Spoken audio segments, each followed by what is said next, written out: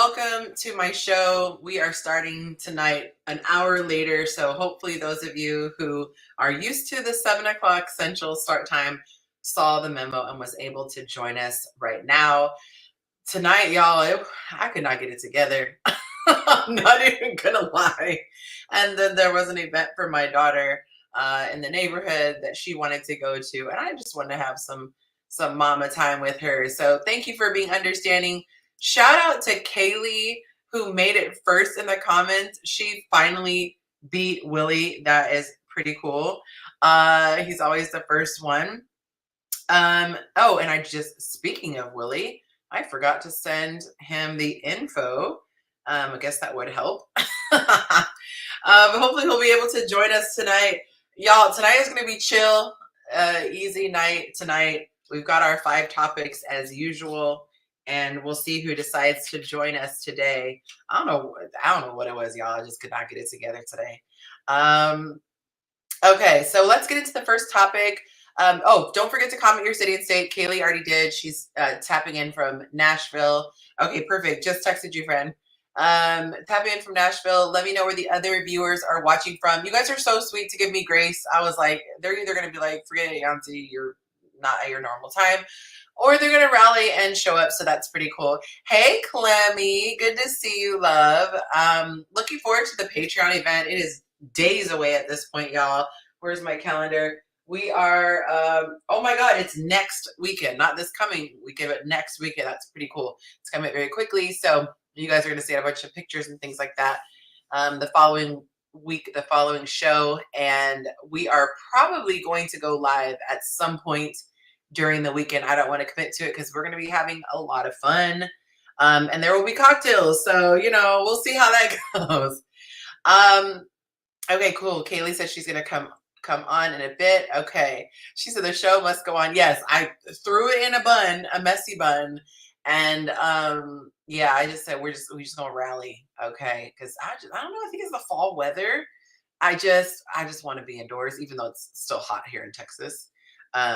Did not need a coat outside at all, and it's like super duper warm. But I don't know, something about fall, just want to be inside, cozy, and just chilling. Anyway, so comment your city and state. Let me know where you're watching from. Let me get into this first topic. And there was something. What was I going to share? Oh, I know what I want to talk about before we get the panelists to come on, because of course we need guys to share their thoughts. How many of you guys watch that show, Love is Blind? Okay, because I want to unpack. This is, a bit of a spoiler alert. So if you have not caught up to this particular week's season, let me know. Because not let me know. Obviously, not let me know. Don't watch, mute, whatever, because I'm going to be talking about this week's episode. But it's Marissa and hey, Willie, good to have you. I can never remember his name. Ramses or something like that. Ramses. Okay, thank you. Oh, I love that you're updated. So I'm not. I just know how to say that name. Okay. All over my timeline. Oh, yeah. Once I commented on like one post, Instagram was like, "Oh, you're going to get Love is Blind like everywhere." Okay.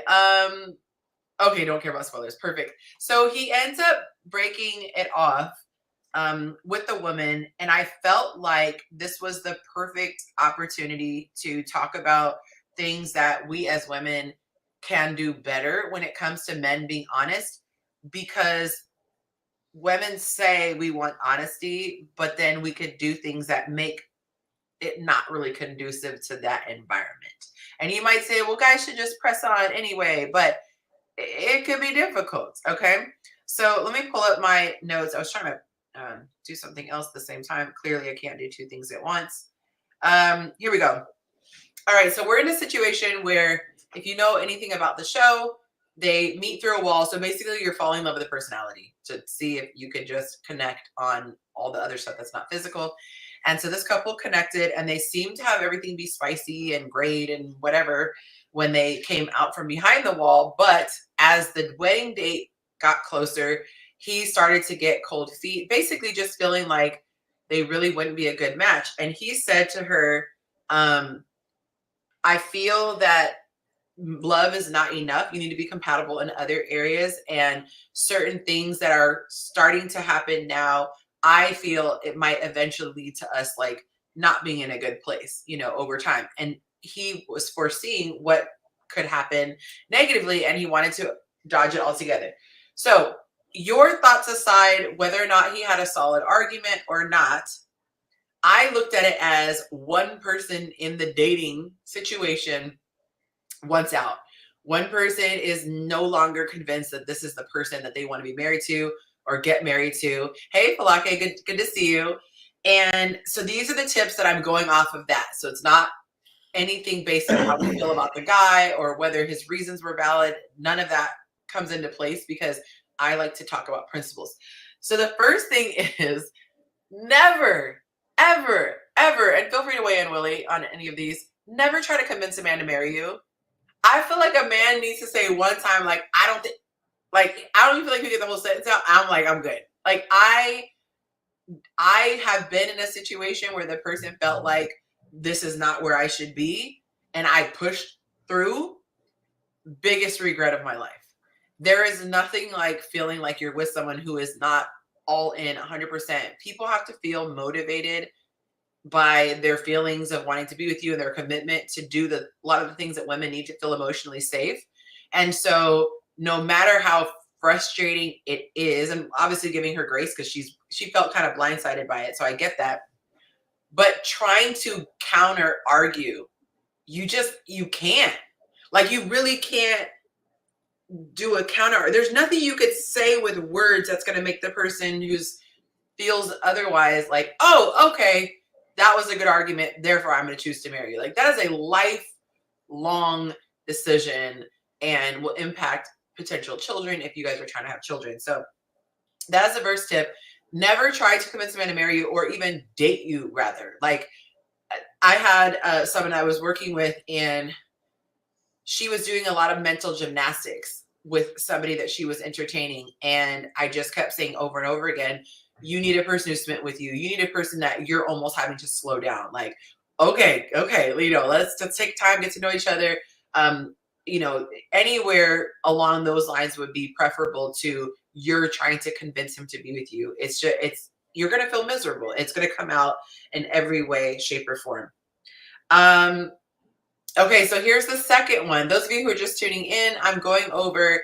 I guess I could actually put up a topic so if we want. Okay, tips on what not to do when breaking up. All right, so let's put this on the screen. Sorry, y'all. So the second thing would be don't guilt trip a guy for being honest. She kept talking about how yes, your heart feels like it's being ripped out or whatever, but I feel like that shouldn't be the responsibility of the person. What are your thoughts, Willie? Like, if you decided you don't want to be with a girl, would you rather she call her friend, call her family, call someone else, and just be like, I feel like I'm dying inside, like my heart is ripped out, or would you prefer to be the one consoling her? I'm not consoling somebody that I just broke up with. That's not my job. I just feel like it would be so awkward. Like, I have dated people, like dating people that we just started to get to know each other, and I realized we weren't a good fit. Granted, it's very different ending something where you just started talking on the phone. Sorry, this one hair is bugging me. Versus someone you were engaged to and you're calling off the wedding. I get there's much bigger difference. But for me, being in that position, one of the things I really appreciated were the guys who handled it well. And I just feel like that's so awkward. That's awkward. Like, you're just like, I'm sorry. Yeah, I don't do well when women cry. So like, I feel most like men don't. Anytime a woman cries, I feel like I gotta put my hands up, and I'm like, but I've got such tiny hands, I don't know what to do. Even if I'm saying something that I've done is the cause of those tears, especially when it's not something malicious. It's just me saying, hey, yeah, this isn't a prudent investment of my time as far as our relationship is concerned. And the level at which you want access to me and you want me to be in your life, I'm just not willing to be that anymore.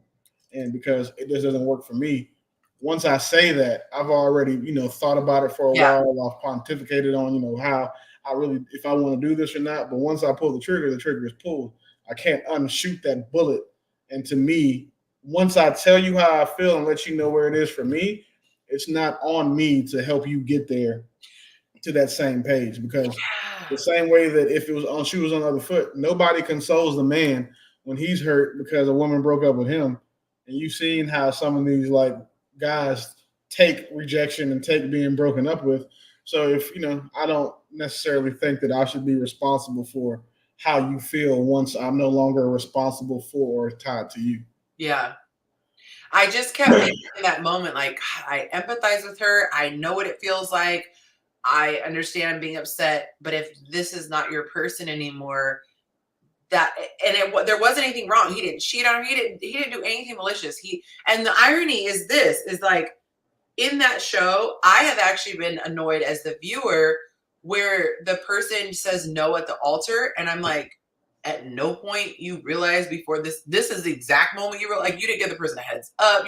You wasted all their friends and family's time. So to me, because I think that's so silly that the show is expecting people to like blindside, because that makes for good ratings, but in reality, that's crazy.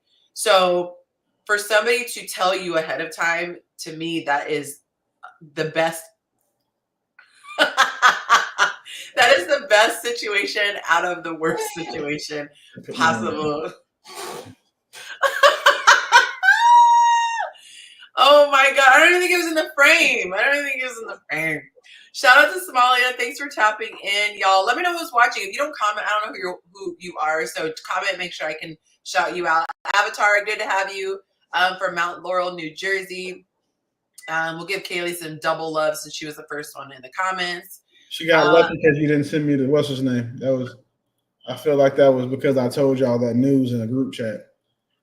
Oh, I didn't even get a chance to look at it. I was like scrambling to run over here and get my life together. Don't read it. Don't read it now. Then wait till don't read it now. I don't want to upset you. I don't want you upset. Protect my mental. Okay. Yes. So I think I'm caught up with everyone who said hi to us.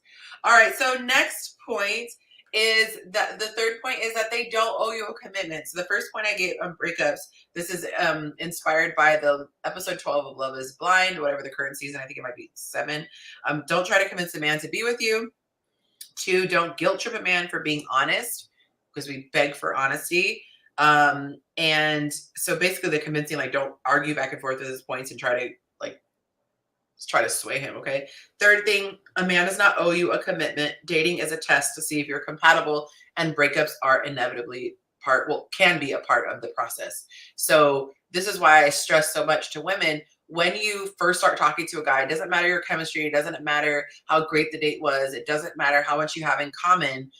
You have to understand this is not the beginning of your forever. This is almost like a trial basis, so to speak. Like, this is a testing phase to see if this is something that is going to work. And so if you can go in there with the attitude of, unless he says this is what I want to do moving forward, assume it's not, and we're all just testing the water. So I know it's easier said than done, but if you look in your mind like this person is the villain, they are bad for breaking up with me, you have to get out of that victim mentality, because it's not. And he did her a great service by letting her know this before they got married, especially before their wedding day. I think we should show more cases where like men that women actually want are breaking up with women, so it becomes more normal. Because usually what we see is a woman who's breaking up with a guy because he did something wrong or because he's just not what she wants. But Lord forbid, how dare a man ever tell a woman that, oh, this isn't you. I don't believe you're for me.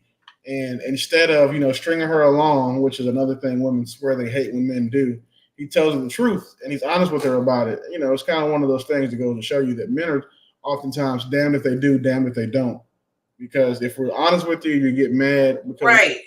You only want us to be honest with you when our truth is something flattering or complimentary. When it's none of those things, then you hate us or you act like we were wrong for giving you that truth. So I think that if more men, more desirable men, because a lot of times y'all don't care about the average guy, y'all don't care about. But if more desirable men would start, conducting themselves that way, instead of keeping women on the hook, or trying to keep her on the blade, so to speak, because he wants access to her sexually, but he doesn't want to be in a relationship with her. I think if we see more guys doing that, I think women will understand that, hey, it can happen to us too. Yeah. A lot of women are offended by when they're dumped because they think they're way better than they are, because they think that they set the value for, as far as that man is concerned. And they don't understand the differences in, the asset in a market or in any economical market. The asset doesn't set the price. The market sets the price. The demand for that asset does. And if that man doesn't value you the way that you do, then you guys are never going to be in alignment. And you think he should jump through X, Y, Z hoops for you because you think you're worth A, B, and C. When he doesn't even think you're worth A, he's just with you because it's convenient or maybe because of B and C. But A is his number one. That's what's going to happen to you. Yeah. It's tough. We gotta have thick skin and lean on, our community, just not him. My fourth and final point, Willie actually already mentioned, so confirmation. Yeah. But decent men struggle with knowing they've caused a woman pain. Like, unless you're just this cold-hearted person, you don't immediately shut down and have no feelings towards her as a human. You're going to empathize with her, but that doesn't make the situation less awkward for him, and it just puts him in a position of like, kind of like, what do I do? So I would just say avoid that situation altogether.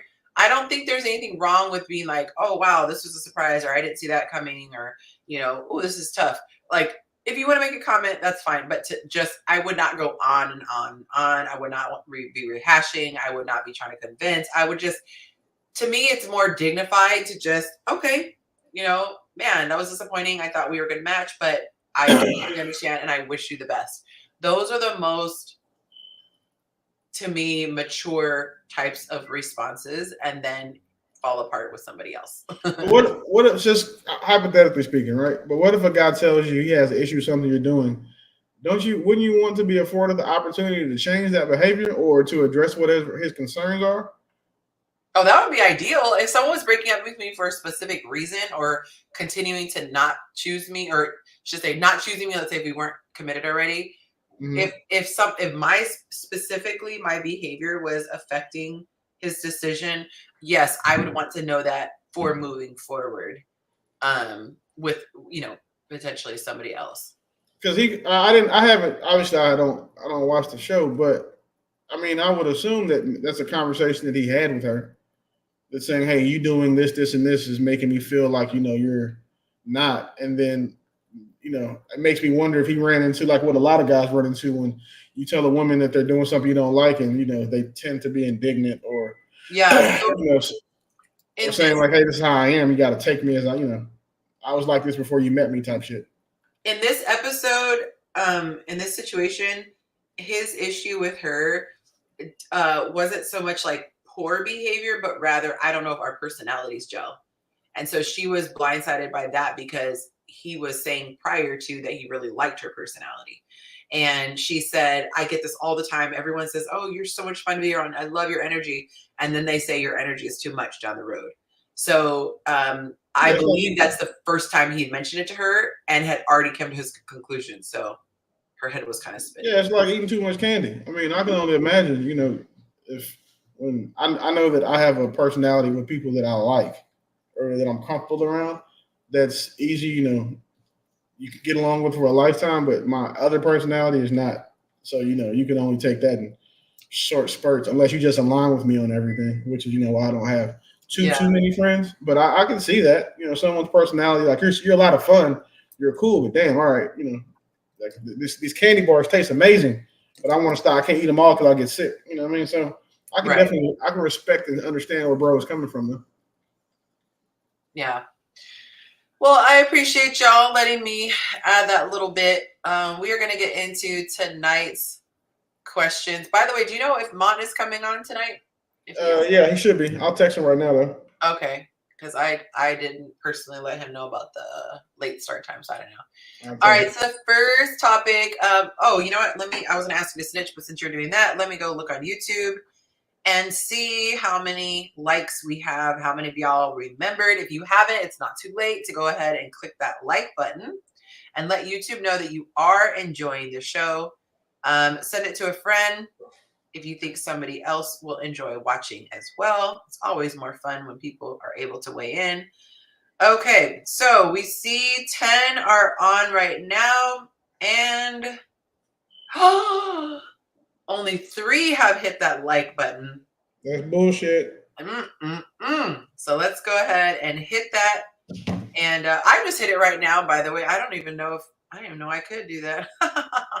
Hey, All right. you gotta like your own stuff on YouTube. Yeah, I didn't know. You said you can? Yeah, you gotta like your own stuff on YouTube. Oh, nice. Yeah, let YouTube know you mess with yourself.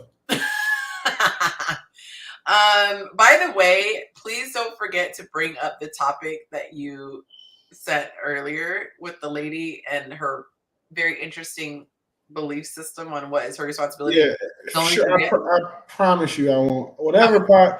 Whatever show that lady is going on, I might. I know two creators who are trying to get with her, and if they do have her on the show, I'll be on that show. Okay. I'll be on. I will make sure that I'm available for that conversation. Yeah, it's So yeah, wild. we'll get into it after we run through your topics. Okay. You should play the video. No, I was just looking at it. I'm like, so I don't know if you can you like screen record and just send me that video because then I can play it. But if it's right now, it's just part of a post. So Yeah, the video is actually in the comments. oh, that's perfect. Yeah. Oh, got you. So since we're live, can you screen record it from the comments? Yeah, let me go back. Yeah, I think I should have. I didn't want to comment on it because I didn't want to catch nothing. Right. Okay. Yeah, if you hit screen record, then I can even crop it and everything, but you'll just have to mute yourself while you're playing it up. And I got you. Obviously. Okay. So let's get into some of these comments, and then we're going to go into the first topic. Kenny says, shout out to Kenny. What is the score? Tie 14-14. LA, Minnesota. Okay, thanks. She said, I'm lost, y'all. Play the video. We're going to be playing that after we go through the 4 topics. Okay, so let me just recheck on where we are with the likes. We are now, it looks like we're at 7.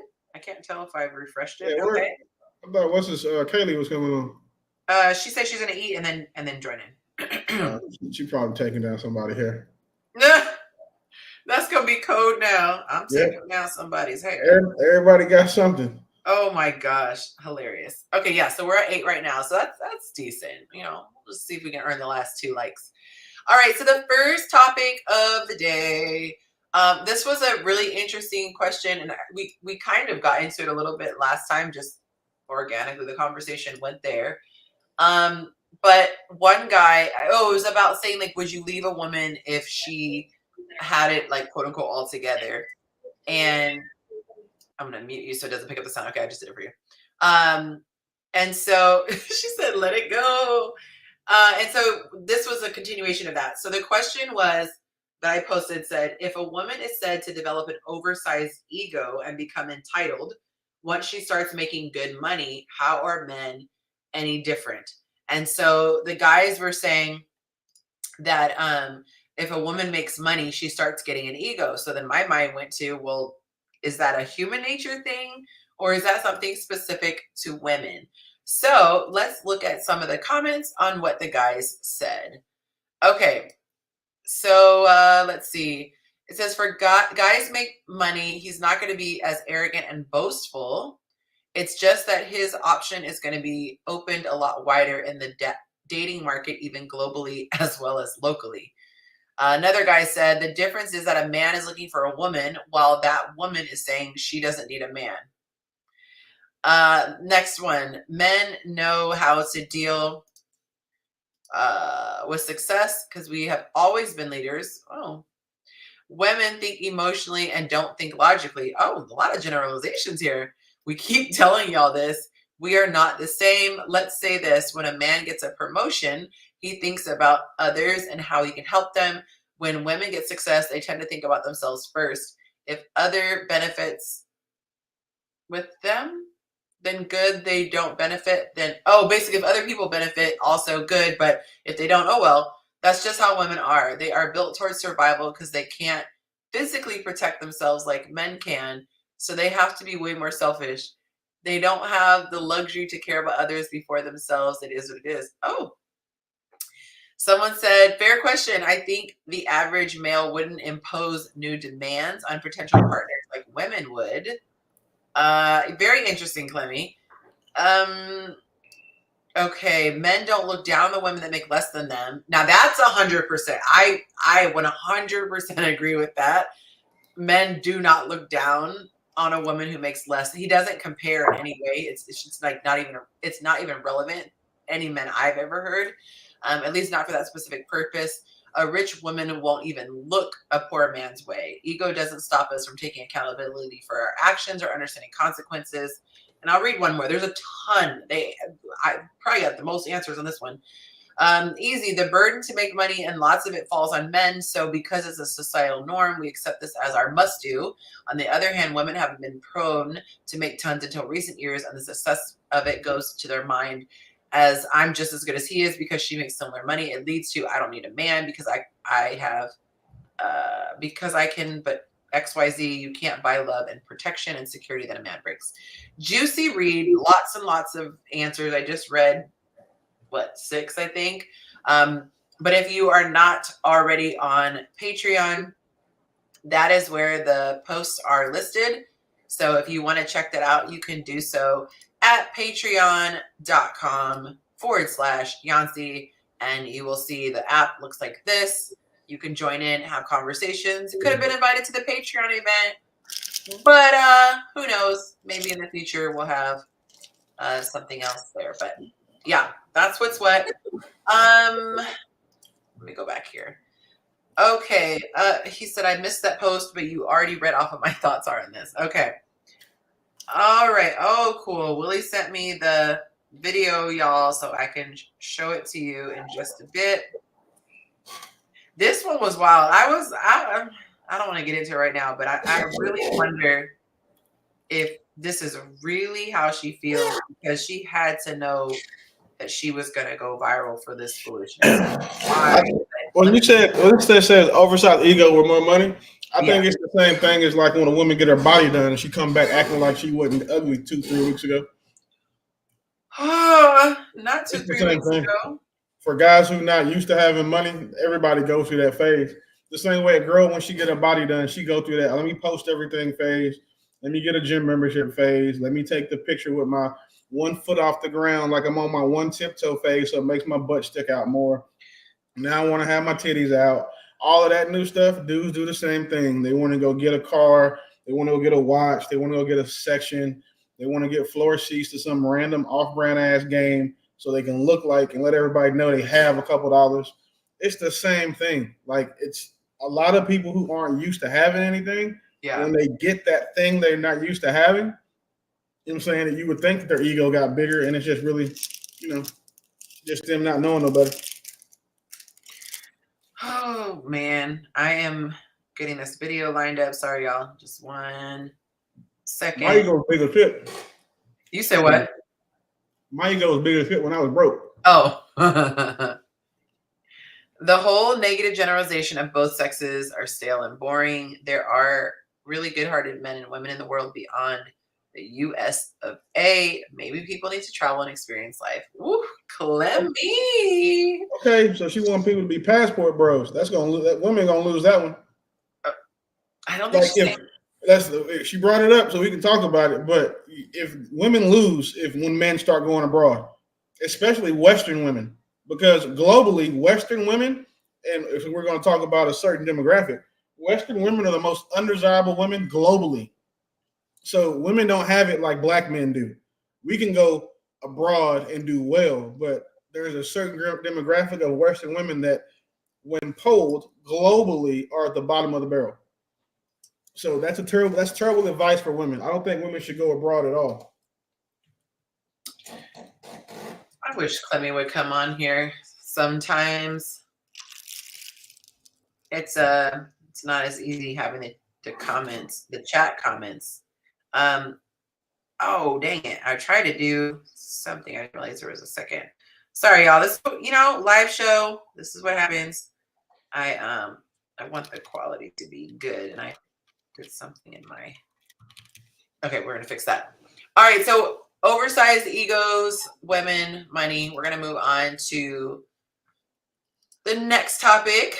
If you're just now tuning in and you haven't done so yet, please smash that like button so YouTube knows you're enjoying the show, and it lets it know to send it out to more people. Second topic, where do the men of Yonsternation live? And so I am going to just jump right to the poll results. 89% live in the U.S. I did a post like a while ago that did really well. Excuse me, did really well, but then it really started going viral. And I mean, for me, viral is like 6,000. No, I don't know. Yeah, I think it's like 6,000 likes, something like that. Anyway, um, and it's been sending me a ton of guys that are like from other countries, and the majority of the ladies here who are trying to find love are in the U.S. And so it's just been interesting. Like, I don't know if I sent you any screenshots, but it just very different demographic than I have. So it's been interesting. So now we have the other, but the majority of them are in the United States. And we did a poll. I posted it on Patreon. I think it was like a couple months ago at this point, with ages. So everyone who's curious to know what are the demographics of the guys, those are the demographics of the guys. All right, so here we go. Got the video all queued up.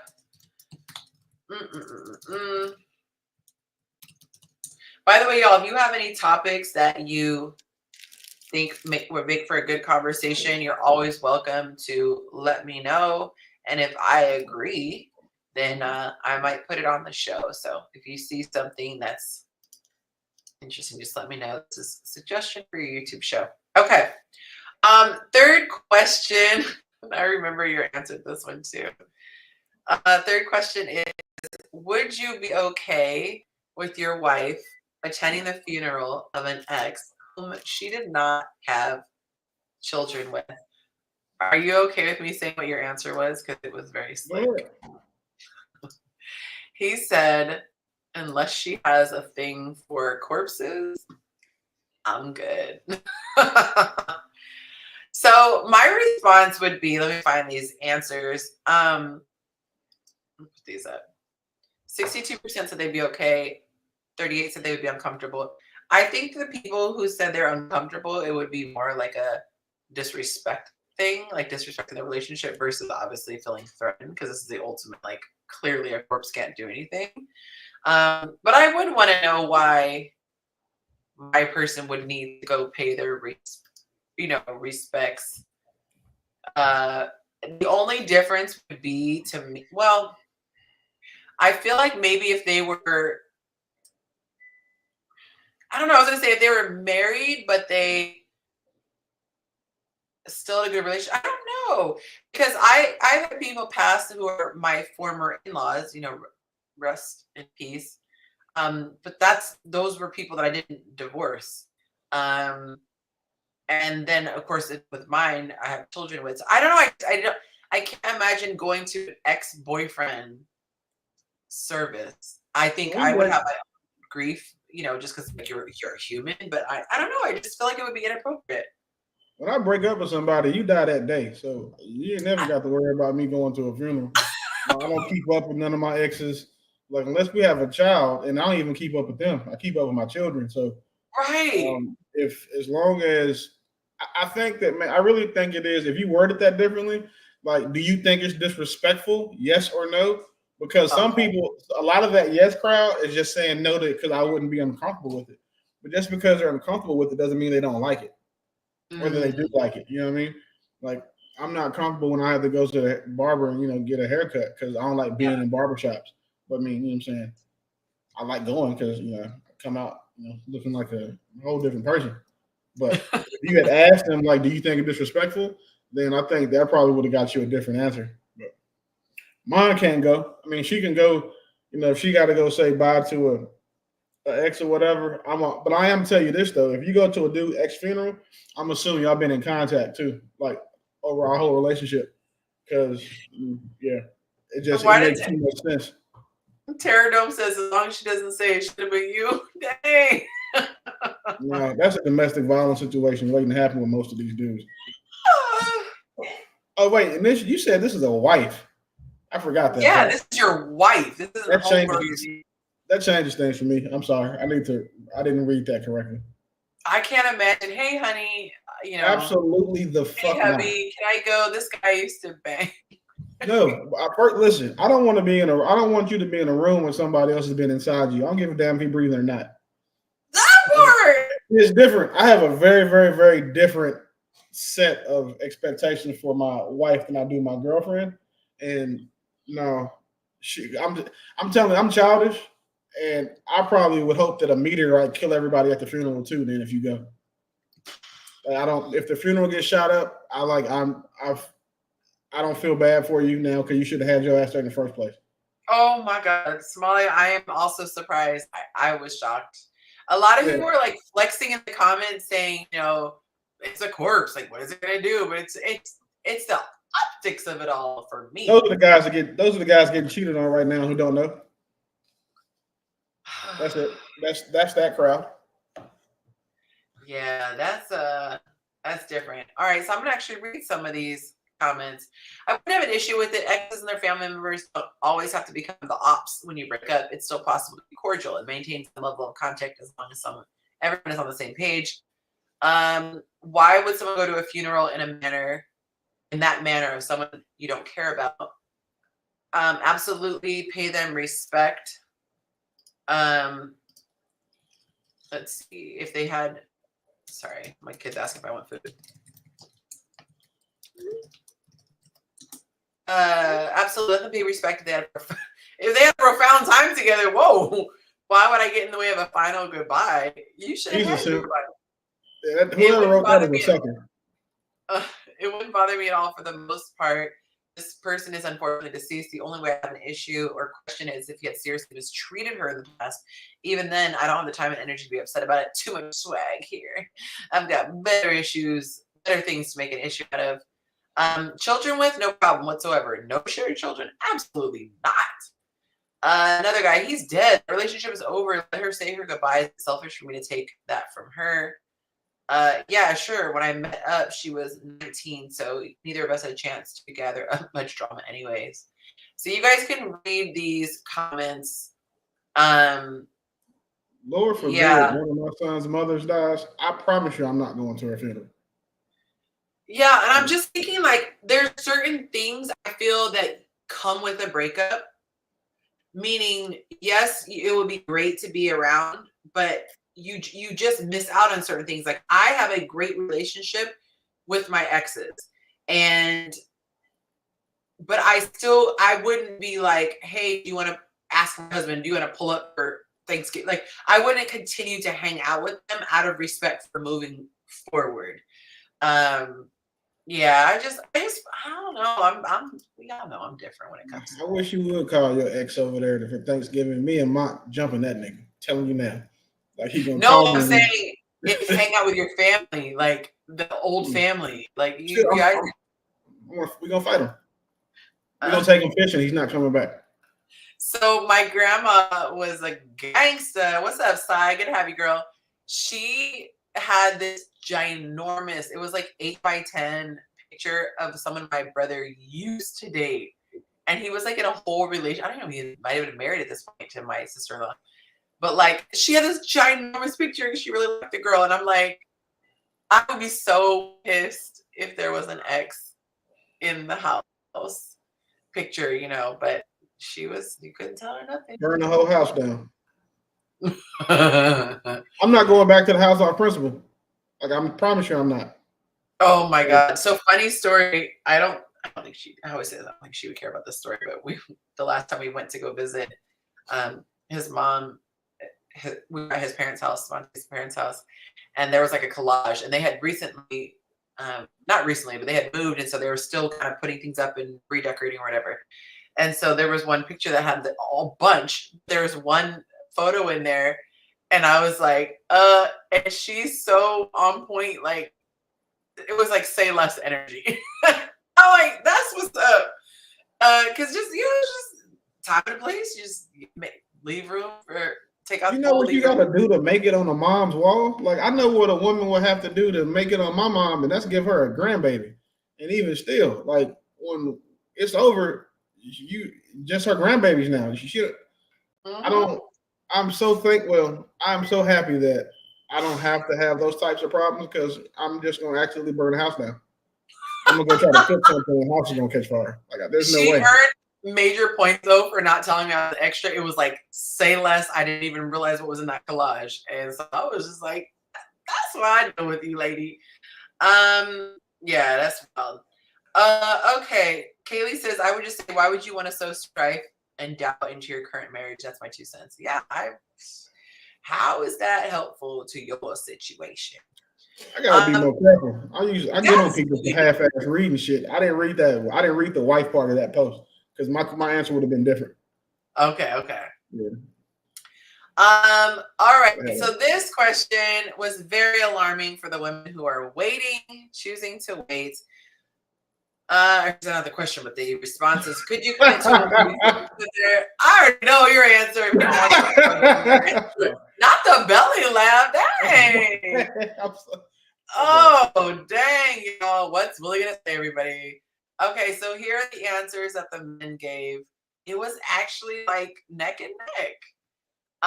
Could you commit to a woman before sleeping with her? I do know that that's very out of the ordinary in 2024. However, that used to be the thing. But it also used to be the thing that people were chase. But let's get into some of these comments and see what the fellas had to say. Okay. Oh, this is the one that inspired another post. So he said, a bit off topic, but if we assume that women typically cannot have sex with a man without catching feelings, then that means a man that cares about a woman should not have sex with them outside of commitment, right? If both are true, then where is the man that doesn't want commitment supposed to get sex from? The only thing that comes to mind is that he has to buy it. Thought please, which I did as a later post. The next comment, if the vibe is there, most definitely he could commit. Someone else, absolutely not. Someone else, only way I roll. Next guy, commit, like I picture him rolling away from the sex. No. Next comment, commit like officially boyfriend, girlfriend. Yeah, I can do that. Commit as in marriage. I might have to get back to you on that. Someone else said in today's moderate dating society, I think they're trying to say modern. Hell no. Someone else said, hell no, for what? Someone else said, just did. Someone else, I couldn't, but I definitely would. I could, but I definitely wouldn't. And the last one I'll read, absolutely not. We don't have to rush into it, but before that ring comes, ain't no way in hell. Woo. So you can read all of those comments on Patreon patreon.com/Yonci, or download the Patreon app and look up my Chasing Yonci page. So yeah, that's what it is. So just split down the middle. What? All right. Yeah. Moment of silence for that. You just gotta, some of those dudes, man. I swear, I think they know that you're gonna read these comments, and that they just get on here lying because you like. I promise you this: if you were ugly, the answers would be different. Dudes to ugly women the truth, because we don't care what y'all think. Like when you're not attractive, but like when you're attractive, it's like inherently in a guy's nature to not be as honest as he would necessarily want to be or should be if you weren't attractive. So I'm telling you, I would challenge you to find an unattractive content creator. I can send you a couple if you don't have any, and then have them repost this to their following and see if they get the same answers. Oh, did not mean to do that. Oh wow. How about that? No comment on that. So 54% said yes, they would commit to a woman before sleeping with her. I will just say, my guy, we hadn't even met in person. So, but you're gonna be like, you're not the norm. You knew it. You took the words out of my mouth because that shit is wild. It is actually wild. I thought he was crazy, and I'm the one in the situation. That man said 7 days in, you man, listen. No, 2 days. It was the second day he asked me. I'm just so happy that it worked out for Monte, because the other 99 times out of 100 that a dude does that shit, he's ending up with someone who is batshit crazy and on catfish. Or he is the crazy one. Exactly. So that doesn't work 100 times out of 99. And so I'm so happy I would that it worked. never recommend. Would not recommend. Do not subscribe. Yeah. But if I wouldn't tell my son to do it, that's kind of what I leave with my advice. And if my son was like, Dad, 2 days in, I know she's the one, I'm probably going to kidnap him and then like waterboard him, that whatever that sucker shit is in him, out, because the odds are of him, finding a Yonci is, no, I'm cool. I absolutely would be horrified if my son told me. Or your daughter. What if oh my God, if my Ain't daughter told me no shit like way. that? Like, girl, get your ass out of my house. Like, nobody stay here. That's stupid. No, you got to move. You go live with the nigga. You said get to stumping. All the way out the house. Oh Leave my it. gosh. Do you remember that Parking. crazy comment that person made? Everyone was like, this is a troll, blah, blah, blah. He was talking about he's a male feminist and all that. Do you remember the guy? Yeah, I remember. He blocked me. Oh, of course he did. I got on his ass. Pause. So I asked the question based on what he was saying. The guy was like, most guys aren't capable of being leaders, and so women are basically screwed. So I asked the question, do you think that a lot of men are capable of being leaders? And so I asked him this question, and 90% said, yeah, they're capable. And then 10% said the women should be concerned. Welcome to the show, Mont. Good to have you. Oh, I don't know why his stuff is glitching. Oh, there we go. Now he's back. Yeah, so they're overwhelmingly. No, Kaylee didn't. Kaylee be so messy. Kaylee pretty. Have you seen Kaylee's new profile picture? Oh my goodness. Mm-mm. I did a double take. She looked like she was in a L'Oreal ad. That's okay, Kaylee. I see you clean up. I got a friend who I'm about to invite up. That's cool. Ooh, to the event? No, to right now. Oh, absolutely. All right, because he just called me and I was like, bro, I'm about to hop on here. So you might if you free, you might as well. Oh, that's dope. That's dope. Yes, absolutely. Have him come through. I feel it's crazy. I said no. I think women should be concerned. I feel like there aren't a ton of super masculine men, and I mean there are a lot of reasons why. Some people would say, it's having a one-parent home, things like that. There are a lot of factors, but I do think that a lot of guys struggle. And I saw this. I keep seeing posts about women who end up mothering a guy because he's not stepping up, but then it ends up this weird dynamic of like almost like a mother and son versus a partner, and then it emasculates him and makes him even weaker. So it's it's a tough situation. But welcome to the show, Greg. Nice to have you. How y'all doing? Good, thank you. I'm assuming you're Mont's friend.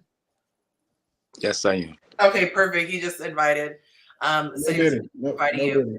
So we're on this topic about leaders, and what do you guys see when you look around? Do you see a bunch of leaders? Let me put it this way: do you see a bunch of men who you feel like you would be so proud to have your daughter marry? No. I think it's crazy because sometimes I do have refreshing conversations with men, and I'm like, oh, it's other men out here that's kind of like on point, but for the most part, I don't think men are actually like really capable of leading. Like for example, like I've been driving I'll drive old cars, right? Old dumb cars. I normally drive those, right? But I got a new car now, but I got Deja a new car almost a year ago. I got her Audi Q8, right? And I drove and it's like a lot of guys will look at me like I'm crazy, but if you a leader, you eat last. Like I eat last. I don't eat first. Like she can get the new car. When I want eventually I'll get it if that's what I want to do. But that's just how that work with me. If you're a leader, like it's not about you. It's about everybody around you, and people don't kind of understand that. So yeah, the old school in war, the leaders in war were literally on the front line in the battle. Yeah, they weren't in some office somewhere remotely talking about let's send up some people over here. Yeah, in the first age of war, yes, in the area where war is effectively fought, leaders have no business being on the front line. Well, these days it would be crazy, but yeah. And I wouldn't be on the front line. I would be with the troops, but I would be probably on a horse. Then that was crazy too. Towards the back. Yeah, that back then that was why it just worked because what they promoted back then made sense. Today you could never do that. Can you imagine, just hypothetically speaking, right? Kamala Harris gets elected, and then they put her on the front line and like give her an M4. Like we are going to be, we're going to lose. You know, I Sorry, kind of Greg. don't I hope like we that. warned Though. you. I really don't even like that. Honestly, like I do feel like any leader we have should be able to fight. Yeah, As I, because I think Putin would beat up like any president we got, and I just feel like I would like for somebody to be a fair adversary, like as far as in a fight, but like I think that he would just beat up everybody, and Can you imagine like an MMA fight with the leaders instead of some like in that movie Troy, how they started off, they were like, "Hey, listen, let's not fight. You get your biggest baddest, I'll get my biggest baddest. Whoever win. I think that would be great. Safe to say that the leader, whoever's in leadership, should be a male. I think it's crazy. That's a given. I think it's crazy to start a war and know that you will never fight in it. That's crazy to me to start a war and you never fight in it. That is, that's you do have a different mindset when you're not emotionally invested. I know this is a bit of a stretch with the comparison, but like my daughter will want to try things sometimes food wise, and she's very picky. So I got to a place where I said, look, if I'll buy it for you because I'm your mom, obviously I'll buy you food. But if I buy something for you that you don't know that you like, and you end up not liking it, and therefore you want to throw it away or not eat it or whatever, then it needs to come out of your allowance. And it drastically changed her choices. Like, she'd be like, and it makes her think. I feel like when you have a little bit of skin in the game, you move differently. I agree. And so that's what I was thinking about when you were talking about, someone not, dang, not starting out talking about it's going to be late. Yeah. So that's interesting. You mentioned having male leaders. What's Frozen again? Why is he frozen? And I don't know. I think I'm old school. I grew up seeing male leaders, and so especially knowing that other people in that category are male, I tend to see men as more capable. And I just from how I was raised or brought up, like in my mind, if something scary was happening, I'm going to my male neighbor before my female neighbor, and I typically see men being very logical. If we are going to super duper generalize, I think that we as women, we're great in certain roles, but for me personally, if it was like a protection type of a situation, or big decision, I'd probably err on the side of going with the guy. Not just any guy, but like if I had to. If you just look at the way the world is now, women only have rights because men gave them to them and allow it. Because if all men chose that they wanted to make women submit to them and just said F the law, there's nothing that women could do on average. Even being outnumbered by 1 billion, there's nothing that y'all could do to stop us from dominating the world if we chose to do that. But we live in a civil society where those things don't happen. But the more you think about that concept, like, for example, it would probably take 10 women to jump my man here. If he was out by himself in his bag or he was getting into a fight, he could probably hold his own against 10 women. He might not be able to hold his own against 2 capable men. And the average woman, unfortunately, there is that small, before one of these Amazons in the comments, CrossFit lovers or whatever, says, well, I can fight. Cool. For every one woman that can fight, it's 1 million that can't. They got to pick up something. They got to get a gun or whatever. And if it was just a man versus women war, men win 1 billion times out of 10. And I'm not saying that just because I think it's funny. They ran a simulation. MIT did it. And they put the average man and the average woman stats in there. And then it was a fist fight. I think that it was like 10% of men killed 70% of women. So, so when I think about that, that's also one of the reasons why I think that women aren't fit to lead at a I don't say global, but like, at a country level. Like, I don't think that that's a good representation for us. Because they're the weaker sex for a reason. So would you say that there's a sense of desire for masculinity? That was like, even if a woman doesn't find a man that's masculine, she's willing to take on that role herself because she cares so much. She didn't have a choice. It cut out a little bit. You said it's not that she's willing to. She has no choice. At some point, a woman who goes so long without having a masculine presence, she becomes the man that she needs to find. I was getting at. That's it's inevitable. Like that's why it's kind of unfortunate. That's why a lot of older women get that bad rap from men. Like you're 40, you think that all the men, you think we're supposed to believe that all the men that you've passed you on a daily basis missed out on a good woman, and I'm supposed to be the lucky one that found you at 40. And we know better. We know what happens with time. You know, over time, you build habit, you build routines and consistency. Right. If you've been having to provide for yourself, fend for yourself, and do for yourself for 20 plus years outside of the influence of a man, it's going to be very difficult for you to heed or acquiesce to that man's leadership or influence after 20 years of doing it a certain way. Like it's the same way like with inmates. When they go to jail for 25 years, they have a hard time coming back and adjusting to society. Right. Like it's very difficult for that. So. You were talking about the strength thing, and I was like messing around with Monte's son, who's 12, who's playing football.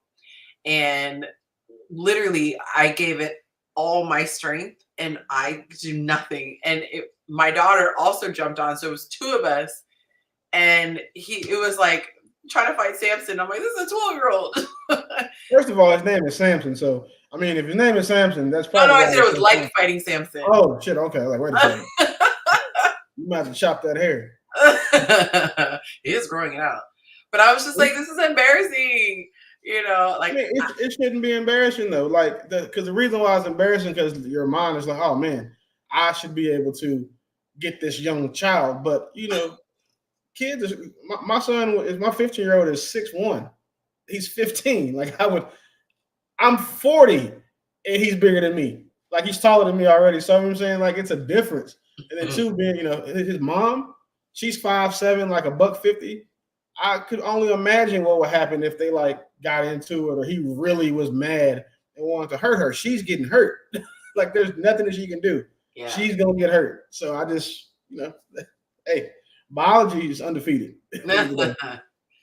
Well, Mont started breaking up, but didn't stop him from adding some minutes to the clock. He put an hour on the clock, so we are definitely going into overtime.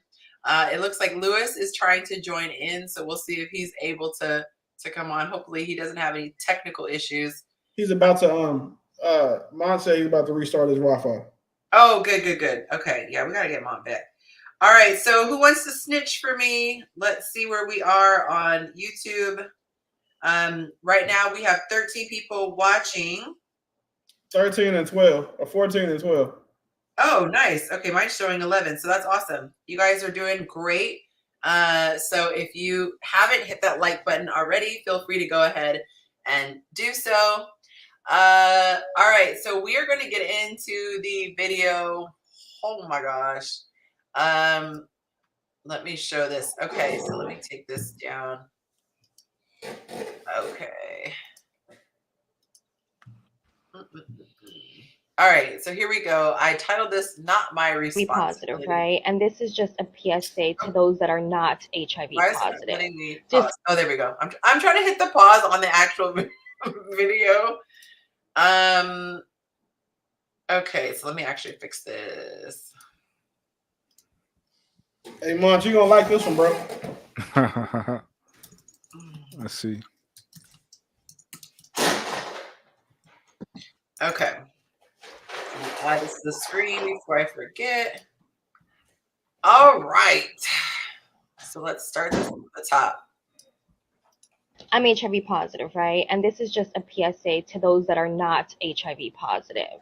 Disclosure is my choice. When I disclose and how I disclose and who I disclose to is up to me. I find it so crazy how people are telling me that I need to disclose before I go on a date, that I need to disclose before I kiss somebody. This is the craziest one. Before I even tell them my name. It's not happening. I don't think that it's my responsibility to tell someone that I'm HIV positive if they are treating me as if I'm not. Your health is your responsibility. Adopt the mindset of medical practitioners. Assume that everyone has something until they prove to you that they do not. Why are you kissing a stranger or trying to kiss a stranger that you just met? Why are you trying to have intercourse with someone raw that you just met? You don't know me from a hole in a wall. Why are you trying to put your thing inside of me without any kind of protection? Why do I have to be the one to say, hey, chill out, I'm HIV positive, instead of you asking, taking the time to know me, get to know me, let's go get tested together if you want to take the next step? Why do I have to be the one protecting you from yourself? No, baby, that is not my responsibility. And I just wanted to make that clear. Okay, love you, bye. First of all, I think it's wild that she went on there announcing her status, because clearly I feel like she's, ashamed about it because she doesn't want to talk about it. But she's going on this. So I'm like, this is going to go viral. So I just want to answer all their questions. Like, why do I want to sleep with you? Because I like sex and vagina feels amazing. Why do I want to sleep with you raw? Because it feels better than using a condom. Why do I want to sleep with someone I just met? Because that's the biggest ROI I get on my time. Like, my cost per nut if I just met you is damn near zero. And then you're not protecting me from yourself, ma'am. Me from myself, ma'am.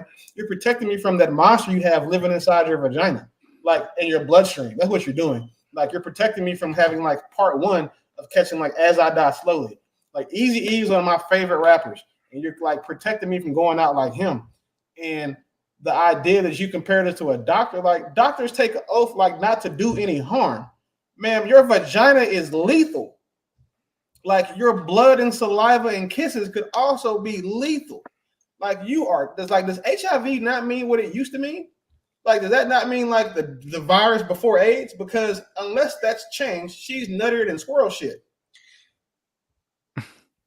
Yeah, that's the part that took me out, was the oath part. Do it like a physician. Like, if a doctor knew that it was an unsterile environment and they still chose to do the operation, or they knew that the medicine was tampered with, they wouldn't intentionally do so. They would put the person in danger because of their oath. So that was the wildest line to me. Well, I think for me, there's three angles or four. So I think legally, right, you're wrong. She's wrong legally. Like, you have to tell people. So from a law standpoint, no, there's no gray area there. You have to tell people. Did he freeze again? Yep.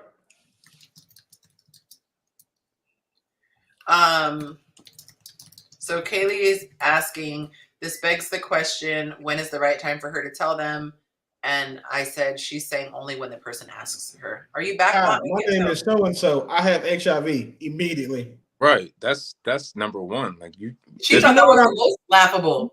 You know what I'm here for. Like, that's the crazy part. And after that, like, that's the conversation. I always say, if you have a disease where your doctor's giving you like 6 months to live or whatever, if you were born a different gender than you're presenting yourself as, and if you have an STD, those are three things that I always say should come out before your last name. My name is Yonci, last name. Like, that should be the first sentence. Let the person make the decision, before moving on. And then within the conversation, there's still top priority stuff like, do you have kids, things like that. Those should come out pretty early on. But this is like, do not pass go, have this conversation. And it sucks.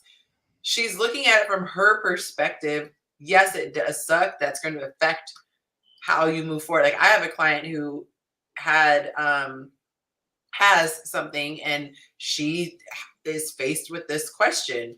But to answer what her question is, why is it my responsibility?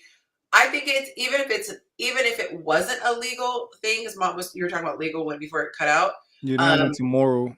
Right, ethically, ethically, that is your, and it goes back to the argument that I was saying, where if you know that women bond after sex, no matter what you say, no matter how much you say, oh, I don't want a serious relationship, there are some men who will say, I will still do that because I've told him, so it's off of me. That's to me the same kind of thing. Like, no, it is not. I don't believe all women bond after sex.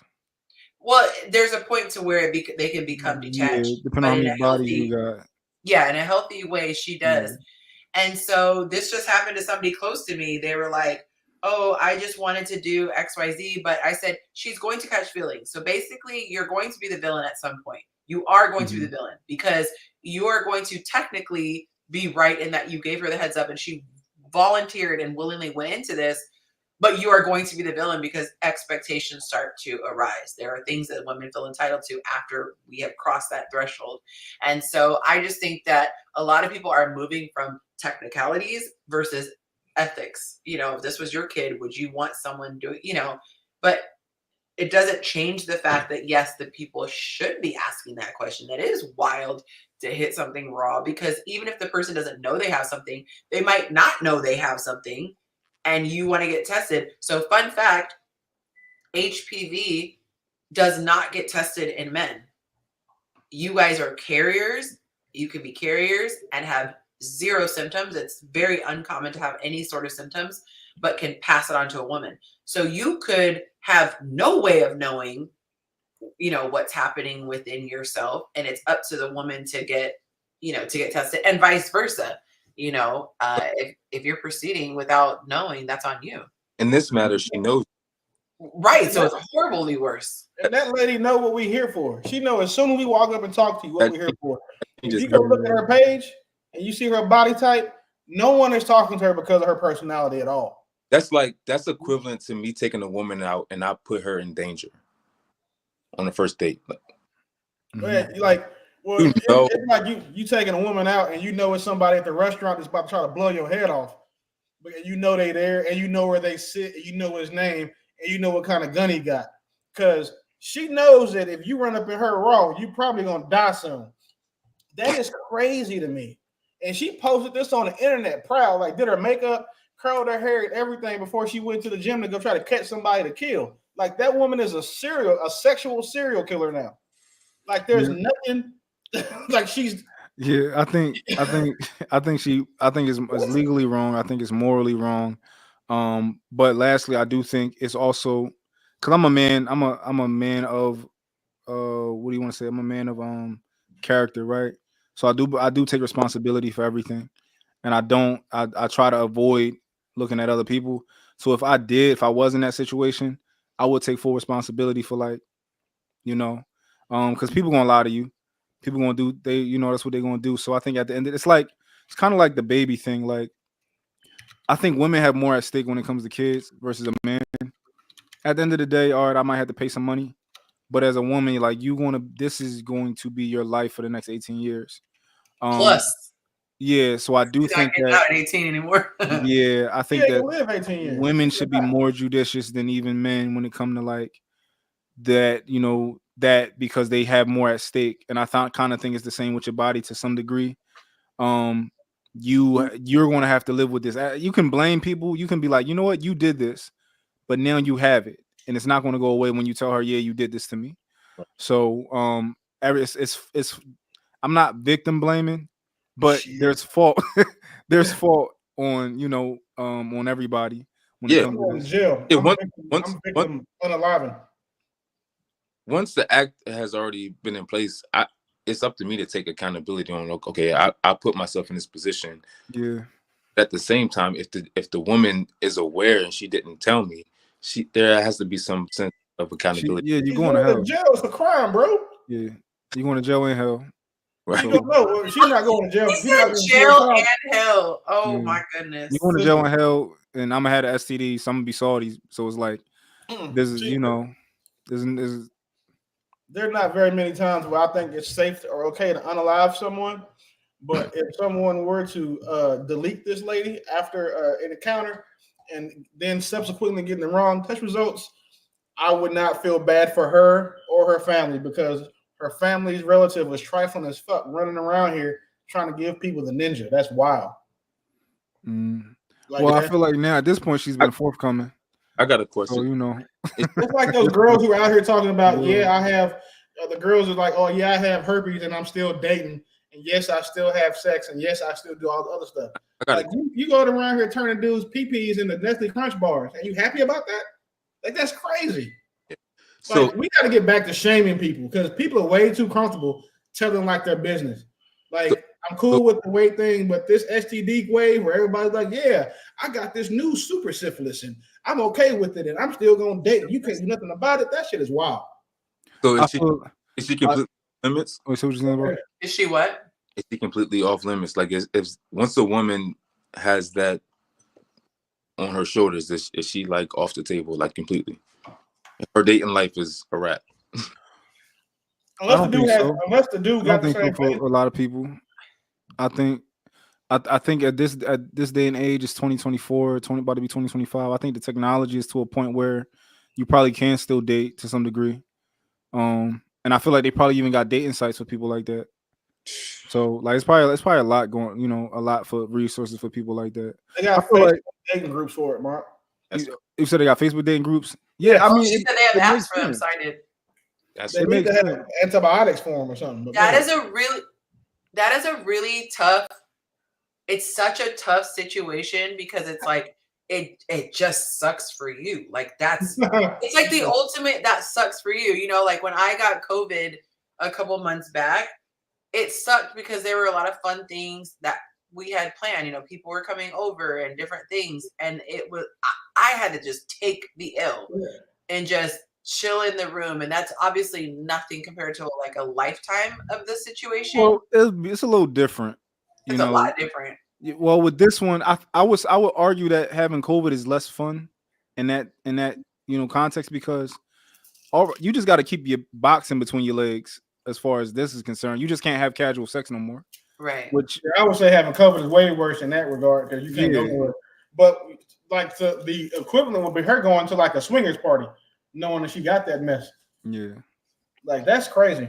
Yeah, I just feel like, the reason why she doesn't want to say it up front is because she doesn't want it to deter people. However, that's the definition of ethics. Well, I don't think you should say it up front. When you say up front, you mean like it's like up front, like, hey, I just met you. I got this. Like, I don't think you should say it there, but I think before you guys get intimate and start like, exchanging fluids, it should be said. I think that yes, you should. Obviously, I think we'd all agree you should say it before for having intercourse. However, speaking from my experience, I would be pissed. Let's just say hypothetically, right? I met one of you guys. Mm-hmm. Oh, don't put that on there. No, I said I met one of you. One of y'all. We're vibing. Like everything checks out. And I'm just like, dang, how is this guy still single? Like you're everything, and you're doing all the right things. I'm starting to catch feelings. And then let's say I'm one of those women who, I'm not abstaining, but I'm not just jumping in bed with everybody. And so it's been, 6 months. And I'm like, okay, he's been consistent. He did it. I'm 6 months in or however long I chose to wait. And now you're telling me because now we're about to cross that threshold. Like that's a long time. Well, that's a long it's time. like the sheet, the heat, what do you call it? What's the non-demonetized way to say it? The we're born that's that gender. Yeah, like that stuff. I don't want to find out later. Like that was the other one I forgot. No, I'm talking about like the amount of time. Because imagine if you dated a girl, y'all was going slow, and she was on some like, I'm Christian, I'm saved, I'm saving myself for marriage. But then like right before you find out she got a dick too, bro, you're gonna be mad. But I forgot it's one of the items on the list. You're dying, within like you've been given a time that you're about to die. Like you've been given a death sentence. You are going to prison. You're going away to prison. You have an STD, or you were not born as what you're presenting as. I feel like those are all things that need to be said. Like, or even I'm pregnant. Like you can be like 2 months pregnant. Like all these things are major things that should come before someone gets attached. Well, they know why you pregnant is nasty. I'm so sorry. I think as far as like when it comes to like you being switching genders, I think you should say that real soon because like. I don't want to go on a date, and hold on. Pause. Yeah, pause. I would not. It's not my preference to go out with somebody like that on a date romantically. So like I would want to know that immediately. Like I don't want to necessarily flirt with people of the same sex as mine, right? So that's like I would be very upset. Well, I don't think that somebody can get me, honestly. I think that I'm like. Everything I know immediately. I can tell the ones in Thailand too. That's where my mind went first. I have seen some ones where I've seen some that were so believable as women. It actually made me kind of question the whole: are some people born in the wrong body? Like wrong, is that like a medical issue where you really feel like that? Because they seem so natural. No, They Thailand weren't got the like best over the ones top. though. They definitely look like girls. The more you're used to like really pretty women that wear a lot of makeup or like in the industry like LA, the harder it is to tell. Exactly. My pops told me like 15 years ago, he was like, in 20, 30 years, son, I quote, the baddest bitches will have used to have been niggas. And I didn't get what he was saying until like maybe 2 or 3 years ago. And I'm like, that's crazy. Because if you Wow. look at them, you can't tell. A lot of them, I don't like especially when the makeup. dude is already fat. Like he's already chubby and kind of soft built. You know what I'm saying? Like he put that makeup on, go get some titties. So and what's worse, her being a man or her having AIDS? which one is a death sentence? Being a man with AIDS. No, I'm just like, Well, I'm swinging on both of them. Like I don't just think. to be Yeah, clear. what Yeah. were you saying, Mont? it's even. Oh, even. So Day just sent me she sent me a photo of a girl like a month and a half ago. She just sent me a photo. I'm like, why you send me this? She like, you think she pretty? I'm That's a like, trip. You knew that was a trip though. but I'll be honest with her. I wouldn't say pretty. Like I don't use words like that. I say, oh, that's a nice looking individual person. Like I'm like, oh, she's nice looking, or I just say stuff like I'll say that about a man. I'll be like, oh, he's a nice looking guy. Like he look like he get women or something. I say stuff like that. But she sent me the photo, and she like, you think how you think she look? I'm like, just look like a girl with makeup. Like she just looked like one of them girls. I was completely unattracted to she had on makeup. I'm not attracted to that. But she was like, oh, that's a boy. I'm like, oh, I didn't know that. But I wasn't attracted because I connect with actual women. Like when I see a real face, Like the that's what I would be able to tell you, oh, that's a nice looking woman. But without that, I can't, So it's harder to get me because I don't even like, It's like a makeup and costume stuff. almost. Yeah, I don't like One it. of my actual slides in my course when we go over makeup, and I always tell women, like, I'm not saying you have to do these things, or if you do these things, you're gonna get in a relationship, or you're not gonna get in relationships, you're not, but this is what the majority have said. So I have a picture of a drag queen and then, a woman, and I was explaining that that's where that heavy makeup style came from, the heavy contouring, the heavy whatever. There's this girl on The Real Housewives of Potomac. She is such a pretty girl. She's Candace. Like she's so pretty, and she does like what I would consider theatrical level makeup. You can actually see where the highlights go, and it's like a thing for the gold now. Like you'll see actual gold. It's like I don't understand how anyone takes you seriously. Plus, it would get on everything. She looks like Xerxes from 300. The big, tall, lanky dude, this Drake thing built. That's what she looks like on the show. And then when you see her in real life, it's worse. Like seeing her in 4K is one thing, but seeing her in real life, like 40K or whatever it is with your eyesight, is wild. Like that's the girl you can't touch. Like she could never be a side chick because her makeup is gonna be on everything. She can't, like, her perfume is always somewhere type of loud oud shit. Like she smells just how she looks too. So she fits on that show. Really? What show you talking about? The Housewives of Potomac, the Candace girl. Oh, okay. Like, and then she got the Nigerian Yonci, wig. did you see Love Island? Yeah, I like that show. You remember that girl? What's her name? Got makeup on everybody. The Mexican girl. Yeah, she was like something like that. She could have been Italian or something. Yeah, Italian. She wasn't black. She had everybody went crazy on her for her makeup. Like, but it was nuts. Ridiculous, like it was like I've never seen it. It was so pasty too, but that's a turn. She kissed someone and it looked like he had eaten. It looked crazy, like a powdered donut. Yeah. And so she was like, "Oh my god!" But what was nuts was they finally showed her without makeup because it was something where she hadn't gotten. She wasn't that bad. She wasn't bad. Like she wasn't someone you'd be like, "Oh my god!" and stop traffic. But she was not unattractive. You would never see her not wear makeup. She looked better without makeup because her makeup looked stupid every time. Million times better without makeup. She looked like an old lady corpse with her makeup on, and then without her makeup, she looked 20 years younger. Fresh, alive, dewy. I was just like, And people are like, "Oh, leave her alone. That's what she wants." But I'm like, makeup, I thought, is to No. enhance She don't know she looks stupid. and look like She wouldn't wear it if she looks stupid. crazy. For my birthday to be on Halloween, I hate a woman with a face full of makeup. I swear. I gotta find her picture. What is it? Love Island. I'm just say girl with makeup.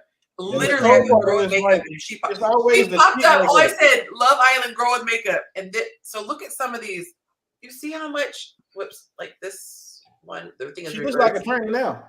Yeah, that's She looks like a white version of a Japanese geisha girl.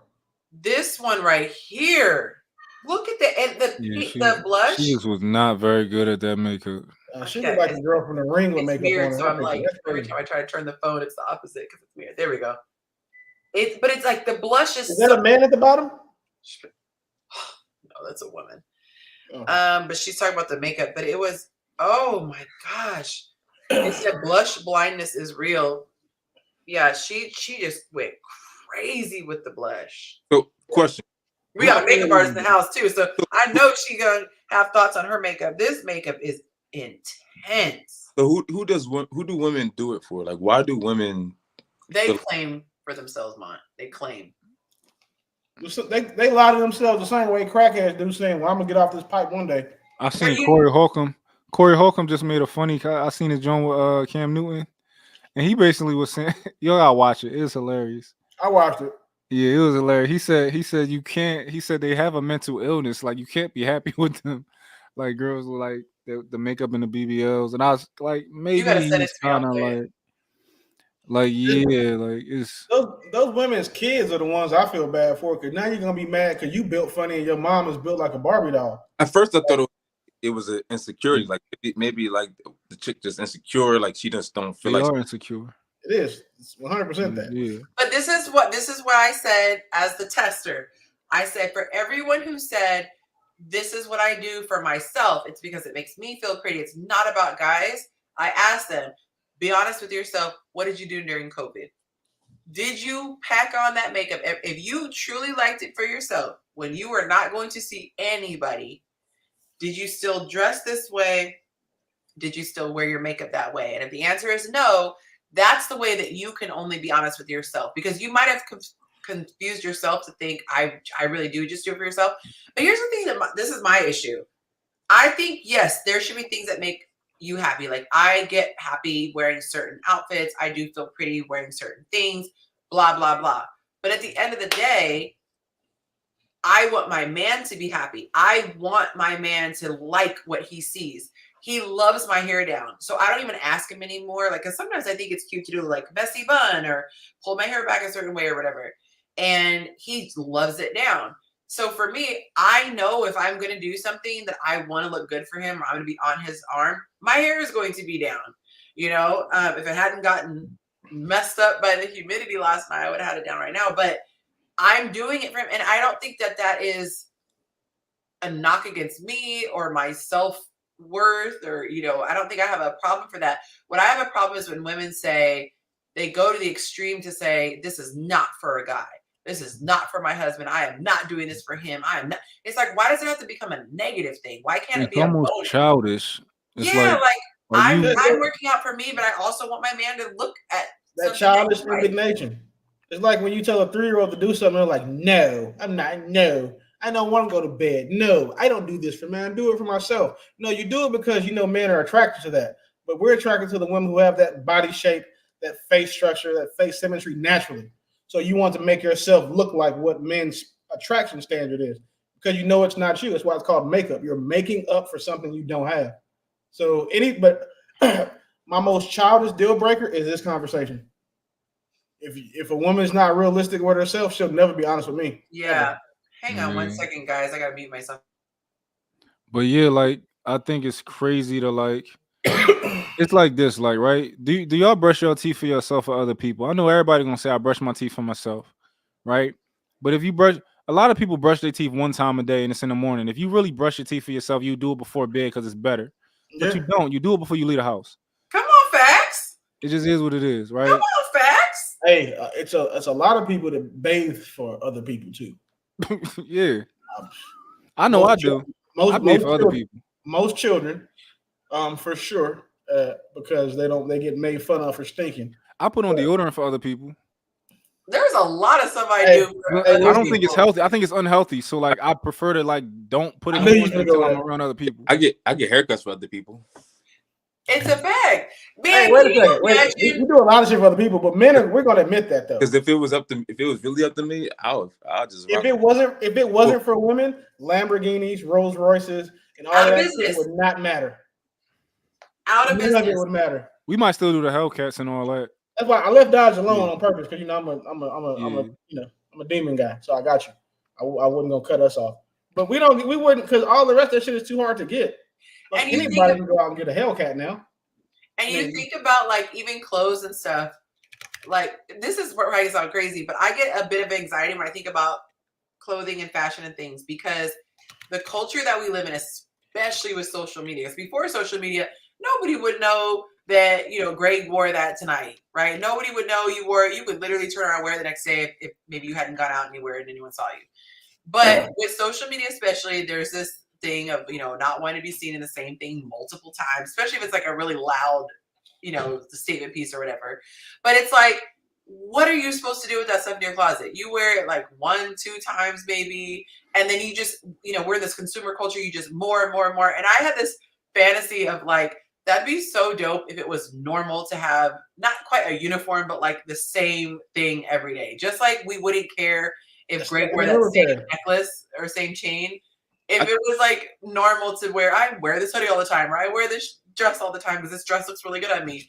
But it's exhausting always trying to think of like, new things. That was my favorite part of being in the military. I woke up and wore the same shit every day. I think part of being mature though and having a sense of maturity is that you don't need validation from anybody else. So if I decide I want to wear a black t-shirt every day, if that's what I want to do, that's what I'm going to do. It has nothing to do with what people are going to see me in. Now some people might feel differently. Some people might feel like they have to wear and I don't knock people who wear name brand and things like that, but to me, like I want people to see me. I don't need you to see Balenciaga on my t-shirt. This is what I'm wearing. You're talking to your tribe right here. This is what I'm wearing to the event. So y'all gonna see this shit again. I was about to ask y'all, like, is it like casual, business casual? Yeah, like, so it's cocktail attire for the Saturday portion. So like I'm wearing a black dress and heels. Okay. And so what'd you say, Willie? I think it's crazy that people go buy new clothes to go out of town so people that they've never seen can see them in clothes that they've never seen in the first place. And I'm not saying that I didn't buy clothes and stuff, right? You know what I'm saying? For the event. Even though I'm dead ass serious, I'm not getting dressed up. So I said she packed for 14 days. Girls like options. We like having options and knowing like if we're in a mood. Because when you pack, you're like, oh, I'm gonna wear this on Monday. Monday comes, you're like, I don't feel like wearing that. Like you have to feel in the mood to wear what you wear. For me, it's like I want to feel good. Clothing do affect my mood. So if I put on something and I hate how it's fitting or I feel like it's uncomfortable or I'm gonna be, whatever, adjusting things, I'm not in a good mood. Like until I find the outfit, I'm like, okay, moving forward. But I'm at the place where I like to be comfortable. I absolutely like to be like, it's to the point where I was actually a little nervous to be in a relationship because I had gotten so comfortable being comfortable that I'm like, I'm actually going to have to start like wearing bras. I'm going to have to start like, I had gotten these Amazon sets and Monte made some comment in passing, like, it was very passive aggressive, but it was like, oh, the matching set. Oh, you're not doing the matching set or something. And I'm like, oh, noted. But I had like this hunter green, black, there's like a coral color. And I loved it. I don't have to think about it. I just top and bottom, top and bottom. But now I'm like, okay, let me wear some cute little yoga pants. Or I'm just trying to be comfortable. Yeah. I wear pajama pants or sweats every day if I could. I can relate to that. Y'all see, I did not get dressed today. I literally just showed up because I was not. I think I went a whole year just wearing tracksuits. It feels good. I gotta go shopping before every season. Like I'll be like, oh dang, I ain't got no clothes. I just wear like the same stuff. Like I don't. I had this hoodie in high they school. just made me buy some stuff because like she like, oh, you got a new car now, and everybody be looking at us, so you gotta look nice when you get it. I'm like, all right, cool. No, you don't. I feel like it's the opposite. When people have money, no. they be looking like Man, you don't have nobody give wealth. a fuck about what you got on. When you hop out the sniper truck. Listen, listen, man. Mont, you said it best, bro. You said it best. Like, as when you in a leadership role and you're a father, as long as my kids got some cool clothes, like you know what I mean, like some nice stuff, I'm cool. Like, I can walk out the house with a Nike tracksuit. I'm good. Like, I don't have to wear. Listen, that's normally how it is, but also in a Cybertruck, all eyes is on you, bro. I'm trying to tell you. Over here, where we at, bro, people like you can, if you're in the car, everybody's like, right. People in their cars are like. But I wouldn't think anything if you had. I know people get out and take videos. No, I don't have to. No, but if you wore that, I wouldn't think anything different. I actually feel like people have more money when they're not dressed flashy. That's just how I am. No, I got new sweatsuits. Like I didn't get like nothing crazy. I got new sweatsuits. Bro, okay, that's all. They just don't got holes in them, man. I dropped my son off in a color wearing my Navy PT gear from 2008, dog. Like no one cares. And then like when the doors open and I hop out and get my son off and get him into school, no one is worried about why is he wearing those little ass shorts and that white Navy t-shirt with the stains on it. Even though it's washed, it's just like it's 20 years old. No one cares. But every time they stop me, oh man, it's a nice car. What you gonna be in tomorrow? Every time. No one has ever cared about what I was wearing. No, you're right. Because the car is what matters. Because they know he don't give a fuck. He don't care about what he's wearing. He can. Listen, if I could, I would just put on my drawers and leave. But I can't because there's crimes against shit like that. And I'm going to a school. But no one cares about like what I'm wearing. They do care about what I'm driving. All the teachers stop you. Oh, hey, hey, Aiden's dad, yada, yada, yada. Oh, man, this is, I used to want one of these. Oh, man, I'm trying to get like you when I grow up. Looking at me wearing a robe, 2 mixed match socks, a do-rag that's not even on my head correctly. Really? It's like those videos where they show the video and they're like, okay, now what was she wearing? It would be like that. You pull up in a car like that. What was she wearing? And you'd be like, I couldn't tell you the color of his robe. I get made fun of. I might, inside the gas station, like when I'm inside away from the car. Yeah. It's like when you see those girls doing those gold digger videos. I've seen women look at me super crazy inside the store because I don't care. And I'm light skinned, so I'm not putting on lotion. Sometimes I look like a little sugar cookie when I'm outside. But when I get back to the car, whole energy changes. Oh, baby, I make shea butter at home. I can show you. Like now you want to be helpful and stuff because you see what we in. Like, so it's always the car, bro. The car gonna say more for you than your outfit is in the parking lot. No, I dig it. I agree. The outfit doesn't take away from you, but it can add. For sure. Like it can add. So like, the car can add too though. The car is going to do what it's going to do. Like the car is all you need. But if you also have a clean outfit on, that just adds to the aesthetic. I just don't want that. I don't want that attention. It definitely adds to. I think I don't wear bust downs and all that. I don't get that type of attention. I just wear just a clean outfit. Yeah, I dress like a drug dealer every now and then. I'm not gonna hold you. I have always liked when a man just looked clean because no one in my family is like flashy per se. And like this current generation, there's a lot of like really, really flashy guys to where it almost feels like they want to be the girl. I mean, they're doing like the absolute most, little bedazzled shoes and all that stuff. I just feel like you got a clean haircut. Your stuff is neat. It's ironed. You don't got a bunch of junk on your shoes. I'm easy breezy like that, I had a question. Do you think most women are looking for designer? Mm-hmm. You think so? Oh, designer. Most people are raised where designer is. Hey, real quick, can we get the HIV lady off the panel because she's making my ass itch? I ain't even gonna hold you. I guess we can actually put the new topic up. I just got a Trojan ad on my Facebook feed. I promise you, we got to get her up off here. Like, I feel like she's judging us for not having HIV, which is wild. I cannot with you right now. All right, let me take her off. Oh man, I do think that women give a lot of like they look at what somebody is wearing. Like, oh my God, he was wearing that kind of shoes. He had a that kind of belt. I hate those women. And I just can't wrap my brain around it because I was actually purposefully raised opposite. I was taught that like designers were the ops. Like these people sit, and this is the image that was conjured in my mind, put there, that these people are sitting back going, ha ha ha, let's see how we can bamboozle people and take their money and have the most crazy not overhead margin.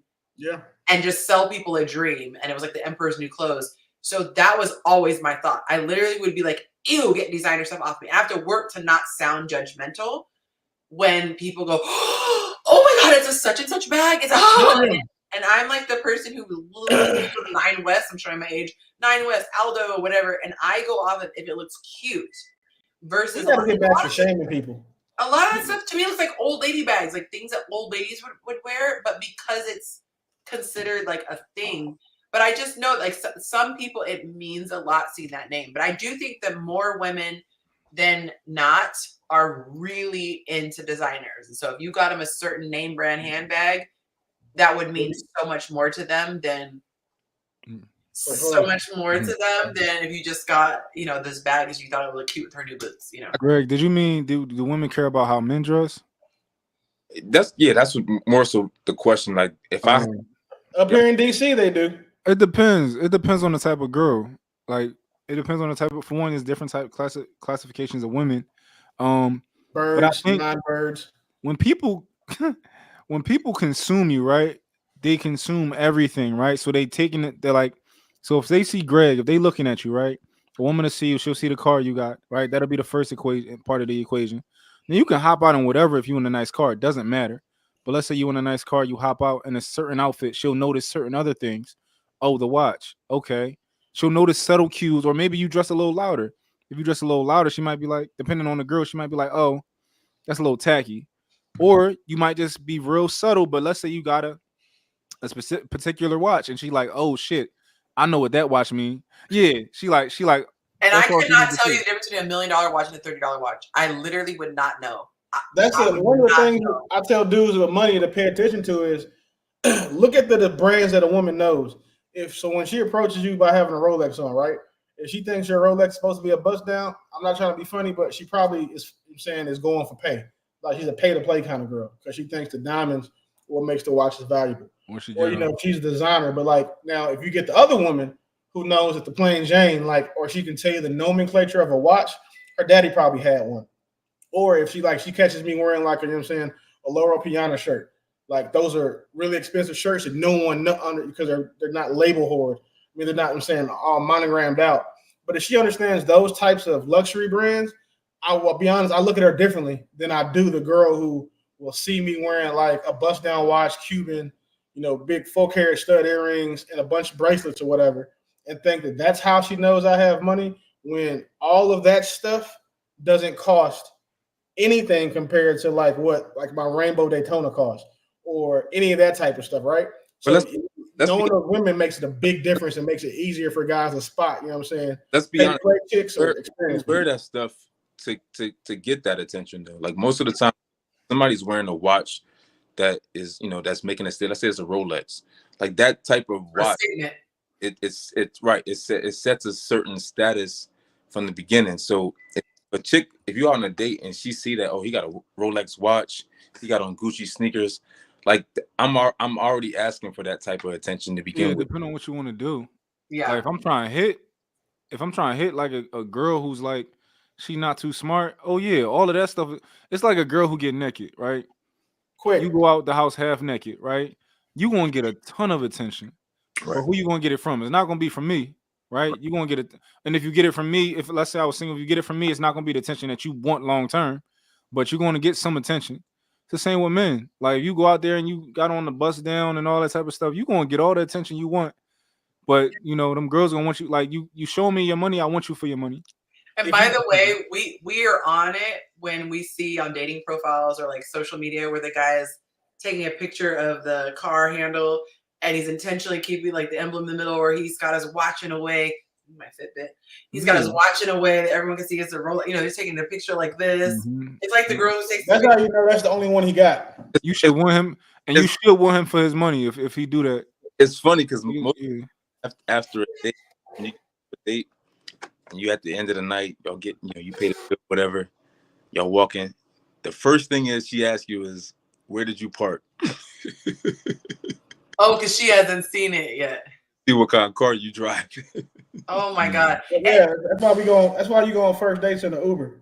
So see, I'm not a designer snob, but I am a dress snob. Like, you could be the most amazing man, but if you can't dress, it is such a turnoff.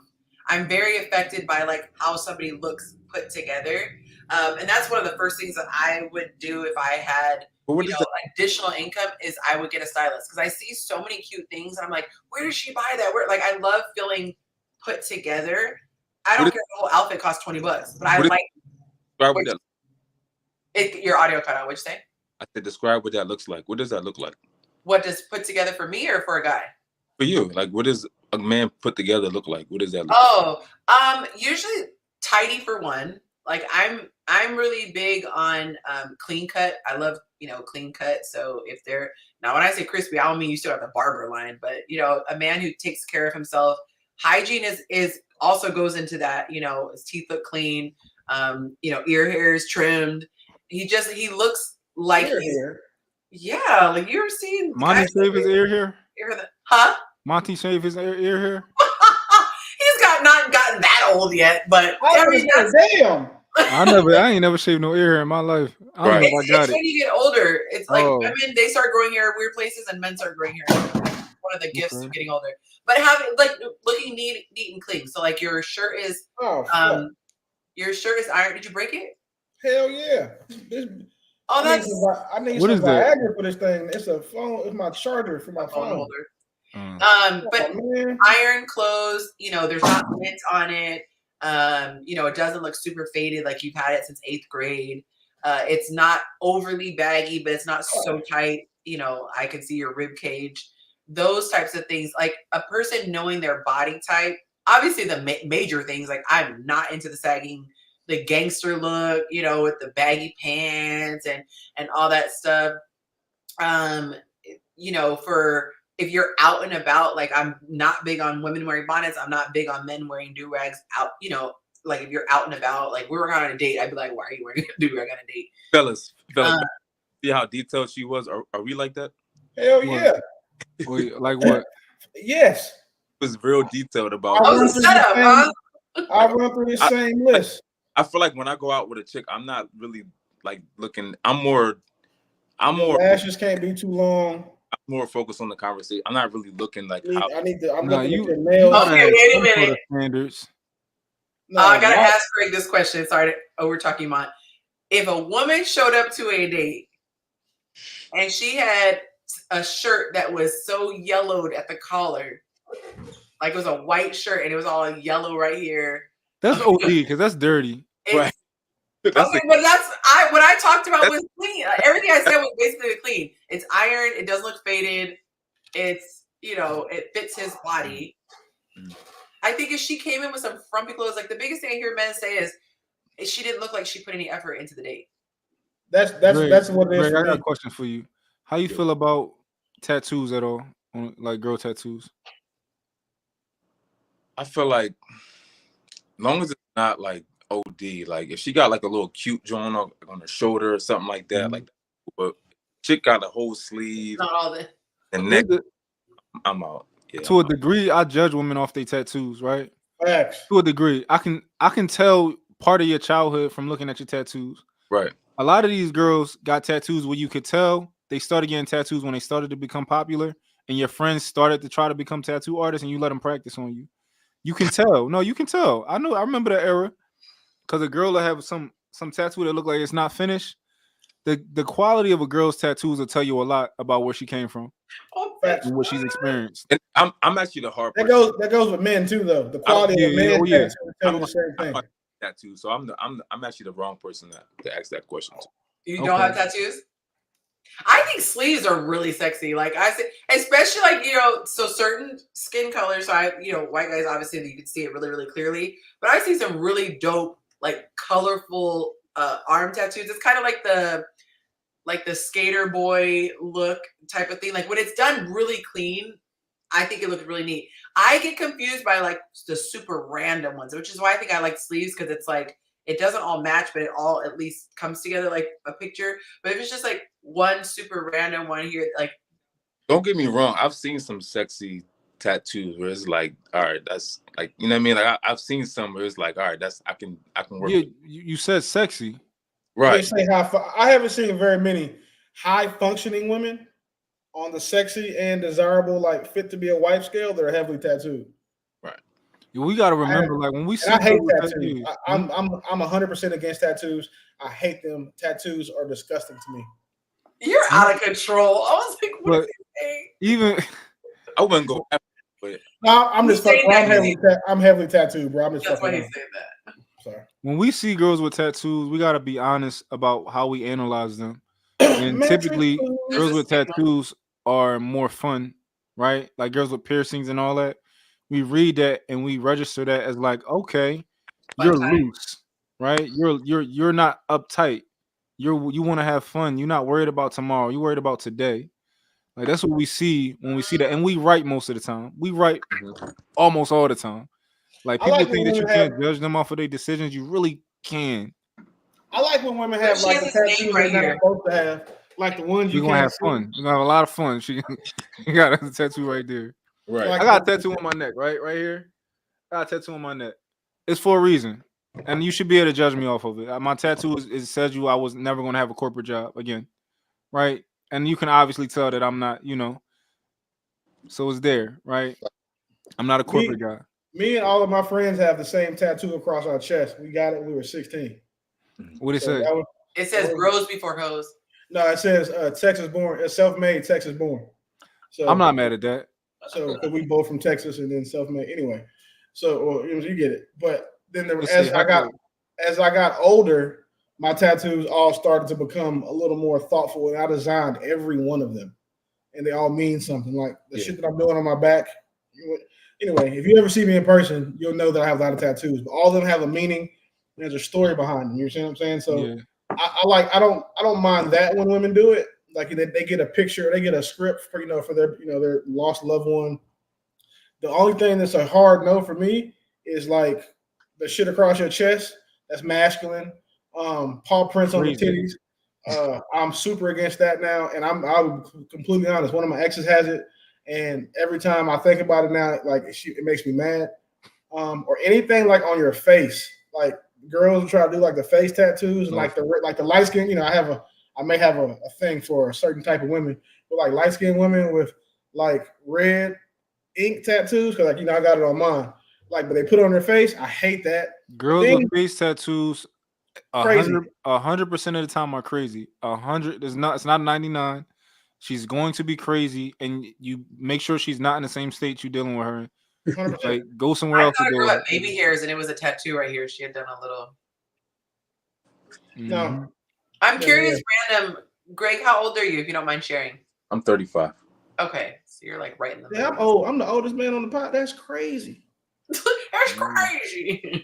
That's wild. I'm the oldest. Yeah, I don't like it when people say, "Don't judge me by my cover," but we're responsible for our cover. So I feel like if I'm a person, somebody with a shitty cover. Huh?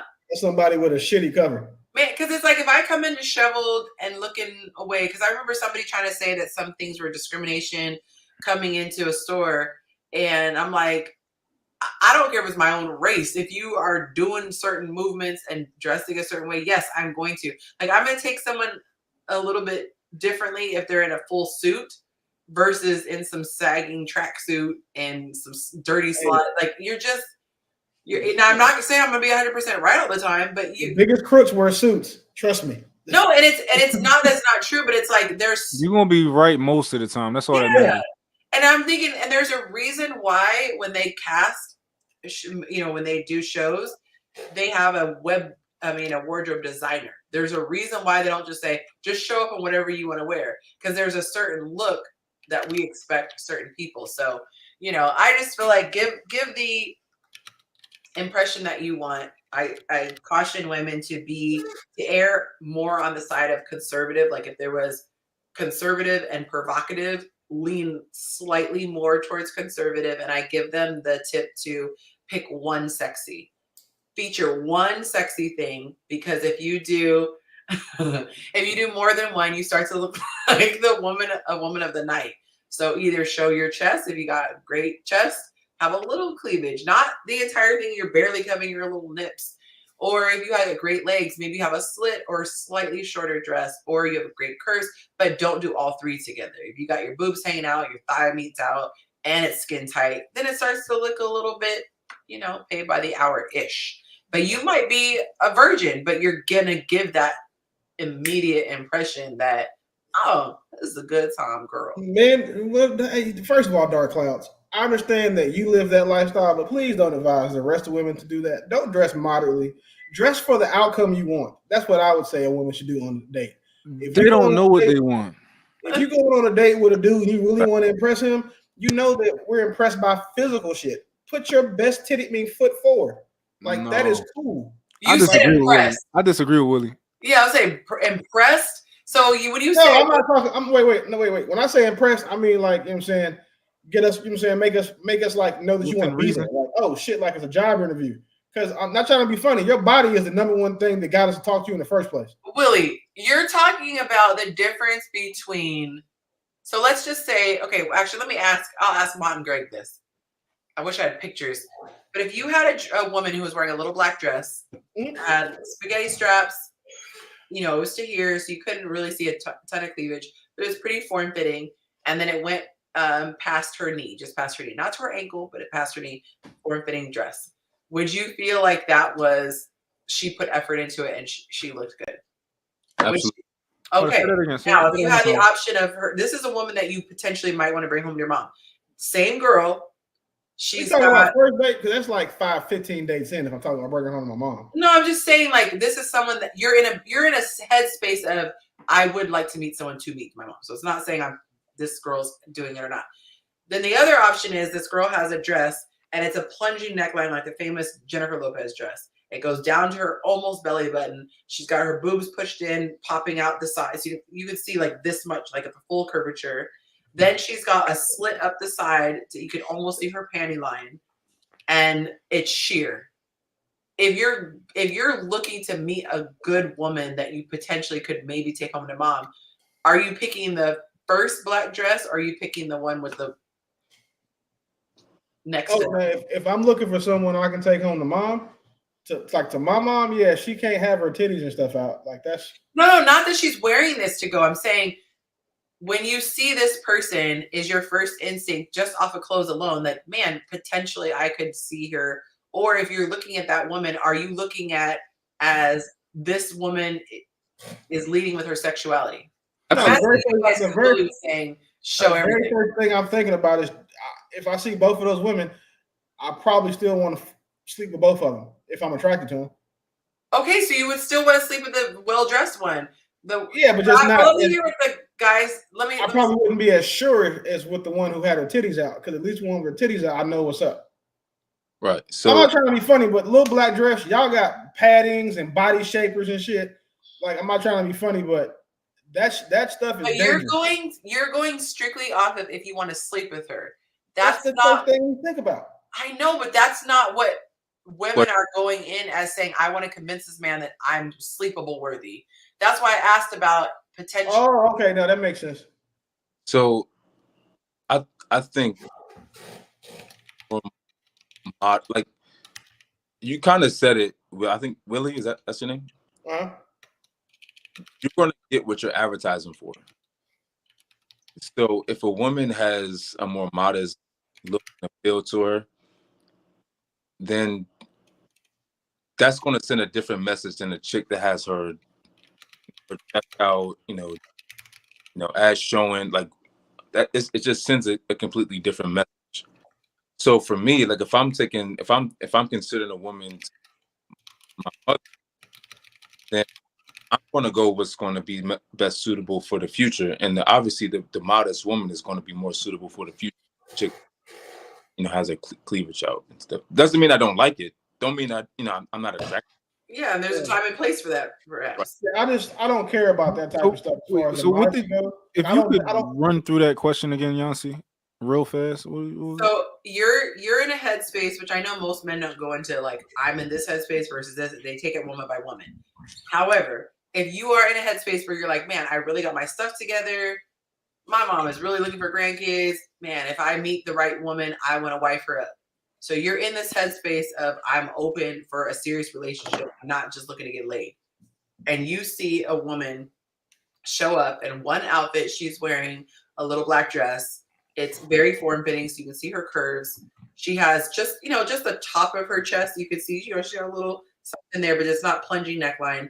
And the cut goes just below, like mid-calf. It's just below her knee. She's very curvy, and that's how much she's covered. The second girl has a form-fitting dress. It is pretty sheer. She's got, pasties covering her actual nipples, and then it plunges down to her belly button, and you could see, a full half of each breast. And then she has a slit that's going up to her thigh, almost to her hip bone. Would you get an impression that one would possibly, just from the presentation only, be more wifey material than the other? Absolutely. Absolutely put them in the same category. Yeah, I would. Is if I'm in that headspace, then I probably wouldn't have sex with her. Mm-hmm. But if I'm not fully in that headspace, then I would have. It's only two options: don't have sex with her or have sex with her. The other relationship is not an option for me with her. And that's because it's rules to it. Like, it's rule. Like, if I'm a man, I know that if I take you on a date, I can't take you to Applebee's, because if I do, I'm gonna get put into a certain category because you got rules. It is what it is, right? Mm-hmm. So yeah, like, it's not for me. Like, I'm the woman who is more conservative, and men like it when we see a woman who we gotta put the pieces together. We like, yo, I know it's something under there. I know it's something under there. Like, we like that mystery. So yeah, leave something to the imagination. Right.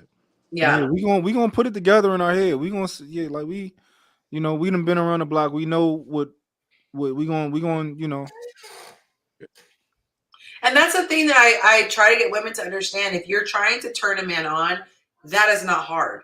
Just show as much skin as you can, show as many body parts. That's not hard. Like, a mannequin could do that. A really well-crafted mannequin can get a reaction out of a man.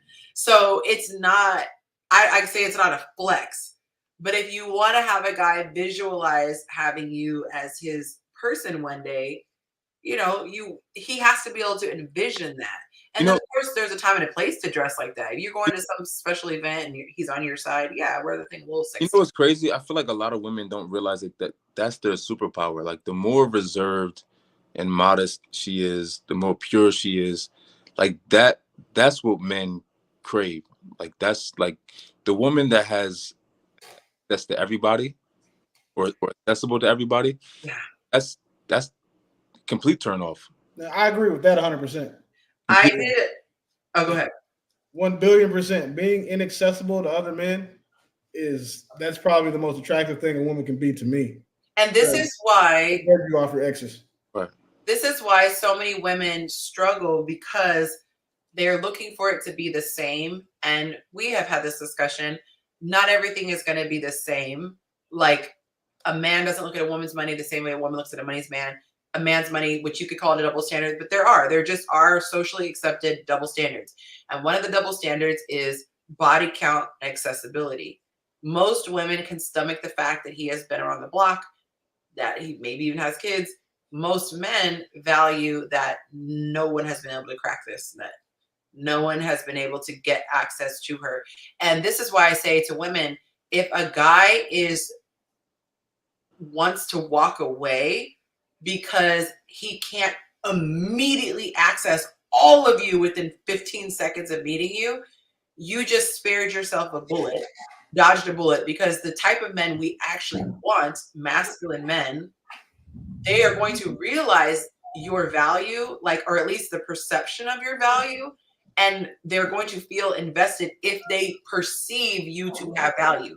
They are going to want to make sure they craft the text the right way. They're going to want to step to you the right way. They want to make sure that they put enough thought into the restaurant or the date that you feel like it's worth your time. And this isn't from like a groveling, I don't value myself type of thing, but you have to be secure in yourself that you're giving off, I'm a high value woman. And men will work to impress a high value woman. But if he feels like you're a chicken dinner, you know, a $5 Happy Meal type of a girl, he's not doing all this work. He's not writing some thesis paper to get you. And if you make him work, it's like, ah. So I think the best thing you could do is to truly position yourself in a way that, one, you have what men desire, and two, you're not for everyone. But it takes a lot of self-control, because most people feel desired based on how many guys are coming for them and talking to them and how often they're in relationships. And if you're truly a high value woman, you might go years without somebody. Right. I have a question for the fellas, especially Greg and Mark. How often, and this is just, if you don't want to answer to fail to incriminate yourself, I get it. How often has the woman out of the vagina you had to work hard to get been worth the work you had to put in to get it? Can you say it again? I was looking at this.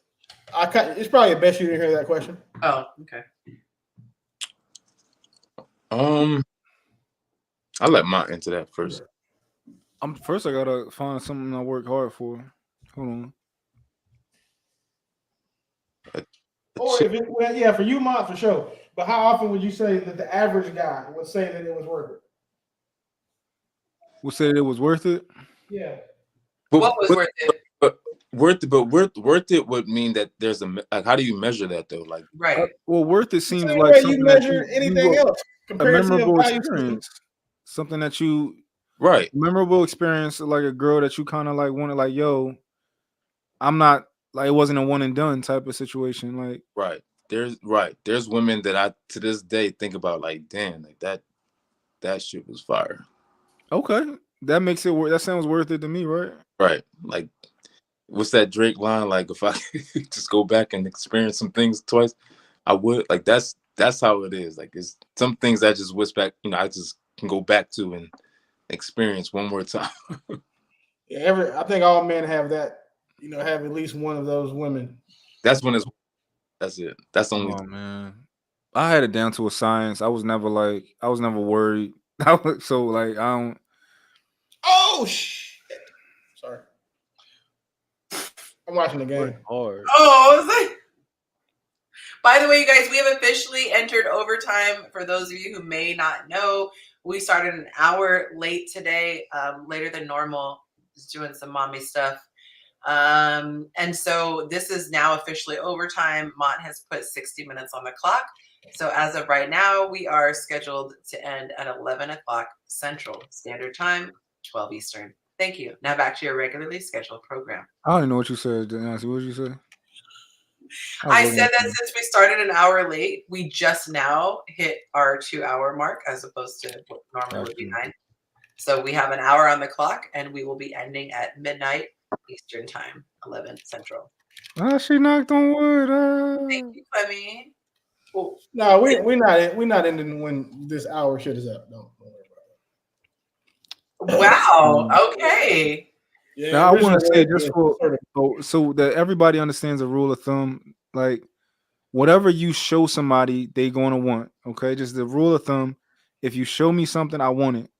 If you show a man your body, I want it. If you show a woman your money, she wants it. Just leave it that simple.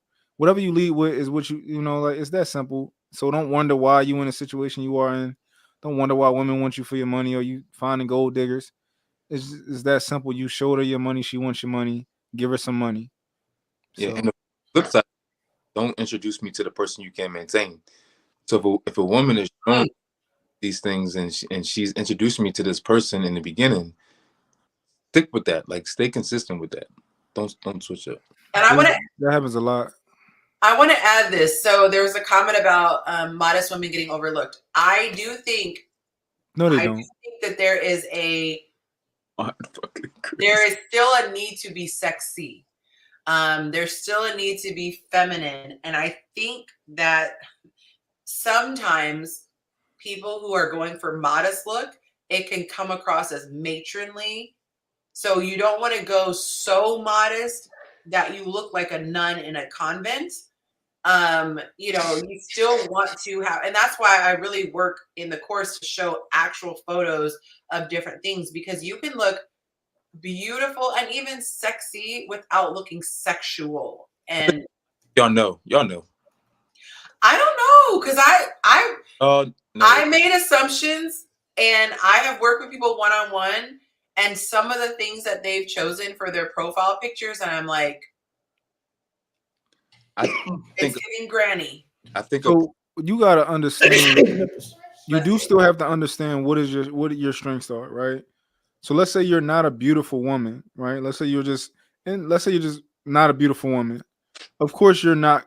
You might feel overlooked sometimes because you're only going to get what's for you, right? Where beautiful women might get everything. They're gonna get what's for them, and they're gonna get people who really don't want. They're gonna get everything. You're gonna catch everything in that net. Where if you're not as beautiful, you may feel like other women are getting more attention than you and things like that if you're not showing your body. But like being modest is just going to bring you what's for you. That's it. It's narrowing it down. It's going to be much more narrow. Like, and this is the thing too. Like, men, we like easy kills. I seen a video the other day. It was a woman, and she was a very nice looking, right? She said, "Men don't really talk to me. You would think that they do, but they really don't talk to me." And I think it's because she's more of a classy woman, but she's also nice looking. But when we see that, we like, oh, that's gonna be a lot. Decent men, yeah. Yeah, like most men in general, like you got the men who think they can bag anything and they ugly and horrible, but most men are gonna be like, you know what? I'm gonna have to take her on too many dates. I can see it right now. Oh, my bad, Mon. I made the mistake of assuming what you were going to say. Oh. I was assuming that you were going to say, out of respect, that she's not a good time girl, I'm gonna leave her alone. But you were actually very transparent in a way that's even more helpful. Okay. They're going the return on investment, not the return on investment, but basically the cost of acquisition is going to be too high for what I want. Yeah. I just want to smash, so it's not worth the time and energy and money. Sorry, I didn't. It's like you. I've littered before, right? Has everybody littered on here before? Never. I hate litter. Ever. You never threw none in the trash? Of course I have. I've thrown people. Yes. I would say it's only happened because the wind blew. I literally have a trigger about littering. That's the only reason. What about you, Greg? You definitely have. I can't even lie. Definitely. Okay. Have you ever littered in a beautiful neighborhood? Nope. Yeah, absolutely. I haven't. If I saw there's nothing else on the ground, I'm not throwing nothing on the ground. I'm gonna hold it till I get to a trash can. But if you in the hood, I'm gonna just chuck and this there's already right a bunch of crap. There's already a bunch of stuff on the ground. Like, so I think with this, like, if you see a woman who look like she up here, I'm not going to litter on this beautiful, area. I'm just going to say that for the ghetto. I had a guy tell me when I was in college, and I remember thinking, man, I'm not really getting a ton of attention. And one guy actually broke it down. He said, you give off wifey vibes. And it took me a while to understand what that meant. So I'm surrounded by a bunch of 20 somethings. These men don't have their stuff figured out. They don't have their life together. And I'm somebody who was raised in a 2-parent home. I spoke the way that I spoke. I was well-traveled. You could tell I wasn't just some around the way girl. And so it took me a long time to realize I was the type of woman who a guy would see and say, okay, I can see that as the mother of my kids. But at the time, there were not a lot of guys running around looking for a wife of their kids. They were looking for a good time girl. So this is something that is so important for me to try to explain to women, that if you compare yourself, let's say you have a ratchet best friend and this chick's phone stays ringing. She got dudes thirsting after her. Anytime you go out, dudes are always trying to get her number or whatever. It's human nature to compare yourself and say, dang, I'm not getting that. But the comparison that I give is, if you have a multi-million-dollar mansion let's say, because this doesn't happen in real estate, but let's just say I have a multi-million-dollar mansion in Malibu, and somehow it was possible for next door Mont to have a house, and it's in the projects, right? This is fictional. So every day I see him with his he's selling his house, I'm selling my house, and he has an open house. There might be a bunch of people coming through or trying to rent or trying to whatever, and he's getting all these applications, and I'm getting one every 3 months. I would look at it and go, oh my God, is my house not as great because I'm not getting the traction? I'm not getting the quantity of people coming and showing interest. The reality is that when you have a multi-million-dollar house, you can't just show up to an open house. You have to be personally invited and receive an invitation from somebody. You have to go through the approval process. Right. They're not even going to take you if you don't show that you have this ability to pay. So if you don't understand the market and how it works, if you just go off of, foot traffic, you're going to go, well, maybe his is more desirable. Ain't no way someone wants a roach infested, place versus this Malibu mansion. And that's what's happening with a lot of women, is that they're having these dry spells and not realizing you just are dodging people who ultimately just wanted to sleep with you. So that's not what you want anyway. You're not missing out, but the ego feels, done wrong, or what is the word? It's like it feels Slighted. Thank you. Hey, Men have the same thing. are we not going to address the pay by hour motel dude that was on the stream a minute ago? No, we're not. All right, cool. That was wild. I just wanted to check because what? Yeah, that was wild. I didn't know what was going on. Yeah, I thought we had been infiltrated. or something. Hey, Willie, these people pay money for the Yeah, Patreon. You see mine? Yep. I thought y'all knew. I thought we're going to patronize the patrons. I thought Crunchy Black was getting ready to drop an album. Oh, Okay. That's what I thought was about to happen. But look, yo, guys, men have the same thing. It's different than women, but like men, like a lot of times we have the opposite. So like our problem will be like all the women we run into and we want to have like sex with will want us to be boyfriends. And they'll look at us like, oh, we like you. Let's take it slow. Because you look smart, you're intelligent or whatever, and whatever. So we'll run into that issue and we'll be like, Don, don't do that. Treat me how you treated the last guy who you did it with him in the car on the first, after dinner. Like, treat me like him. Don't treat me like somebody else. Yeah, don't raise your price for me. Yeah. Yeah, I will say this, just as an announcement.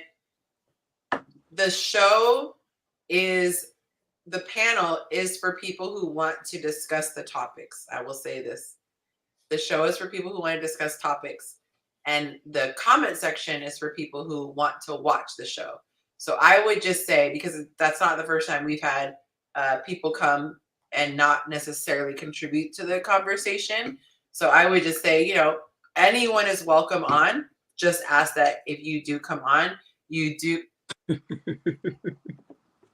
That's the rapper I was talking about. The weather was really nice today. The weather was surprisingly warmer than I thought it would be in fall. Extra baby oil. I don't know if there's any left over with Diddy. Well, I can't believe Monte actually changed his profile. I wanted to believe he was joking. He really did put that as a screensaver. Pray for him, y'all. Pray for me. Pray for me. Yeah. It was a great group. I will say this, Greg, not to put you on the spot. You are a welcome addition. No pressure to come back. We do this every Thursday. We always like when people have an opinion, they're able to express themselves.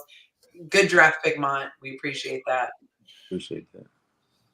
Goodness. Yeah, now I got to bring somebody on the panel. Thanks, Mont. No pressure, bro. Yes, we had girls. What'd you say? I got somebody else coming probably next week too. Oh, that's what's up. Yeah. I swear, I think, Willie, you scare some of the girls off. I get so many women who are like, I want to come on the show, but Willie's a lot. I don't know. He's aggressive. He's I'm very not aggressive. aggressive. I'm like the most like, don't bother me. I don't bother you. Willie. If you a hit dog and I say some shit and you holler, that's not my fault. Greg, you should have seen this one lady made a comment. Willie was like, "That is the most stupid thing I have never in my Greg, life." it was the You need to dumbest start shit calling ever. people stupid more. No, this is a good thing. Yes! They need to hear this. Oh my god! I'm like, we want them to come back. What y'all don't Enemy is a realize, great thing. Mont is my mentor. I'm learning from Mont right now. I ain't nobody. I'm learning everything from him. That's my guy. I love that. I have so Appreciate much that. respect for I Yeah, don't even man. know how we cross paths, honestly, but I'm glad we did. I can't remember. I don't know if you do, but I could talk to my man once. I had seen one of Yonci posts, and I was like, oh, she knows what she's talking about. Right. We're I very found very Mark- similar in how we think, and so it's I kind found of Martin looking for like travel ideas and shit, and then I'm like, no, I'm not doing the shit with the feet and stuff. But he had some fire ass travel content, and then I saw that we both followed you, and then after that it was just like like mine's, shit like that. Yeah. Like minds attract each other, man. yeah. It's real hard. Man. If mine's your mentor, dog, you doing good. Yeah, man. From a distance, I just sit back and watch. I just learn and watch. I love I that. appreciate that. Now you know how like it's very hard, like, and a lot of people don't talk about this, but like when you come from, I'm from South Philly, so like when you come from certain places and you reach a certain height, you kind of like, it's hard to find other people. It's hard to find good blacks, Right. It's hard to find you some good blacks to kind of hang with, or like if somebody else said that shit, it's over. It's a fight. me. I'm just saying, like, We want the it's good hard black. to see that.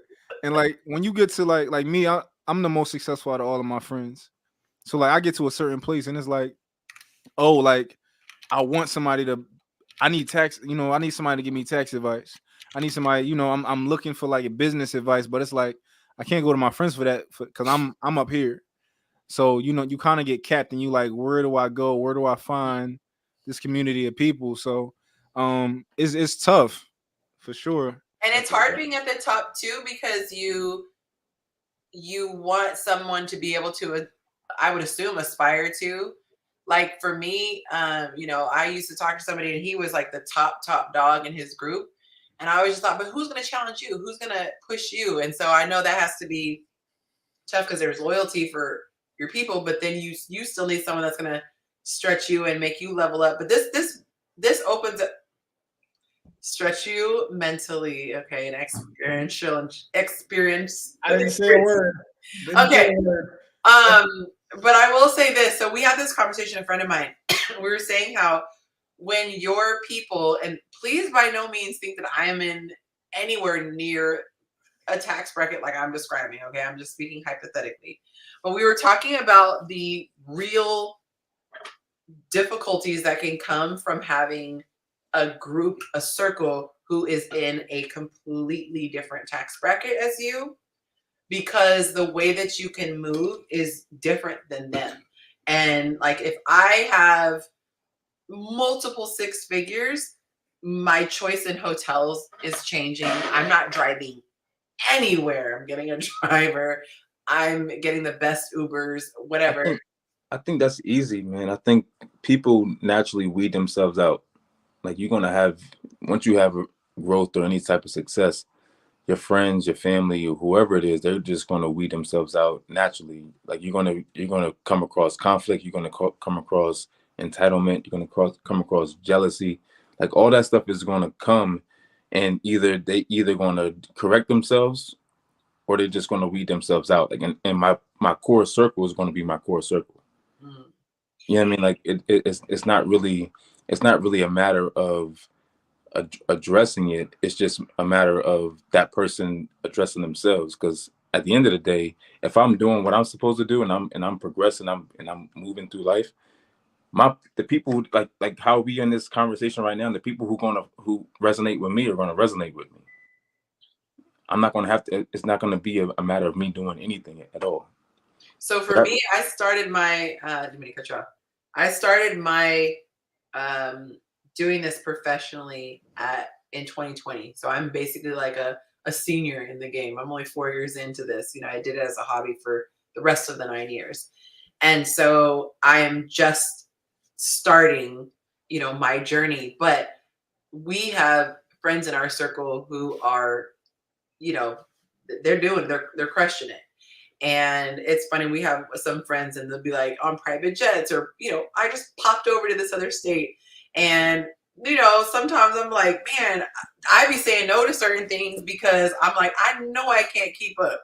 I know I can't be doing that. Or I might want to offer to drive, but I know if I had their car, yes, people can all be like, oh, I'm not bougie. But if I have a luxury vehicle and then you have like a normal schnormal car, they're not. So then it's just like, I just think it just, even if there's not negativity or any of the jealousy, which absolutely can happen, but even if it's like a good friendship, I feel like there is the reality of certain stuff that comes along. You can't afford to do it. You know, like you might be content to just go to the concert and they want to get a whole suite.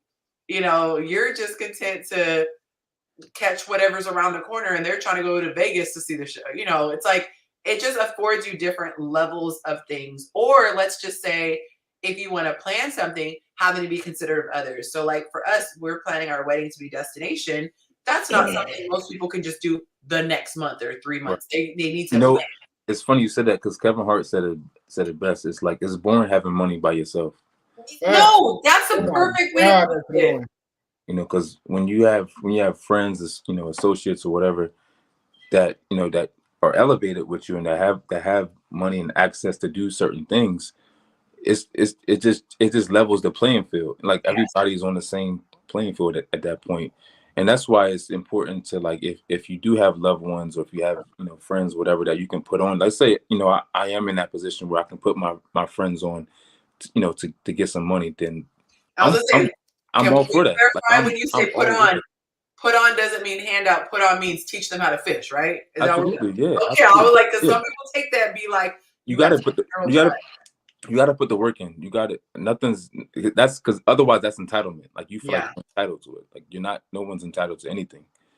So if you're not putting the work in, if you're my friend, then you support me, then you're gonna want to put the work in. Yeah. That mindset is wild to me. Like I watched a documentary on the lottery winners, and they said a lot of them unfortunately end their lives and or have depression, things like that, because they can't handle the feeling of responsibility for those around, like people with strangers sending letters or whatever, right? And I never understood the mindset of, if you have it, you are a bad person for not giving it to me. Like, I don't think that my friends have any obligation to put my kid through college. I don't think my friends have any obligation. Now, if they want to do something, that is one thing. But an obligation, I don't feel like that at all. And there have been times when I was in a better position than my friends, and I just took it case by case. I really want to go to this place. You know what? Don't worry, I got you.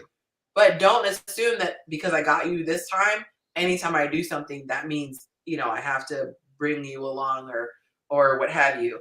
But it could just be, it could cost some. But I want to do that. I want to make people uncomfortable around me, though. Like you should be in a position. I should be in a position where if I have a friend and they're not doing as well, I want that person to feel uncomfortable. I want them to feel like I'm doing something wrong. I need to step my game up. Okay, I'm gonna devil's advocate. What if somebody, let's just say, like we were at Home Depot, I think, or Lowe's. I think it was Lowe's. It doesn't matter. One of those at the cash register, and they had all those little like framed plaques, and one person had been there for like 17 years. So let's just say that person, that might be their highest aspiration. Maybe their house is paid off, or, you know, they could have been like inherited a house or whatever. If their bills are being paid, maybe that's where they're comfortable. Do you feel like that person should seek to have more if they're content where they are with their maybe mobile home, it's paid off, and they're I feel like if you're my friend, my presence should want you to want more for yourself. I'm torn. And I can attest to that. Like even like just watching, like I don't know if y'all follow mine. I'm sure. Like I'm sure if you watch certain content on social media, some of that content inspires. It should inspire you. Like, yo, I deserve to have that. Like I deserve to have that in my life. Like I want that. So if I don't have that circle around me where I feel like I have certain friends that are either I inspire to be like, or I inspired to, you know what I mean, to be at that level, then there's no sense for me to have those type of friends, because I want people around me. Either I'm doing it myself, where I'm that person that's inspiring, or I have people in my circle that I'm inspired by to either reach a certain level. Yo, fellas, y'all got to help me out with this. I'm the only one talking right now. No, but it's yeah. I don't. The deserve part is only, I think, where my disconnect is. No one deserves anything. You deserve what you work for. What So you you sacrifice. deserve what you work Of course, for. of course. So you can aspire to have something, but you being around me shouldn't make you uncomfortable. It should inspire you. If anything, for example, I wouldn't, if I say all three of us went out to a club, right? And Mont, you know what I'm saying, is doing well, you know what I'm saying, I'm doing well, and you doing good. Mm-hmm. There's one thing, hold on. There's one thing that, like, when we go out, nobody should, with my group of friends, no one can tell who's doing the best. Because if we go out and, like, my boys aren't, you know what I'm saying, with the Cubans, all that flashy shit, I'm not doing it either. Mm-hmm. Or, you know what I'm saying, if we all can't do it, none of us are. Or, you know what I'm saying, if we all want to take our cars and you got a Hellcat, right? I'm not going to take a Lamborghini to the club with you. I'll drive a Demon, a Trackhawk or something, but you'll never be able to spot in my group which one of us is him, because to the rest of the world, we want everyone to see us as we're all him. So if we all went out and, like you're saying, so Mont get the section, I'm getting the bottles, and you can't get the food, or we know you can't afford, like, whatever your portion is, we kick that to you before we get there. So then that way you still feel good. And then the cool part about it is 9 times out of 10, you're not going to spend no money no way. Me and Mont going to be racing to pay the bill. So that little $1,000, $2,000 we gave you before, so you got money in your pocket, you're going to go home with that. You know what I'm saying? So it's different, I think, to me when you say, like, deserve, because if you're my friend, you're my friend. So, I mean, if I got it, you got it. And I don't use that word lightly. Mm-hmm. But none of my friends feel like they deserve anything that they haven't worked for, whether they with me or I'm with them, or they with, you saying, people who doing better than us, because we all work for what we have. Right. And what we all do, though, is we do have other people outside of our circle who aren't doing as well as us, but we keep them around because, one, they add value, and then two, we inspire them. Like, you know what I'm saying? I don't want to say like mentor protege relationship. I'm saying that's structured for us. I think we'll keep them around because, you know what I'm saying, they know something or they've demonstrated an interest. And one thing you learn when you get towards the top is the more people you have that have a similar focus and desire than you, the better, because now you guys can work together. Right. For example, I would teach, if I taught Yonci how to, like, find property deals, I have a certain structure that I look for, right? And the reason why I could teach Yonci for free is because now when she gets it, there may be deals that she can't do that she can send me that I wouldn't have found because her eyes and her attention was different than mine. She's looking in a different spot. But we're a team now because I taught her something and she kicks it back to me. And now I'm inspiring her to keep going. And then she's also saying I benefit from that because as I've inspired her to do something, she's trying to do it and we work as a team. Right. But Yonci would never come to me and be like, yo, I'm saying, you're my dog. You're my fairy godbrother. So I feel like I deserve for you to put baby girl through college. I think he misspoke when he said deserve. I think I know what he means. Yeah. Yeah. When I say deserve, obviously there has to be a sense of earning. Like, you have to earn that. Like, you have to earn that place in your life where you can even be in a position to do that. And when I say like, you know, being uncomfortable means you're willing to do some movement. Like, there has to be some action. Like, if you're my friend and you're rocking with me and I'm moving in a certain direction, you should be willing to move with me. But if we're not in the same, you know, bracket, that's ultimately going to make you uncomfortable.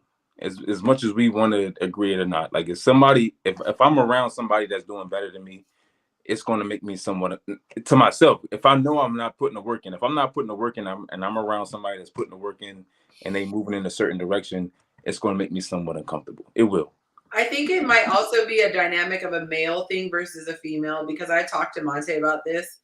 Like, and even my business coach, thank you so much. Even with my business coach, I remember he told me, oh, by this time I can get you to this number as far as like followers. And at midnight, the very last person followed me and hit that number. It was crazy. And I was all excited. And then 5 minutes later, metaphorically speaking or proverbial speaking, he was like, all right, and next year we could do, and it was like 10 times that number.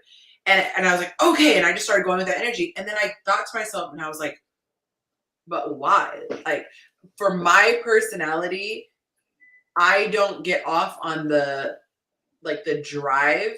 That doesn't, like, the numbers. Yes, I look back and go, oh, that's cool that I hit this. I am more of I want to enjoy what I have type of thing. So for me, I like, okay, I want to live in a place that I know I can afford. I know that I have this income coming in on a regular basis. If I make more, fabulous. Then we can do a bit more this year for Christmas or this more for vacation or whatever. But I'm not that person who's like, oh, I made 100K last year. I want to do 200K this year. Oh, I can do 200K. I'm going to do 500K. Like, that doesn't fire me up. I'm more so, oh my God, I've put systems in place to where this money is like reoccurring. I can now focus on, I want to go to the fall festival with my daughter. I can afford to take a week off of YouTube and do this thing with my kid. Or, if I want to not coach for 6 months, that to me is like what brings me joy, Right. as opposed to like always want to do more, get more. Cause I feel like no matter what level you're at, there's going to be another level, so that's what I'm playing devil's advocate with this, but I heard somebody say that fulfillment comes from self-accomplishments. So once you start to accomplish a certain level of success, you start to feel more fulfilled. Yeah. So I think I started following you, Yonci. I don't know if it was from Mon or whatever, but I would say probably about 2 years ago. oh, okay. And I just remember just like some of the stuff that you were posting, and I kind of seen the direction that you were going into, and then you started trying to like bring couples together, like try to like match people up together, and I was like, okay, I see where she's going with this whole thing, and you start to see the growth in that you were going into, and that's inspiring to me. Like when you see the growth of any individual, like even like I don't know really, but I know I know mine. Like I've seen his growth, I've seen how where he started and where he's at now.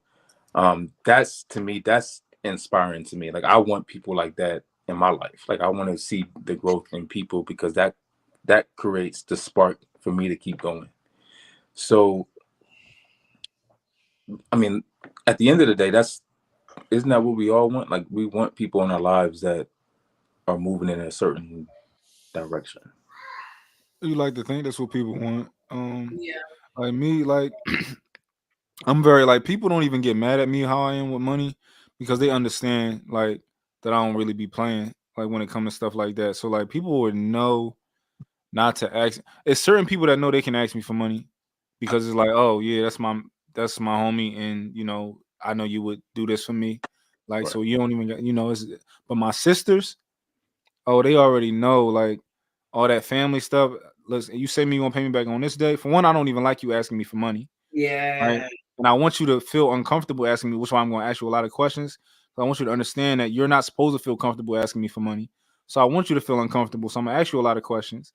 When I Right. give it to you, I'm going to tell you right now, don't make me ask you for the money again. Like, I you hate pay asking this for day, help. yeah.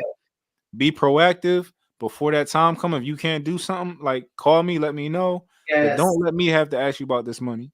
Right. Yes. I'm the same way with my nieces. I'm the same way with my nephews. Like, like people know if I hit the lot, I'm not going to come asking Uncle Mom for no money, And if I do, like I have, like it's like they know not to feel an expectation. I had a homie ask me about like business and kind of like getting into business, and I told him like, listen, if you do it on your own first, because I believe in a barrier to entry. If you show me that you can do this on your own first, I got all the resources for you. I Right. know all the marketing guys. I know I have all of the resources for you, but you gotta get in the dirt. Get some Like skin in the you game. gotta Yeah. get dirty. Like, and then from there, you already know what I can do, so I got you. But you gotta, like, I'm not about to just put you on. That's not how that work with me. I don't give people money. No, it's wild how like the level of entitlement. I want to be careful because this is something recent, so you never know who's gonna be watching. But like it trips me out how I guess a lot of it comes from not having been in that situation, so they don't realize. But time is our most valuable resource. So a lot of times I think people downplay certain things and say, "Oh, you know, it's just time," not realizing that's a very valuable resource. And so I would get people who, when I started doing, you know, having success on YouTube, they'd be like, "Oh, can I pick your brain? Can you show me how to do this? Can you?" And it's like, this is something that I could charge for. And I think that's the thing that's frustrating is that they themselves don't even value it to realize like what I'm asking for is actually worth this. And I'm asking this person to do it for free. And I know for me, I love my free time. I love not being obligated to do anything. I like not having to check in with someone. So sometimes I'll even get anxiety just if someone's like, "Hey, call me." Because I'm like, "Oh, now I have to remember to call and then I don't know what I'm doing." Like the best gift for me is having a slate, a calendar that I completely control. But it's just probably a big reason why most of us become entrepreneurs because we don't want to be on someone else's schedule.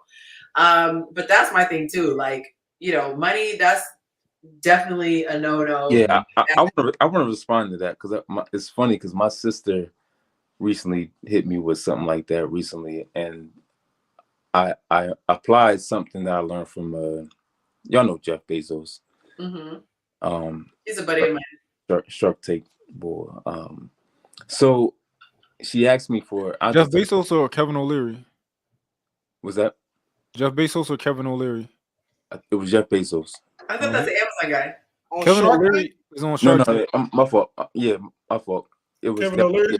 Yeah, it was Kevin O'Leary. You're right. Yep, Shark Tank. You're shit out of me. If Jeff Bezos on Shark Tank, I'm finna go. No. You're right. I got him mixed up. But anyway, so my sister, she asked me for $100 like recently, and it wasn't that I couldn't give her the $100, but I wanted her to like kind of like what Mont said. I wanted her to feel uncomfortable about even coming to me for the money. So I was like, I'm not saying. This is what my exact response. I said, so listen, I'm not saying yes.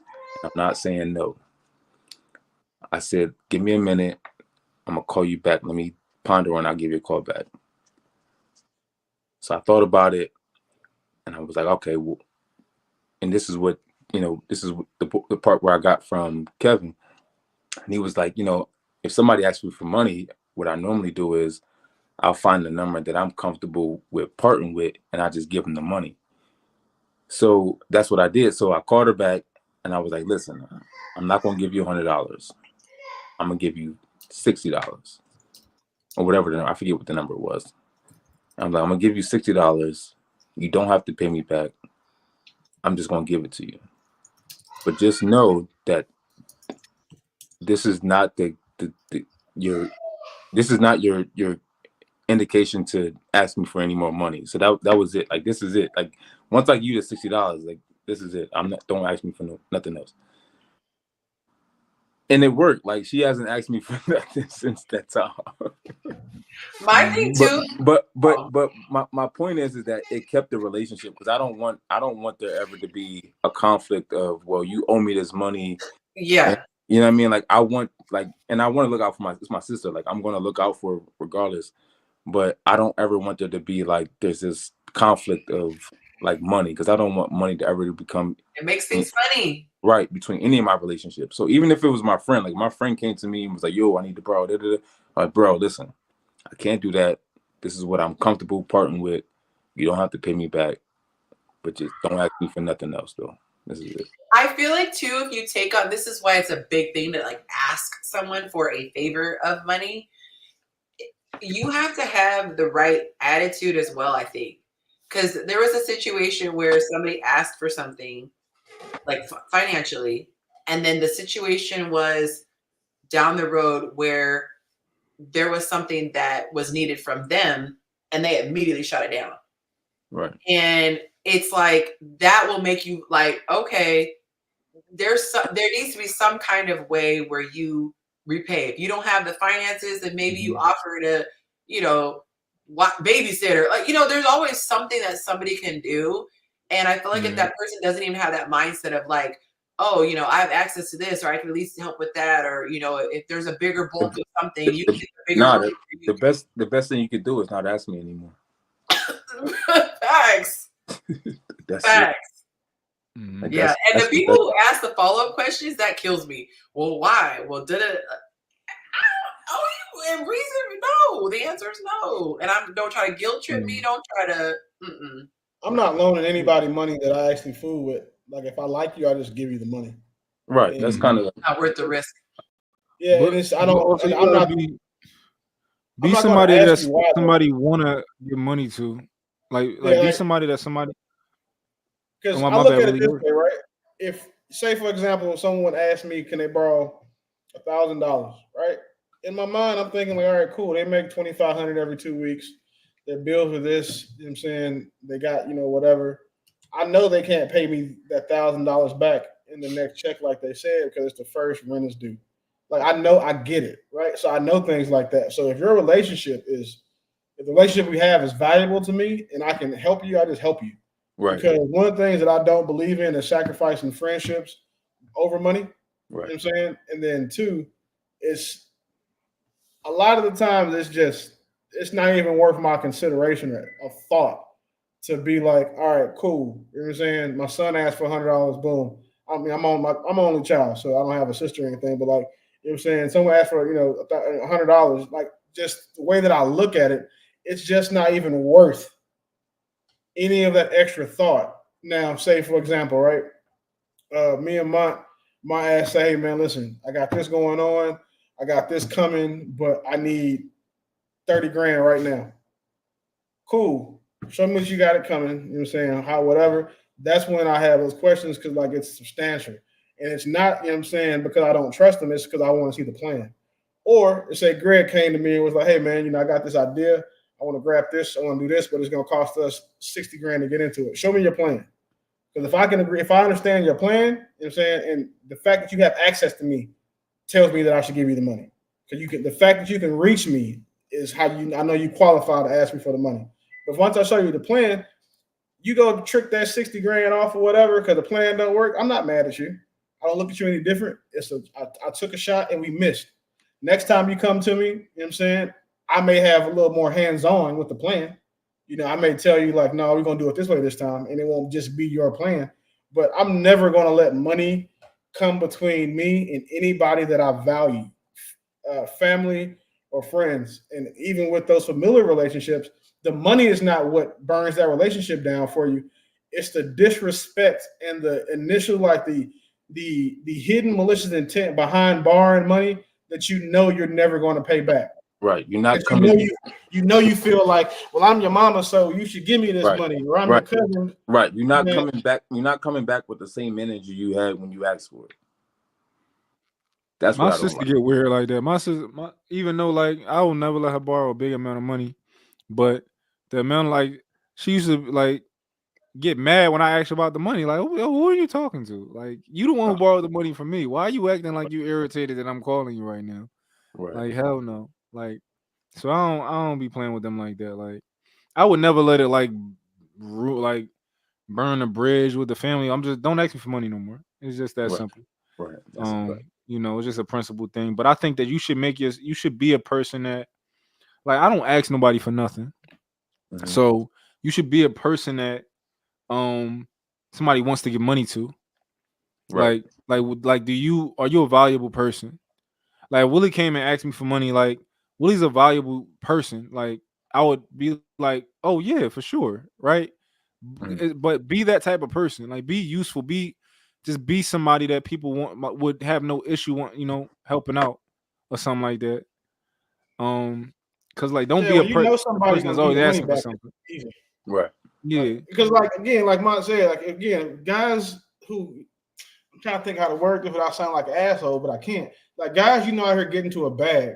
Like, when they come to you for money, it's never an issue because the only thing you're worried about is not their ability to repay it. It's just their character.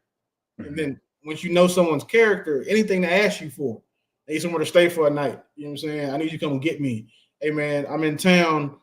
I don't want to rent a car. Can I borrow one of yours? Like it's the character. Like when you guys are equal, you know what I'm saying, as far as value, or you're saying ability to, I guess you say amass resources, it's not a conversation to have. Like, yeah, bro, you can come. Like, cool, you need a car, got it. All right, you want 20 to do whatever. I don't care what you're gonna do with it.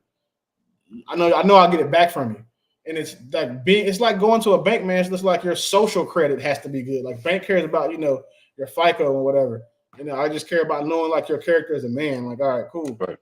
I've heard that before. Somebody said the best way to ask the bank for a loan is to already have the money. I will tell you that if you have money in an account and you go to with credit unions, especially if you have money in an account, you can get them to give you whatever you're asking for. Right. I'm about to go. Like Navy Federal lets you.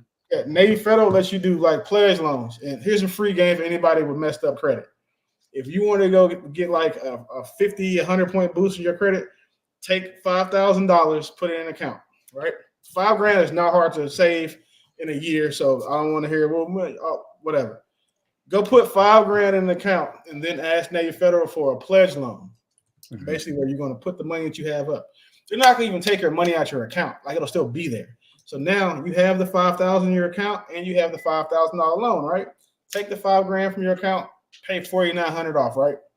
Pay it off and then make payments on the rest, the little last $100 for 3 months. Pay it off again. I'm telling you, this I've seen like some of my old students go from like a 550 to a 700 just doing that. Like after you get the inquiry and shit off, it's real easy and it's free. So if you have money sitting somewhere, I don't think you should have money sitting in a bank. I think that's a terrible idea. I'll die on that hill. But if you do have money sitting in a bank, at least tie it into a credit card or a credit vehicle or a loan or something that's going to benefit you.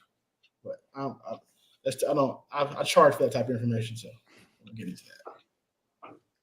I've been here. I heard about that pledge loan situation too. I guess I'm gonna try it. Why not? And I'm about to switch to. I got Navy Federal, but I don't have it for business. I use Chase, but I'm about to switch. No, keep Chase for your business. I like. How y'all feel about TD for business account? TD just got hit with $3.1 billion in fines. You as a TD customer are going to pay for that. So I wouldn't touch TD with a pole longer than the one I wouldn't touch the HIV girl with. So, yeah. How you feel about Chase, bro? Who? Chase? Yeah. Like JP Morgan? Like Chase, yeah. Yeah, you can't. Chase is them. Chase, that's them. Chase is for business, personal. I got PNC personal, but Chase is. Now move over to Chase. Chase is on my mind. Yeah, move over to Chase. Keep Chase and any credit union. Pick a credit union, but I got police and fire credit union. Yeah. Chase is. I have Chase for all of my businesses, and then I have an investment account with that's tied to one of my credit cards that I can never use, and it's all Chase. Okay. Chase, Navy Federal, Capital One, Amex. You go through that credit suite right there, boom. You know what I'm saying? It's real. Chase will give you a concierge banker, bro. Like that's the part that's what wowed me about Chase. That's because you probably got a certain amount of assets. Nope. Bro, I just moved over $600,000. And it was just from a business account. It wasn't nothing crazy. It wasn't nothing. It was just I was having an issue with Bank of America. Yonci will remember that I was having transfer issues with the bank that they didn't want to give me my money when I was supposed to get it. So I left them, went to Chase, moved over a business account that I had with those guys. Chase didn't give me any issues. And then when I made my deposit, I left the next day. They assigned someone to me, and that's how they got the rest of my business. I'm talking about bro made it so easy. Like every question I had, he answered. He was suggesting like credit cards. He dropped the interest rate on one of my credit cards for me. I didn't know I could ask for because I just got it. And then he like doubled my limit just because like I had access to him. Like Chase is probably the most customer service or customer friendly major financial institution in America. Okay. So if all like that's the same bank that I suggest Yonci when she did her business stuff. Chase, like I don't believe in chasing women, but I do believe in Chase Bank. I can't. Hey, but what you can do I know though, I'm about to. check your I'm about Zelle, check your Apple Pay. Wait, I already put it on the screen. Not another one, is it? I didn't see you put mine on the screen. Yeah, I put it. Let me scroll back. I don't see nothing. I don't see nothing. It was a big old thing on the screen. No, I ain't see it. Y'all back me up in the comments. Hold on.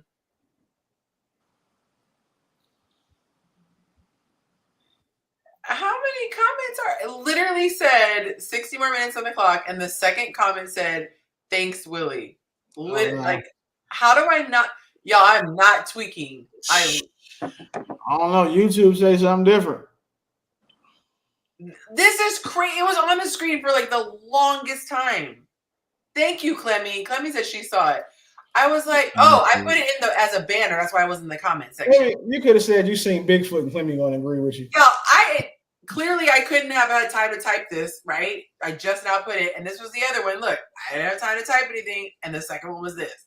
So I had these as banners. Thank you.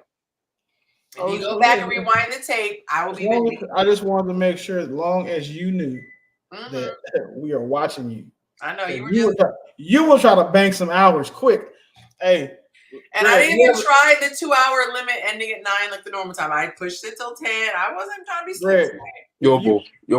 You will never find somebody who will hang up the phone faster than Yonci or end the live. Like I'm talking about, like it is not made by the time the show ends. You're like the phone gets cut off.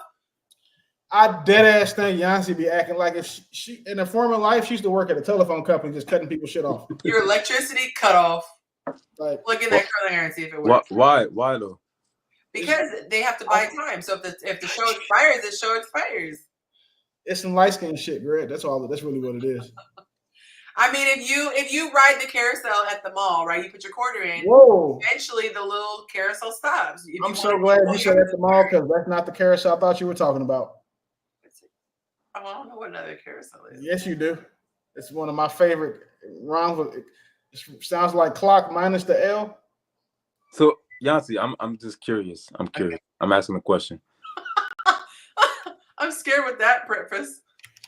So is your content geared towards men directly? Well, that's an easy question. Or is it geared towards more of like couples? Now that you're engaged.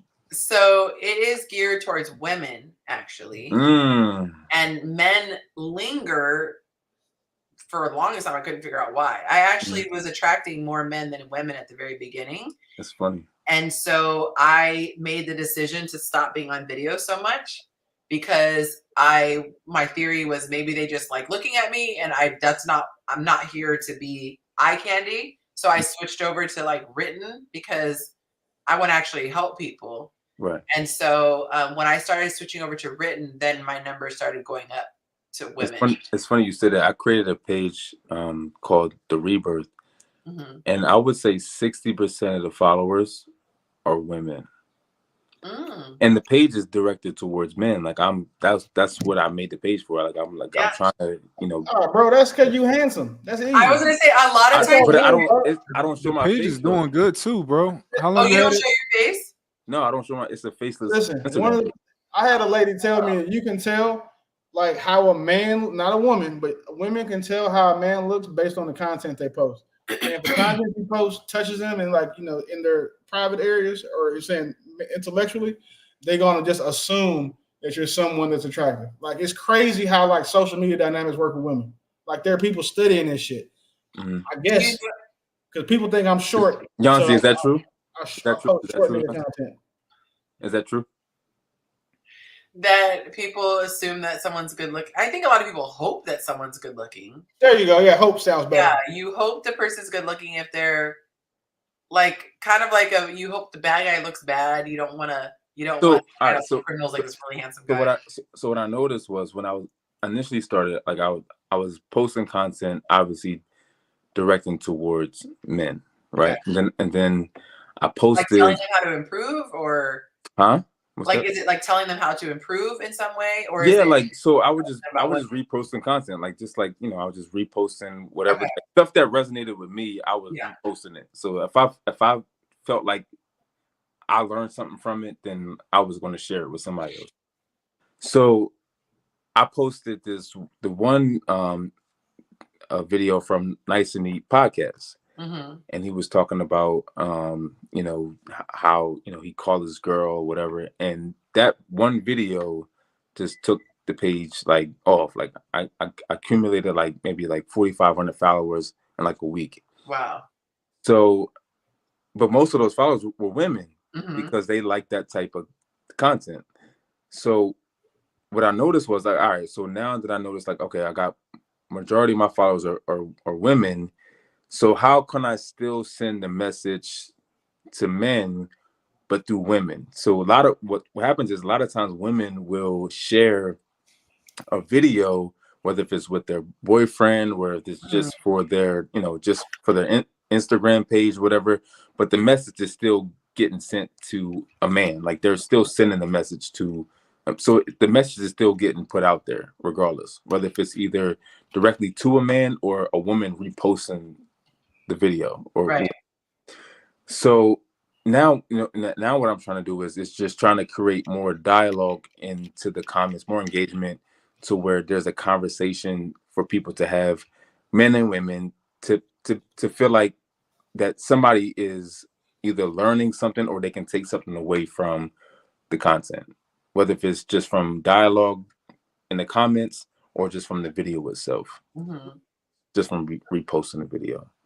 And I've seen some, I've had some small wins with it, but it's nowhere where I plan on taking it, and I definitely see the growth in it, and I see there's a need for it. Like women are desiring to learn about masculinity and wanting to learn about men. Like they want to learn why men think the way they think. Mm-hmm. Oh, absolutely.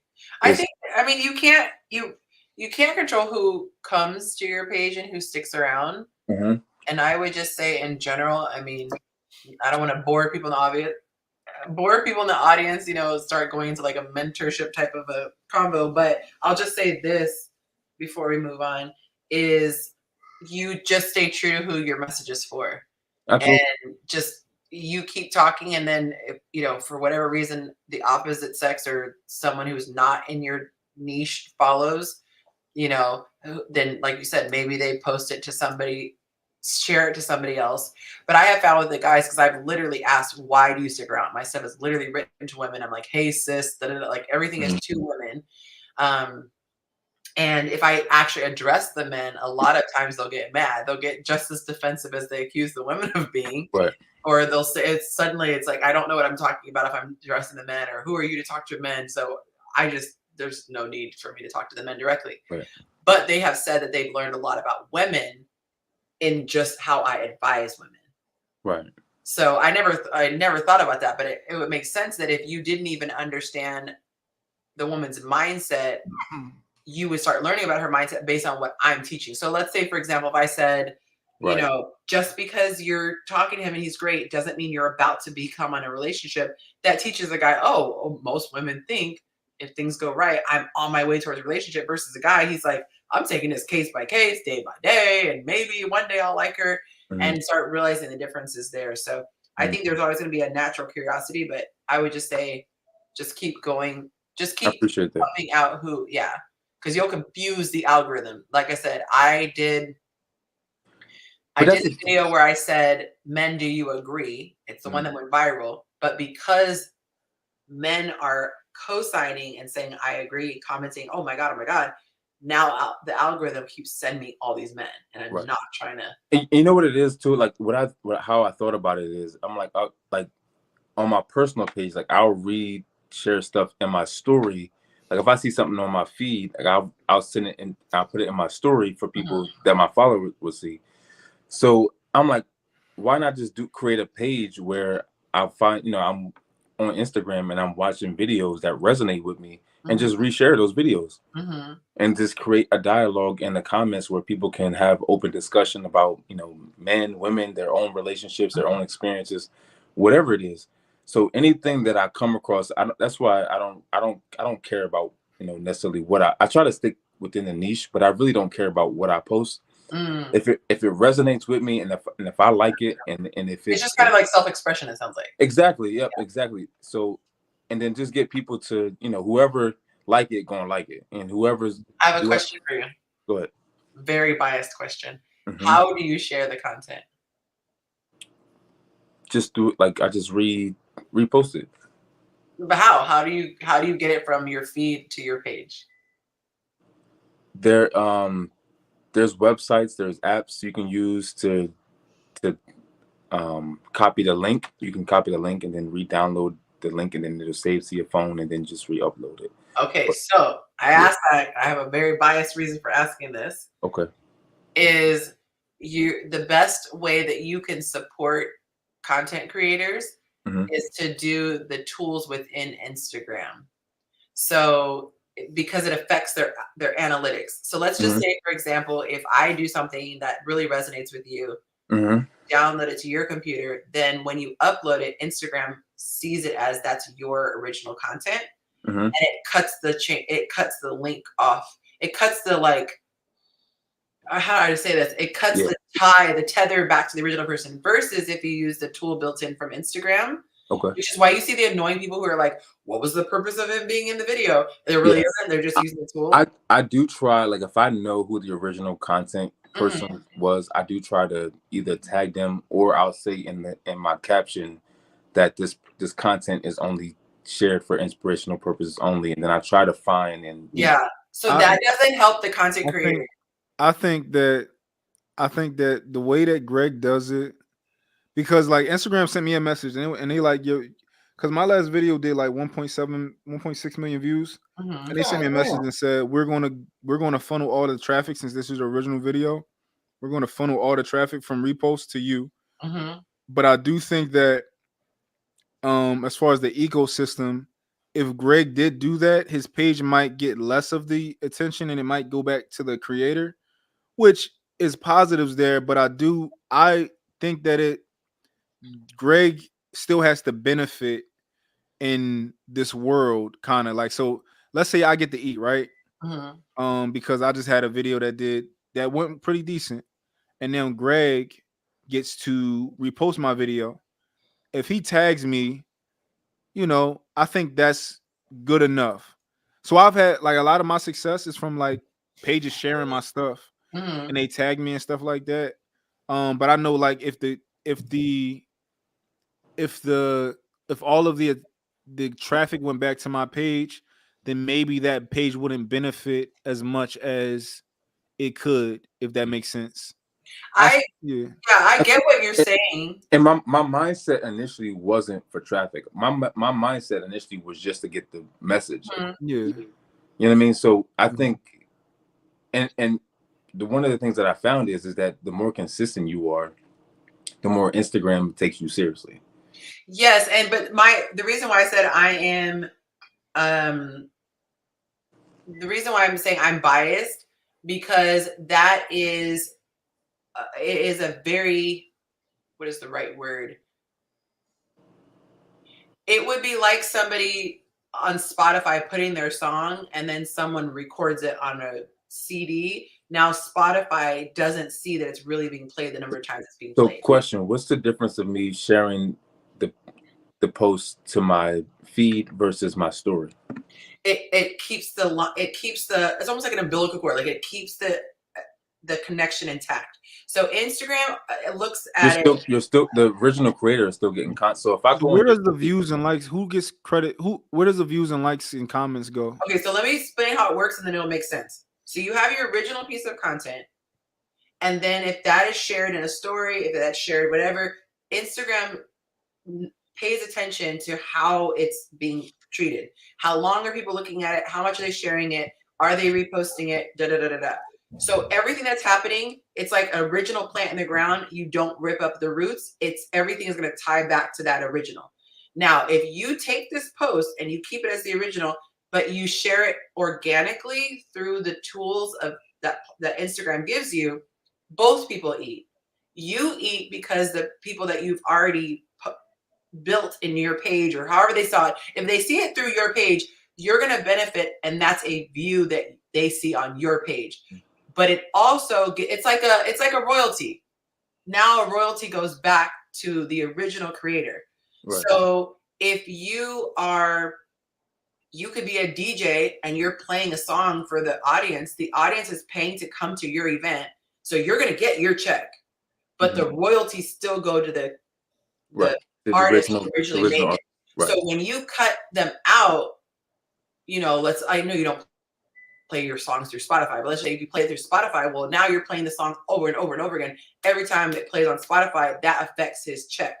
And so what happens is, if you record that song, play it on, your cassette tape, and now you're playing it through your cassette tape, that it's no longer, it's cut off from the original person. Does that make sense how I'm explaining it? I get what most people just look at it. I get what you're saying. But it's still I get what you're saying. I do. I get what so you're not doing it as horribly as it could be done. Like, some people just blatantly just post other people's stuff and don't give credit. So I don't want to dismiss the fact you're tagging. That's better than doing nothing.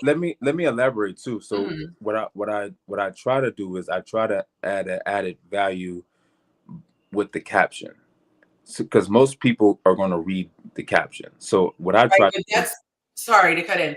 What we're speaking about, the disservice to the original creator. You're talking about the end user's experience. That's great to have an end user's experience where they're getting value. But what I'm saying is, as a content creator, you don't want to sever that original cord, because that takes away from their. I don't think so. I don't think so though, because as long as if I reposted the video, the video is their video. You see the person. You know what I mean? Like, the algorithm doesn't care about if you repost it. I have a question. What she's telling you is the algorithm is connected to that original content user's content. If you don't post it if you don't use Instagram's tools to share it, they're not going to credit the original content creator with it. Just because people see it, they'll get that type of organic attention, but the algorithm doesn't see that, and it won't quantify that. The way that Mont said that he gets the videos funneled to his, that we broke that tether. If I see Yonci's, let's say I see. That's not an opinion though, bro. That's like a fact. Yeah, this is a fact. She's not telling you something that doesn't work. That's that's a fact. You can. That's like you saying, if I took a hair out of your head and I cut this off and I gave this portion of it to someone else, it's still your hair. We're not arguing if it's still my hair. We're saying nobody. It can now travel back up and get to my root. Like, you cut it off. It's no longer I have a question. I have a question, right? So Yonci, if you had the choice, would you want him to share your videos if he tagged you? But that's like, everybody wants something shared. But if there's a way that somebody can do it to where everyone eats, you're going to prefer the way that everyone eats. So if let's say if another page had the option to share one of your videos right onto their page for their followers, and they said, "Hey, I'll tag you," would you want that? I was saying, who would say no? No one would say no. They don't want more exposure. What I'm saying you wouldn't want them to download a video and then post it. Right. I would. Let's say they downloaded your video. And they say, "Hey, I want to share this on my page.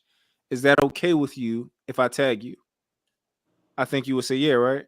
If they gave me the option, though. But let's say they didn't give you that. They say, like, "Hey, I downloaded it." Yeah, I wouldn't be. I would not be mad at the fact that there are now more people who saw it. What the reason why there's a disconnect with you guys is because I hear what you're saying. I'm pitching it as this is still a positive. This person should be grateful that you're getting more exposure. That's the mindset which most people have. But what you're not realizing is, just like you would not literally take money out of someone's tip jar, you wouldn't do that. You really understood what that is. It's only an option depending on the value of the page that's posting it. Because if Shade Room reposted one of your videos, they have, right, and you've seen the benefit from it, it wouldn't be an issue at all. It wouldn't even be a conversation. Incorrect. They posted my stuff and they did not do it that way. They took a screenshot and it did not impact me the same way it would. This is an ethical thing that you have to grasp what we're saying, because like I understand exactly what you're saying. I get what you're saying. I but think the Yonci wants reason it why I done say the you don't ideal understand way. it is because you're going, what I value, what I consider valuable, content creators should consider valuable. And what I'm saying is that I am the content creator and I'm telling you what's valuable. So if I have a girlfriend who did a McDonald's commercial in college. She's my age, so she's 20 something years past. She's still eating off of that McDonald's commercial. Somebody might see her on that commercial and be like, oh, aren't you that girl from the commercial? And that's great. It might help her get into a casting thing or whatever. She's not eating off of it though. So nobody should have to choose between exposure and eating. And so for content creators, it's all about keeping those tethers to the original piece so that the algorithm says, this is such great information. People go so far as to share it on their page. All you need to know is that once you sever that tie, yes, anyone would be grateful for the exposure. But what I'm saying is, if you want to do the deepest good for someone, if you're motivated by doing something positive, which it sounds like you're saying, well, oh, I'm tagging them. If you're already in that vein of wanting to give them exposure, then I'm saying, here's a way that you can do it to benefit them the most. So I don't understand the like nitpicking on, but what if I go a lower level of, like, to me, like, what, No, if you I know the understand most what you're ethical way, why not saying do it the most completely. ethical way? I understand what you're saying completely. You're saying that if you want to give the creator the most bang for their buck, just do it that way, which might be the most perfect way for the creator. I'm speaking from, like, for me, like, as a I'm not a content creator, but I guess technically I would be considered a content creator. I am grateful that anybody is, as long as they tag me and they're sharing my stuff, they've done no wrong. Now they probably could have done better. But if they tag me, I typically see the residuals of that. I typically see benefit and value from that, as opposed to them not tagging me. So I, like, even if it's a small page, a big page, I'm just particularly grateful for all of it. As long as you tag me, cause I go to stuff sometimes and it be 1 million views and ain't nobody tag me, ain't nobody say nothing, and I'm just looking at it like. And you've gotten so many DMs from me, I'll be like the one, oh wow, this is, and I'll put in the comments or I DM you. I don't play about my. I do think there's an ecosystem inside of, like, inside of everything. Like, even when it comes to clothes, when it comes to DVDs, like, even if your song is the hottest song in the streets and somebody bootleg your stuff, you can still get a residual off of that. Now, you might not get the money right now, but you may get an impact to your business off of that or something. Like we have an ecosystem where the people in every hood, they got a street that sell bootlegs, right? Now, you may think that you're losing money, but at the same time, these are people that would have never paid the $2,000 for your stuff, but at the same time, they wearing your brand, so everybody knows who it is. So there's an ecosystem where everybody can eat. The biggest currency right now is attention. Yeah, just tag me. As long as you tag me, I'm not mad at you. Give me credit. Just give credit to your creator. Right. And I think that's where the difference is that for you, it's good enough. And for me, I'm speaking from an ethics standpoint. If I know to do something the right way or the most beneficial way or something, like, because sometimes people will quote stuff like, I'm really big on giving credit to somebody. I know I could just say something like, oh, I heard this once. And it's very important to me when I'm referencing a book to say who the author is or to give, what have you. I'm not obligated, but it's just my conscience. So I was speaking from what I think is the most conscientious. And what I hear you saying is, I will be grateful for any level of effort, which I stated I am. I am grateful. If given the choice between someone just plagiarizing and not giving credit and tagging, I'm going to choose tagging. Yeah. But if you give me the option of tagging versus actually sharing the actual thread, I'm choosing the share, because that's what this is what I do for a living. I guess it depends on how much value is the person who's like Greg, for example. He's a repost page. I still want him to get value, like, because I want him to get a lot of value off of sharing that. So as long as he can still get his page can still grow and reach new people sharing that, then fine. But But I that's do you choosing to settle. You realize that, right? I don't think it's choosing to settle. I do believe in like for example, like when artists remix songs or Mhm. like they sample a song, sometimes it might be better than the original, and they still might not the originator might not clear the sample.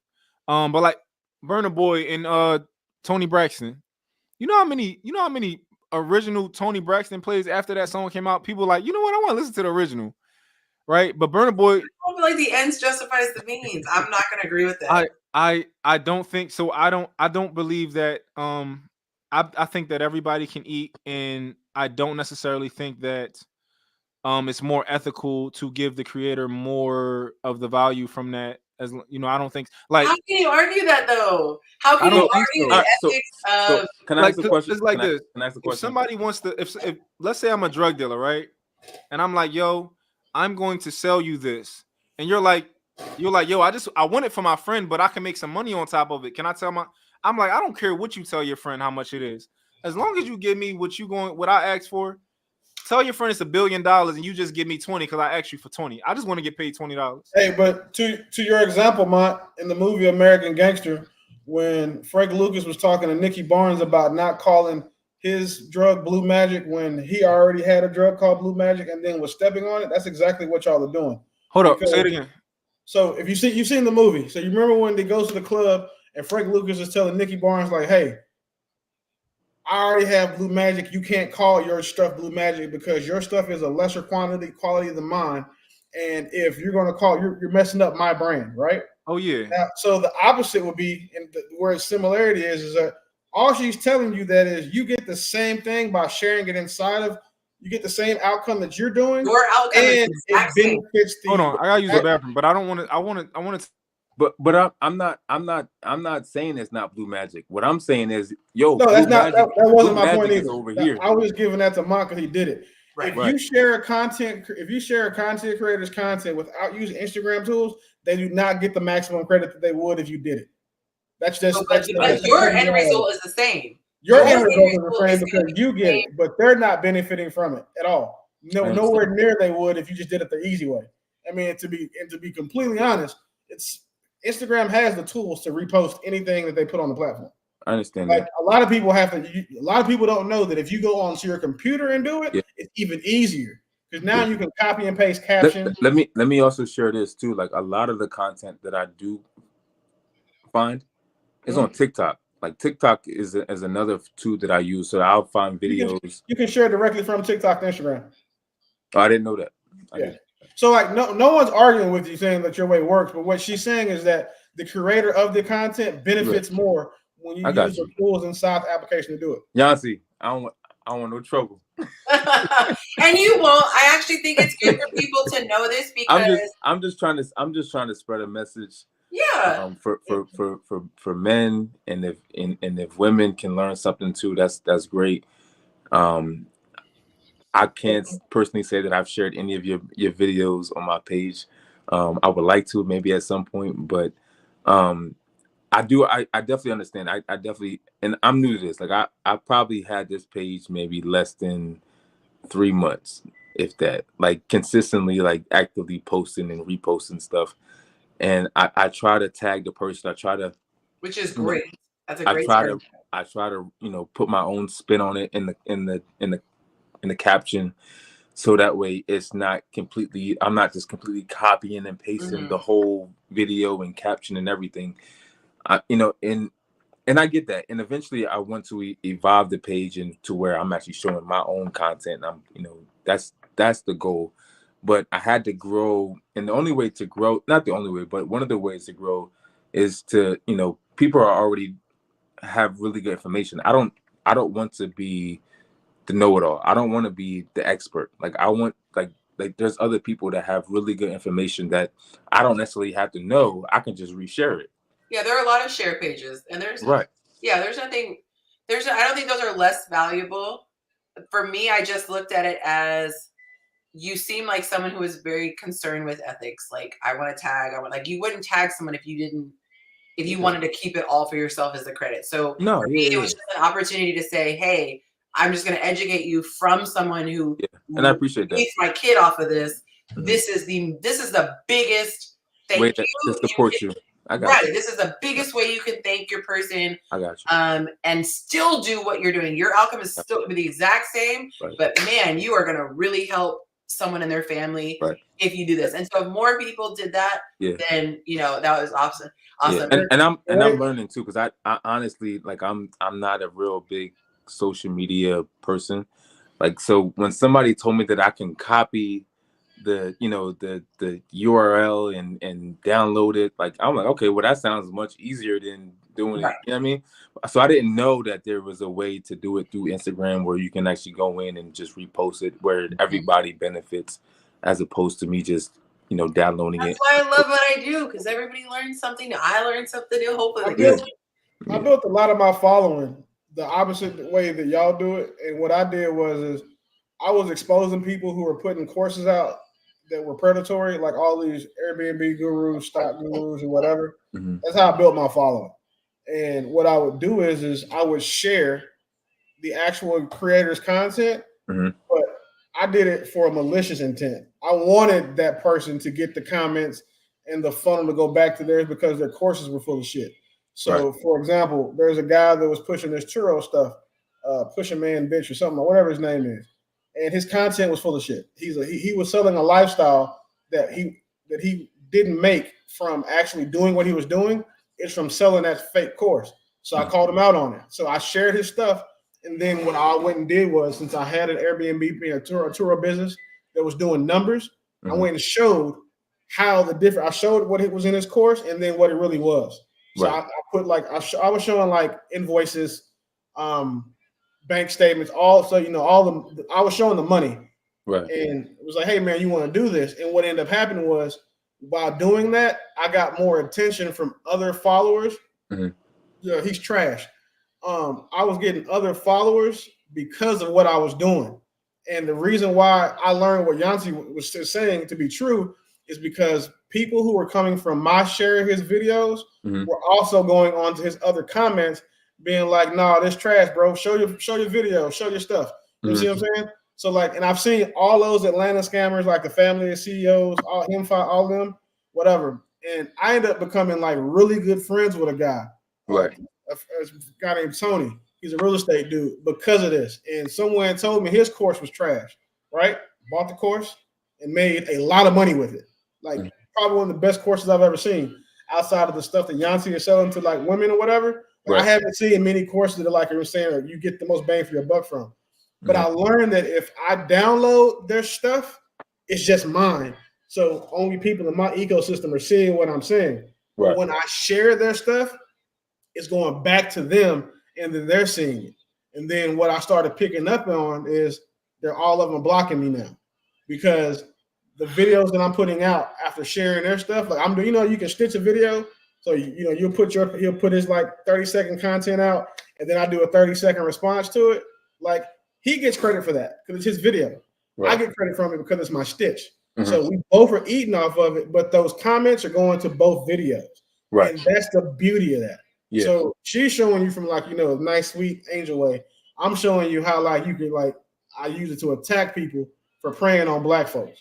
And you know what I'm saying? I understand that our intents were different, but the outcome is the same. If you just share using the tools that are inside of Instagram or TikTok or even Facebook, you can share from TikTok straight to Instagram now. Like, and then that tether isn't broken in between the applications either. So for example, if you have mine has a video on TikTok, right? I can take that video from TikTok, share it on my Facebook, and it'll still run up his numbers because I shared it from his actual page on his platform through mine on a different app. That tether is important. Yeah, because my end goal, I don't care about like if a video go viral because it was on my page or whatever. Like, I don't care about that. My whole purpose of the page is just to spread the message. That's all I'm trying to do. And now you can do even more good. Whoever, you still gotta grow, Greg. It's still a business to some degree. For sure. It's gonna do what it's gonna do because I'm putting the effort into it. But But That's now not- you can do even more good. Look at that. What a feel good. It's not doing more good. It is doing more good. Both people. Scientific fact. 100% it is. You have a great message. It's science. It's like you arguing what a vowel or a consonant is. It's not an Yonci, opinion. You have a great message. When people see that video, they're going to be like, "Who is this creator? Where's the at?" But you're not arguing from a place that's logical, Mott. No one is arguing that they're not going to see that, though, Mott. What we're arguing is that it's more productive for both parties. Right. You're arguing from a sense of y'all got to prove to me that it's just as productive for Greg as it is for Yonci. Just look up the algorithm. It'll show it to you. Like I want to see. Well, so that's the thing, right? So Yonci's proof is her assertion, and then I can show you my metrics from when I do it. I'll give you an example. Well, yours is different. Yours is complete different. It's not. We get the same result from sharing the content. The logic. We use put bitch for me, bro. Right. Anytime that I went at all the videos that I went, those views weren't coming from my people. They were coming from his. Yeah. Because I shared his content. But watch. Yeah. When I download the other dude, right? The other, hey, no funny shit, but Philly got a bunch of scammers in it. Like when I do the dude who was talking about storage, and he got caught lying on an interview, so I responded to it. I downloaded that video. Those comments were coming from mine. But when I reposted it and just linked and stitched my response to his video, it came from both of our ecosystems because we were tethered together. But you know how that's extremely beneficial for you because you're talking shit. So, like, yeah, that's extreme. I want you. So even if I wasn't talking shit, for example, when I did Tony's course, I wasn't talking shit. Same thing. Okay. The message wasn't the same. The tether, the only thing that's common between ours is the fact that we actually share the content instead of downloading it and sharing it as our own. I figured out a way to do this. I figured out a way to say this, that if this doesn't resonate with you, then I can't help you. You gotta show me, yeah. If someone downloads something, right? Like I'm just gonna use the term stealing. If someone steals something for themselves and they repost it on their page, there is a chance that someone goes, oh, that's the original person, and then goes and follows. There's a chance. And that relies on that person making that decision to go there. When you share it, they don't have a choice. Their view automatically counts to the original person. And views are gold to content creators. Views determine being monetized. Views determine if they share it with somebody else. So you might share it and 60 people choose to follow the page because they saw it. But if you do it the Instagram way, 600,000 people could see it because it's a computer system that is designed to interpret behavior and say, okay, if this person posts this many people tend to respond within this many minutes. They did well in the first two. It's scientific. Within the first couple seconds, this many people responded this way. So I'm going to push to more people because Instagram is all about keeping people on the app. So if I share something and no one cares, Instagram's not going to push my stuff. If I share something and it pops off, they're going to be like, oh, keep feeding this monster. And it's this machine, and they're going to keep pushing it. So what it's doing is it's a little spider that is tracking how much it's being shared. It's tracking how much it's being viewed. They don't know that it's being viewed when that cord is cut off. So I don't, if you understand. Well, they do now. Instagram now has, it's giving credit to the original creator. That's what Instagram is trying to do. It's something they rolled out like a couple weeks ago. Yes, they're trying to bypass. I've noticed that Instagram will automatically congregate the two videos. So if I post a video, let's say I repost. It's getting smarter, yes. Right. Because a lot of people don't do it, so they're trying to find a way to do it. It'll match up the audio. Right.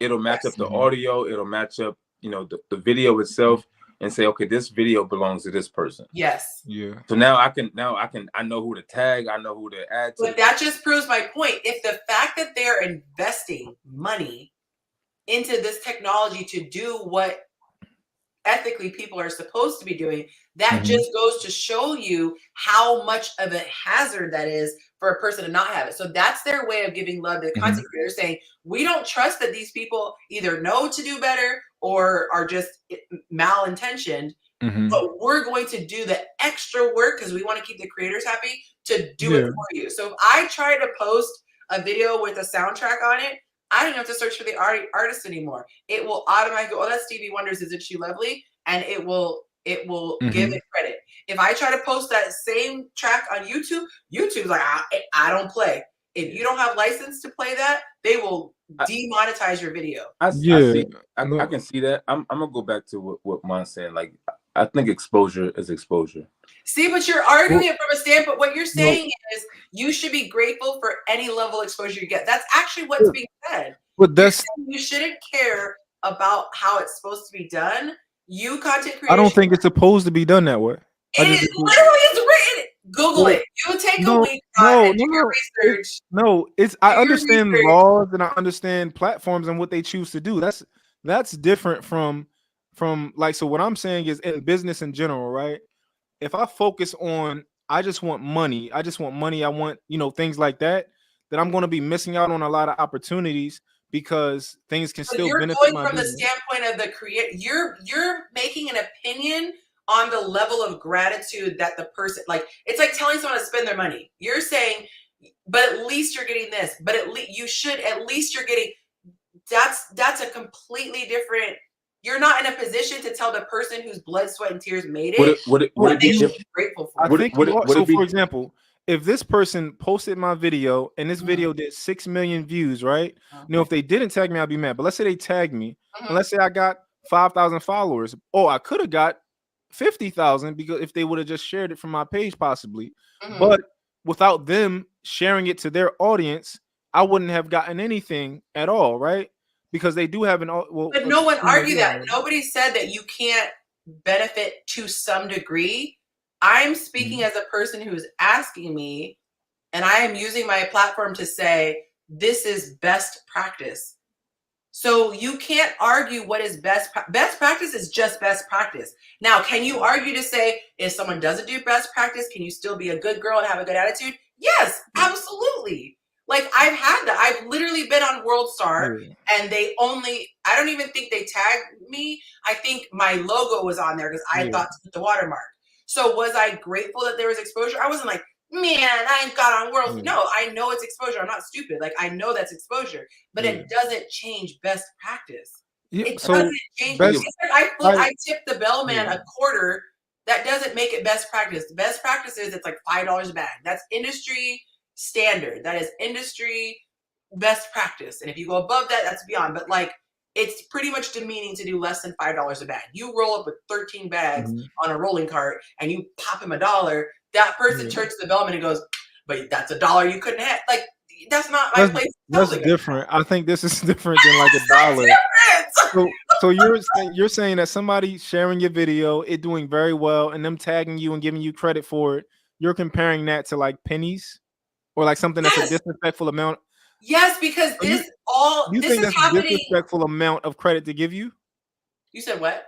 So you think that's a disrespectful amount of credit to give you? If a person knows to do better and they don't do it, that is disrespectful. Well, that's subjective. I understand that you're saying that. I'm literally saying it to you. You're saying that you're still saying no. They should still go around. You're saying that your best practice is for people to give my best practice. Instagram has best practices. They can, you and Instagram's best practices. That's what you guys believe, right? You're saying not believe. It's not believe. This is black and white. Like water is H2O. That's not like saying a law. That's like saying a law is right because it's the law. That doesn't necessarily. But can I go back to my question? We're having a conversation. Can I go back to my question? Wait. If just because a law, hold on, Greg. Just because a law is a law does not make it ethical. If that makes sense, it just makes it a law. Which laws get changed all the time. Roe v. Wade. Oh, you can't get an abortion. A lot of people don't think that's ethical, but that law can be changed if that makes sense to you guys. Do that make sense? No, just because something is a rule. I understand that a rule can be put in place that can disagree with my ethics. I'm gonna go back to my original. The rule can question. Be changed potentially. If there was a platform that reshared your video and they tagged you, whether they did it through Instagram or they downloaded it, and you were able to reach a much greater audience than you would originally have reached by them reposting the video, does the ethics or the video being how it was uploaded, does that go out the window at some point? you're asking a question that puts a pigeonhole that is not the actual issue. So what I was saying is that yes, the person would be grateful, just like the bellman would be grateful to get I got a tip. That's more than I had walking into the shift. But if you knew that there, with a push of a button, you could have gotten $5 per bag versus the dollar or whatever, that person's going to feel the way that person made that decision. Oh, So, I don't think people are thinking about it that way. Like that's the problem. That's literally the problem. If I'm a content creator and I make a video and then I look and see, oh shit, Shade Room didn't share my video, I'm not thinking about how they uploaded the video. That's great, though. That's great. You and Mont have the feeling that a share is a share. But you are taking your personal exposure, opinion, right? That's exposure. But you're taking your personal stance on it. They could have got the video off of somebody else's page. But here's the difference, Greg. You're taking your personal opinion and saying, because I'm grateful for this and I don't see anything wrong with it, no one else should. That's what's being done. Or another way to look at it is like this. You go to a restaurant and you find out that the waitress that just gave you bomb-ass service gave you a great experience, and you find out that if you tip her on your card, you say you want to give her $1,000 tip, but if you put it on the card, it's going to the pool. It's going to be tip share with everybody else who did shit for that tip. That is great. You decide to give her cash because you want her to benefit from it and not the people who didn't. She's still getting the tip, though. She's still getting the tip, though. I tell people when they pay me. Your logic is that, well, shit, I don't care as long as she still gets some of the tip. It matters. That is not different. Because you're tipping people who didn't do anything, and that's okay. Wait. So I got it. So right, but that's not the part that you were arguing. It's not that you're tipping people who didn't do anything. That you don't care that she doesn't get the maximum amount of the tip, and it's no different to you. It's no different to you. You're paying it either way. Yeah, because it's according to the logic that you're using. When I'm tipping, I'm not thinking about. Hey, listen, that's not our problem. I think about that. No, I think about that. Like if you go to a club, they split it with the bottle. Exactly. Girl. I don't believe it. Your 20 is still your 20. Your bank is deducted $20, no different. So you're walking away. That's you spent your 20. Yeah. And I'm saying, but all right, more so realistically, to go. She's gonna get more of it. If I pay Yonci $60 via Apple Pay, which is what Willie did, and someone spends $60, or someone did the other week on YouTube, I've literally said, hey guys, YouTube takes a good 30+%. Am I gonna sit here and be like, don't pay me tips? No, but I'm gonna say, if you really want to show me love, Zelle and Apple Pay is the way to go because it doesn't take a cut. But if you say, how dare you not be grateful for the 60 that's through YouTube? I am grateful. But if it's literally the difference of going on this app and on this app, I'm going to be like, why would you not want to do it? I understand your position as long as because me as a creator, I encourage pages. We done lost all our audience talking about this. No, I would encourage pages to share it however you see fit, as long as you give me credit and tag me, because I want you to, because the name of the game for their business model as a repost page, people have to, you got to continue to provide that content. And as long as you're getting everything that you need to get out of it, cool. Share it from my page, do whatever you want to do, right? And that works for your page. But you know what sharing from their page protects your business from? And I was saving this for the end because we're already debating a fact. It's not an opinion that it's best to do this. Well, if you share from someone's page, it's not. It's Instagram's policy that they tell you. That doesn't make it Instagram, when Instagram shows, they have content creator courses, right?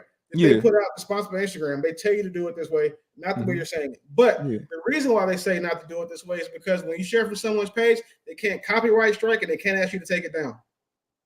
That it protects your business that way. So that's like the my source, you can't copyright is unlimited though. Like if somebody asks me to take a video, what I'm saying is this: there's an infinite amount of content out there. No, that's not how that works. So what happens, so you post a video, right? You, baby girl, in it, y'all on vacation. It goes viral, right? Yeah. And I share it from your post, right? For whatever reason, say you and baby girl break up or something, and you want to take everything down that has her in it, right? Mm-hmm. You know what you get to have, what you can have Instagram do? Mm-hmm. Since I share from your page, you can have them remove that shit from my content too, because it's still yours. I shared it from your page. And say, for example, right, you have some music in the background that you're playing that you made, so you might do your own beats or whatever, right? Yeah.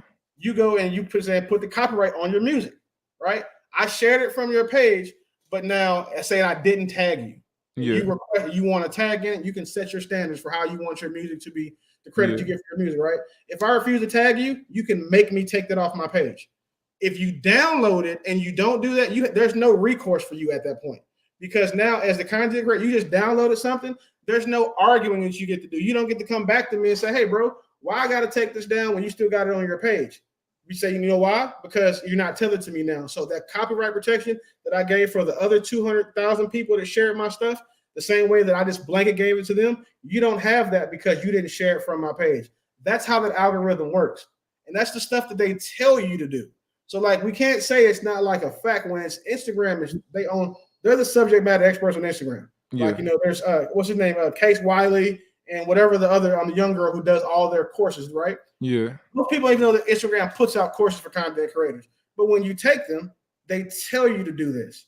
And it's something that they're almost going to make mandatory. The reason why they didn't is because a lot of content creators they wanted their stuff to be downloaded because they thought that they would get bigger. Not because they thought they would get more exposure. It's because they weren't able to share from Instagram to TikTok. And TikTok was the wave. You know that you get like 4x the views on TikTok, and the money, the money's a little different over there or whatever. Yeah. So they're telling you how to do it. Now, what you guys are saying is that, well, you get exposure both ways, so why does it matter? She's showing you why it matters. No, because you're getting exposure your way, and she gets exposure your way too, right? And you get your content. She does better when you share it from her platform. Willie, I understand what you're saying. You have beat into my head Chat GPT. I'm going to read what Chat GPT said. My question verbatim: is it more supportive of a creator to share one of their videos from Instagram or download it with a third-party app and upload it? I quote, "It is more supportive to share a creator's video directly from Instagram rather than downloading it and re-uploading it. No when one argued you share that. directly using options like sharing to your story, tagging, or sharing via DMs, you keep engagement on the original post, tether, which boosts the creator's reach, visibility, and engagement metrics. Yonci, we weren't arguing that. Instagram's algorithm recommend content to more people. Re-uploading a creator's issues can lead to issues as it splits engagement, reduces visibility to the original post, and sometimes infringes on intellectual property if done without permission. Plus, re-uploading doesn't drive new followers to the creator, while sharing can help the audience grow directly." You're saying we're not disagreeing, but what you're doing is understand that. You're saying, I know that this is the best way to support someone, but the creators should be grateful for whatever they get. That's what you're saying. The goal was never to support this person in the best way. Boom, boom. There we go. That's not the goal. We finally have it.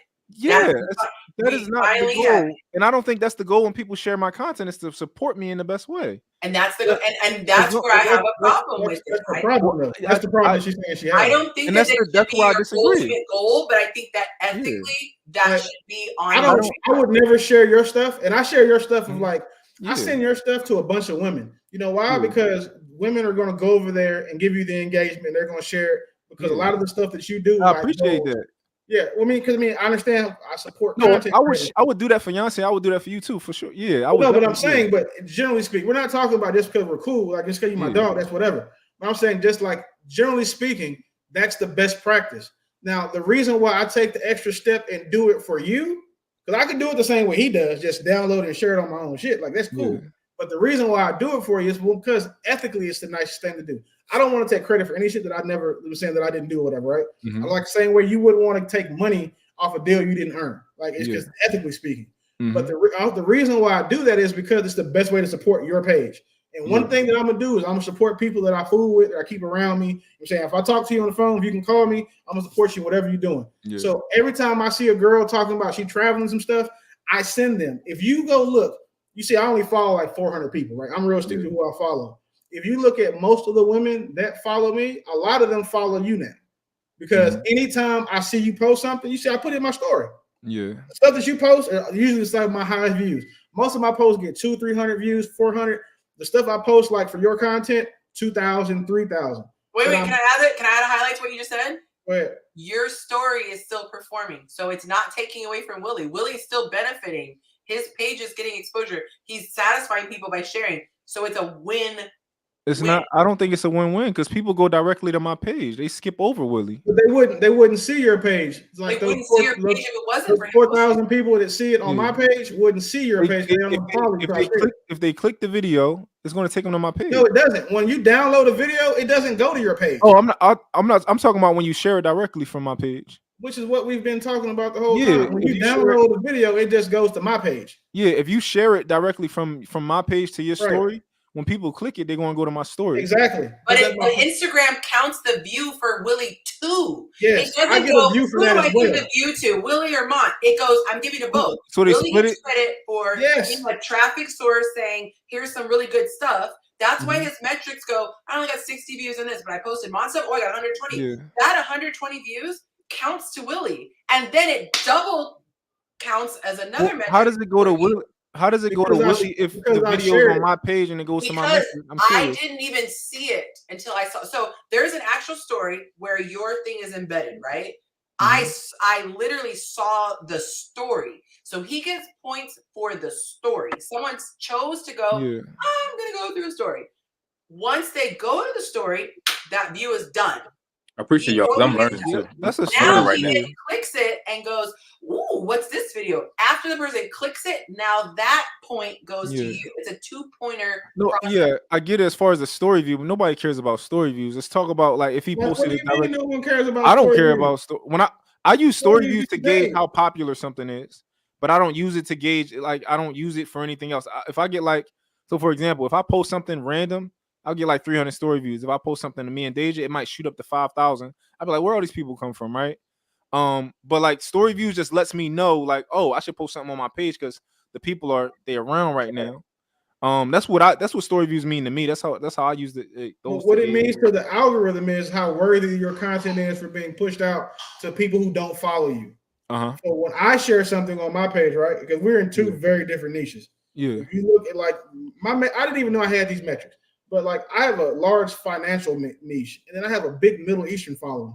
But I used to post Middle Eastern lifestyle content when I started that page. Didn't know that, right? But when I look at the niche, like the people that I post for you, like when I post your content, it's travel. Like it's a travel niche. Black women, strippers. It's crazy, right? I don't know where the like I'm saying, like Instagram models. I don't know why that's who gets pushed to that content. So like. Again, a regular post, I post funny shit most of the time, right? I don't post upstairs. I don't post a lot of, serious stuff on my page, but I post funny stuff. Like when I share my friends' content, like, so my regular post, 400, 300, 400 things, like views, right? But like I posted the video you did where you were talking about your daughters. I thought that was super dope. I got like 7,000 views for that. And that's the algorithm taking it outside of my followers. Like those views are like the ones that I see. You get 30,000 on your page, right? But of those 30,000, my 7,000 is in there. But I just don't get I don't get the other 23 from your page. I get the 7,000 that I brought to the table, but you get all of it. So that's why it benefits you. Everyone for people to share. Now say I had taken that same video, right? And just downloaded it, screen recorded it, whatever, and put it in there. And where'd Greg go? He probably went off camera. Turn his camera off. So yeah, when you turn your camera, take you backstage. But if I just screen recorded or downloaded it, right? Even if I tag you, that person still just has to go in there. They're just going to go to your page.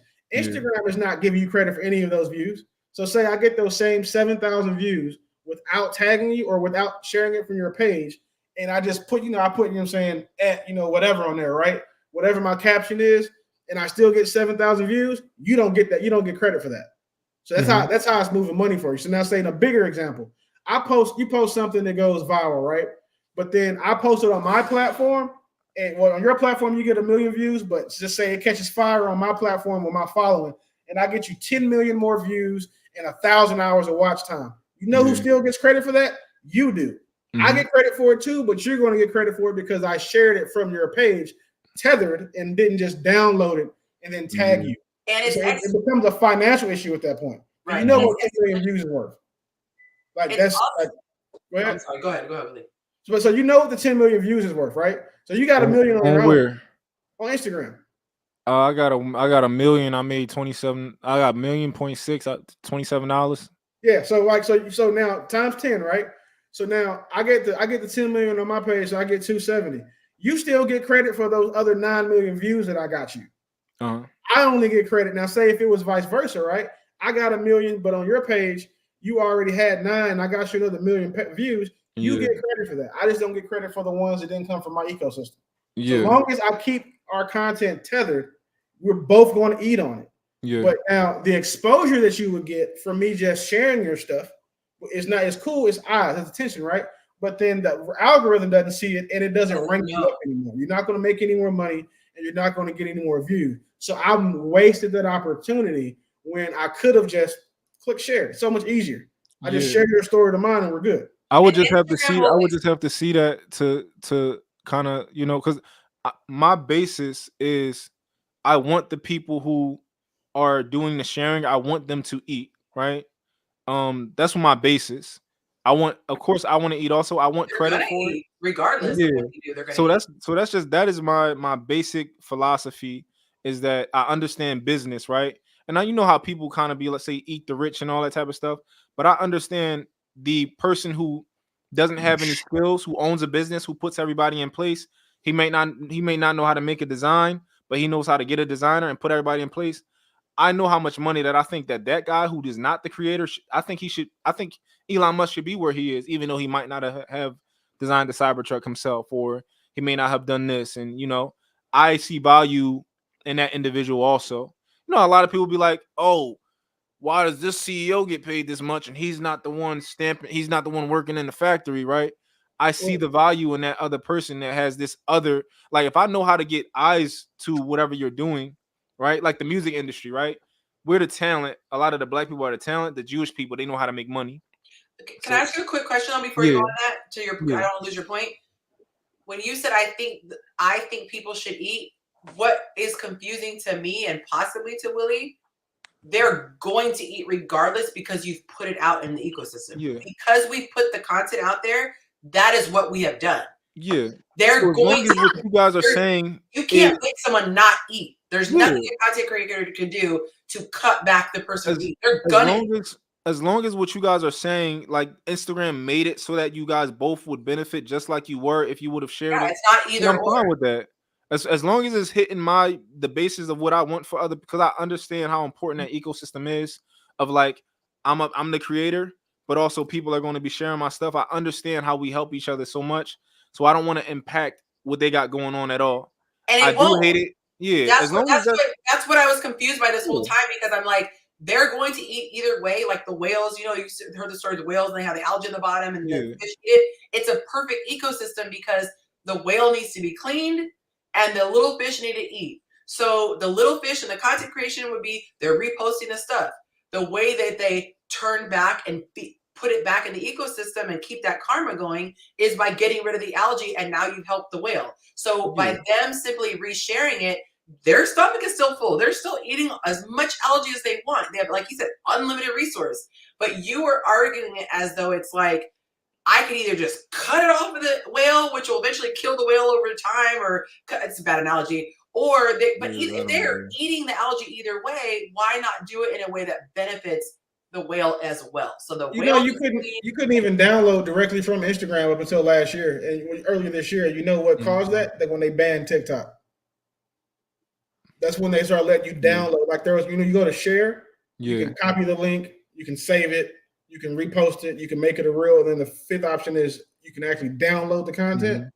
That wasn't even an option until Congress said they were going to ban TikTok in America. Yeah, that is. Content creators were upset. They say, hey, I can't share my content over there. And so like we need to be able to get this exported out. You know, most content creators use a schedule like a posting, automated posting. Yeah. Where they'll schedule their posts for the week and everything goes out, right?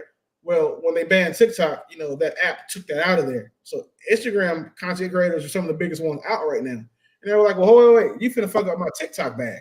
So if I can't get my content off of Instagram, I'm going to stop posting it here.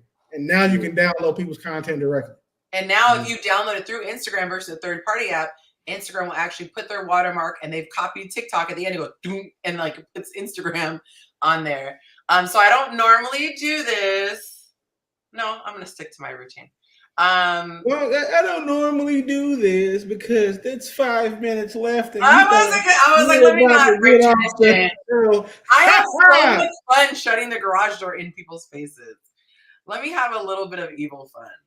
Why do you want to shut the garage door? That's so like the garage door shuts so. You know how crazy it is if you can't get into a house before the garage door go down. I will say this. I do appreciate the perspective of the actual content creator because I don't get to talk to the creator. I don't get to, when I share the video. I'm not a content creator, bro. I think you should try it out, Greg. Try and do it that way and see if like the benefit is still the same for you. Yeah, I mean, I don't. Like I said, how could it not be? That's my question. How could it not be? Greg, I'm gonna unarchive. Who knows? But let's test it out. I'm gonna unarchive the Pusha Man video. I'm gonna unarchive that video and then let you share it and watch what happens. Okay. So I'm curious now. In retrospect, did you think, because this would make it all make sense for me? Did you feel that if it was reshared, Instagram would not give him as many points for it versus if he downloaded it from his computer? Yeah, I'm not necessarily arguing. That makes sense. Yeah, I'm not arguing that it will. Yeah, that's been my position, is that as long as it's the same benefit for him, like why not, right? As long as he knows he has that knowledge to do it that way. But I couldn't understand why there was any motivation to do it the bootleg way. But it would make sense if you thought he would not get any. Yeah, like I know I would. For me, like for example, for example, like when Burna Boy redid that song for Tony Braxton, I don't think he gets paid at all for that song, but I do think that he also, that remix is so crazy and it brought her song back out. Like there needs to be, I would like him to get a lot of that money and her get some too, but he gets money, I think, from his song though. What you say? He gets money from his song. Like, so the cool part but it benefited Burna Boy too, regardless. Money up front. And I want to make this. She cleared that sample, right? So I would assume, and this is just standard for what the few musicians I know. Yeah. Once she cleared the sample, she got her money up front. She may have negotiated points on the back end, but not to be funny, most people are not giving up points on the back end anymore, unless you're like a huge, and not saying Tony Braxton, but she's not Whitney Houston. So like, you know what I'm saying? So they're going to pay her that $200,000-$300,000 or whatever, and then you're saying go cool, right? And so that way, you know what I'm talking about, she get the song or whatever. But on the back end, if she didn't negotiate those points, and most guys aren't giving them up now, she's not eating off of Burna Boy's remix. But what she does get though is, like you said, the extra million spin she's getting from the original song. Now you hear an old school song, you want to, like, every time I hear an NWA song remixed, I go back and listen, like Dope Man, one of my favorite songs. Anytime you say, when anybody, time someone touches that, I go listen to it for 2 or 3 weeks in a row, right?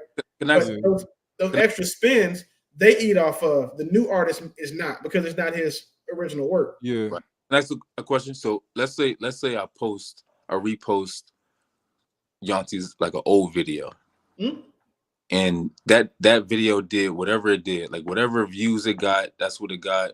It didn't go any further than what it did, and then I repost the video, and that drum go viral. Right. It takes off. Does Yonci still benefit from if you shared it from her page directly? Yes. If I tag her, I'm just saying if I tag her. No, I won't. So she'll benefit because of the attention, but she won't benefit from the algorithm. So she may get 20% of the attention that she would have got if you just shared it from her page. But Yonci's face is I'm a beggars can't be choosers type of guy. I'm a grateful type of guy. I don't know. But you're looking at it from the vantage point of the creator. What I'm saying is you can't tell the creator how to look at it. You can only determine, if you're the creator, how you're going to look at it. That's my issue, is that you can't tell the person who it's being done to how they should perceive somebody taking something from them. They only took your living room set. They didn't take your dining room set too. Well, you can to some degree, right? So from my perspective, right, I think that I can look at it like, oh, like I'm a grateful person, regardless of something. And somebody else can look at it like, you know what? No, I don't care. I want this or whatever. Like I said, I just look at it differently. in that situation. I'm more so like, yo, I'm just grateful for. I'm sorry. I just figured it out. I just figured out what the disconnect is. Okay. You're talking about the attitude the creator should have, and I'm talking about the position that the poster should have. That's where we're having a disconnect. If we had a separate conversation of should a creator be grateful, we've already agreed that yes, something is better than nothing. We've all agreed about that. That's where the disconnect is. When we're arguing about what the poster should do, you change the narrative to what the creator should receive or should have attitude. Those are two separate conversations. So we're never gonna. We're having two separate conversations. I don't feel like something. I don't think it's like, oh, you're getting something instead of nothing. I feel like you're getting a reasonable amount. Like, not like, oh, you got pennies. At least it's something. I feel like what you are getting should be reasonable, if that makes sense. Something sensible. That's your opinion because you don't value the metrics, and it's probably because you're not a content creator. Like how you were saying, I make content, but I don't consider myself a content creator. Like you have your business, whatever. This is my bread and butter. This is my everything. So I rely on views. I rely on Instagram pushing to more people. This could be the difference between me being able to put my daughter to school or not. So if everybody has the attitude of, well, you're getting something, so shh, just be grateful. That's not a mindset that should be had. That's like a business saying, you know, these handbags are getting stolen, but at least people are seeing the bags, and now that your bags of exposure. There's only so much exposure can do. If it's done the organic, if it's done the Instagram way, it continues to give and give and give. If a person just holds up a sign and goes, hey, here's her page, you're only going to make an impact on the people who see that page. If Instagram does it, it's permanently programmed into the algorithm to say, I'm going to keep feeding and feeding. So my thought is not so much, why shouldn't the content creator be grateful? It should be, why would somebody who has the ability to give the most not want to give the most? And that's the argument that's not being stated. Why can't the creator just change their way of looking at it? No, I think they should want to give the most as long as they're still getting the benefit that they set out to get by reposting it. That's all. And they never would. That's what I'm saying. It was never an argument. You never would not get as many views by doing it the right way versus the bootleg way. That's my position. As long as like if what you saying, great? Can I ask the question? So let's say it was flipped, right? Let's say you have 1 million followers, and here I am. You know, I got 500. I'm just starting this page. Does it still matter if I repost your video, whether if it's resharing it or I download it to my computer and upload it? You're saying, does it matter if the person sharing it has less followers than is it even relevant? Are you saying if a person has a small account, does it matter if they're sharing a big account's post? What you're saying, and what your stance was as far. I'm trying to understand who was being talked about. You're saying they. I'm saying there's a big account, the 1 million, and there's a 500 account. I'm saying is the 500 account the one reposting it, or the 100,000 person posting? The 500 follower page is reposting your video. And are you saying, would I care as much as if another big account reposted that stuff? Does your argument still stand? Does it still matter? Because it's ethics. Yeah, it's ethics. Anybody who has the ability to give the best, there's good, better, best. Anybody who has the ability to do the best, and they make the conscious decision, no, I'm going to be selfish and do it the way I want to, even though I'm going to get the same outcome. Would you address it? But you keep going. I guess I'm confused because you keep going back to the creator. My whole purpose in sharing this was I'm putting it out into the world that this is the best way to do it. How I feel about it is not important. I'm simply saying, as a content creator, this is the best way to go about it. So would I be bummed that someone didn't go the best way? Yes. But I don't see what the relevance of whether or not I think that somebody choosing to not do the best has on the conversation.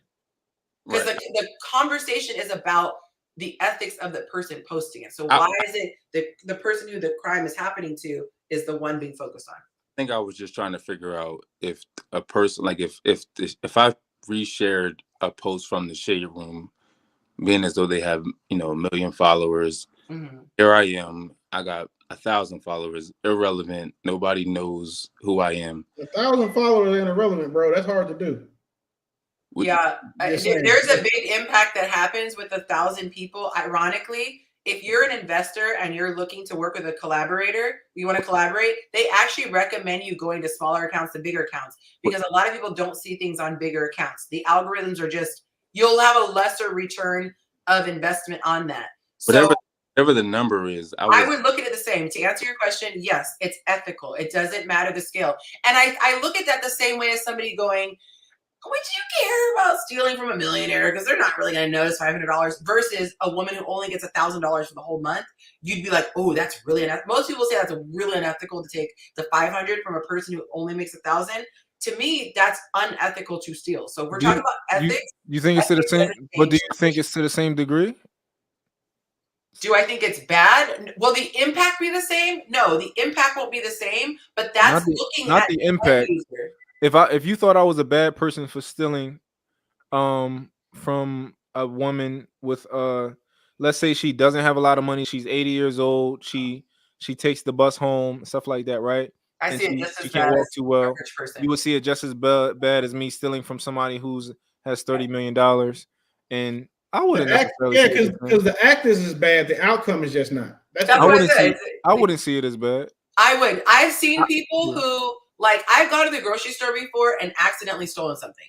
I'm the person who will literally accidentally. Yeah, like I had something in the bottom, like the rack at the bottom, and I was so embarrassed. And I went back and gave it. The store wouldn't notice. They have shrinkage built in. I could use the justification You want a free get out of jail, steal some shit card? Take a toddler with you to a store. I didn't know they had that. Yeah, I don't look at it any different because at the end of the day, you might not, like, the store might not close tomorrow because I took a box of, baby oil, but over time, shrinkage adds up. I've seen numbers. I was in retail, and I do know that a little shrinkage at this store, a little shrinkage at this store, a little shrinkage could eventually mean that someone loses their job because they don't have enough. So to me, ethics is ethics, and situational ethics are not.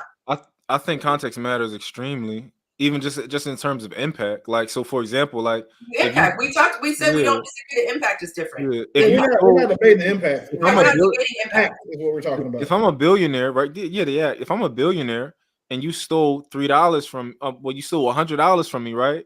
And we're go to court for that $100, right? And we're discussing how much I'm going to get paid for that.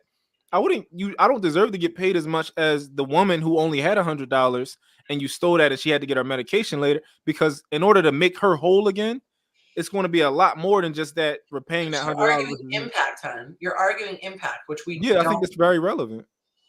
But you didn't ask if you think impact is relevant. You said, is it going to make an impact? Is it the same guy? I said, no, impact is not the same. My original comment was, does the degree matter and like the amount of money that person has if you're taking I'm saying a thief is a thief is a thief. If I found out that Willie has, no, it would be a different story. If I found out that Willie took a hairbrush from my house, it's not changing my life. But I'm looking at him like the whole family. Willie, you ever seen I would be like, why was he stealing? Like, that's just weird to me to have a klepto. I don't want friends around that are randomly stealing stuff. It doesn't matter that he only took a hairbrush that I could replace at Walmart in a Walmart order in an hour. It's the fact that didn't belong to him. And I would be wondering, why did he feel the need? If he had asked me for the brush, I would have just given him the brush. Like, is that serious? You need the brush? But it's the character. So it's not the impact, it's the person's character. Yonci, did you watch The Wire, Yonci? Have you seen The Wire? No, I've been wondering. It's one of the best black shows ever. All right, but yes, there's this guy named Omar on The Wire, right? And Omar, he would never touch a civilian. He would never touch an old lady. He would hurt you if you tried to hurt an old lady. Yeah. But he would rob the drug dealers blind all day. They were scared of him. Like they heard him type of thing. They heard him come around. When the police finally caught him, they put his ass in jail. When they didn't care who he was robbing. Omar? Yeah. No. Still locked his ass up. No. I don't. Omar went to court and he told him, he said, no, I robbed drug dealers. Like, yeah, but he was a cooperating witness then. True, but you can't get in trouble for robbing a drug dealer. Who can't? You can't get. I mean, if you do Bro, it at I got a gunpoint, friend right now doing 35 for robbing drug dealers. Trust me, you can. if you do it at gunpoint, yeah, Well, I mean, how else you gonna rob somebody with your fist? yeah. This nigga's not Goku. I Y'all don't have know. a good night, man. All right, She y'all. got y'all. She got us again. All right, y'all. Peace. I can't believe she got us again. Anyway, hey, y'all stay safe, man. Stay dangerous. Hey, Mike, All right, I'm gonna come up there probably the weekend after the event and do some shopping. Oh, Philly, Yeah, KLP. yeah, Oh, hit me up. I'm around. yeah, yeah. I think me and some of my boys we're gonna do like a little mini gumball rally up there Hit me. Listen, man. I'm free. I'm free every weekend. Well, assuming that I had to tell my girl I plan ahead of time. No, you can bring your lady, man. We'll go grab some food or some shit. You know what I'm saying? Okay, I need cool. her We to out be. then. Yeah, I need to know. I need her to know I'm the safe friend. I don't want her like Yeah. one of my homeboys' girlfriend called me Willie with the hose, and I ain't never had hose. Oh man. So I don't Yeah, want that to be part of we my out touch. Friday. I don't got the kids on Friday, Saturday. I'm good. So All right, yeah. So we go out. I'm gonna go do some shopping and shit, man. But yeah, don't park that Cybertruck next to us, man, because I don't feel like that, I don't. You park like 4-5. what y'all gonna what you gonna be in a lamb truck or something? No, we bringing the ding. We just demons and track hawks. That's all. Oh, chilling. And then- I'll bring the Audi then, man. Yeah, fair. Now bring this. I mean, bring it. I mean, I want to see that motherfucker, but just don't park next to it. Oh, true that. Absolutely. All right, bro. That's like when you're in a Huracan and somebody pull up next to you in an Aventador. You're like, come on, bro. God damn, you got the get your ass away from me. Anyway, all right, y'all be safe, bro. All right, bro.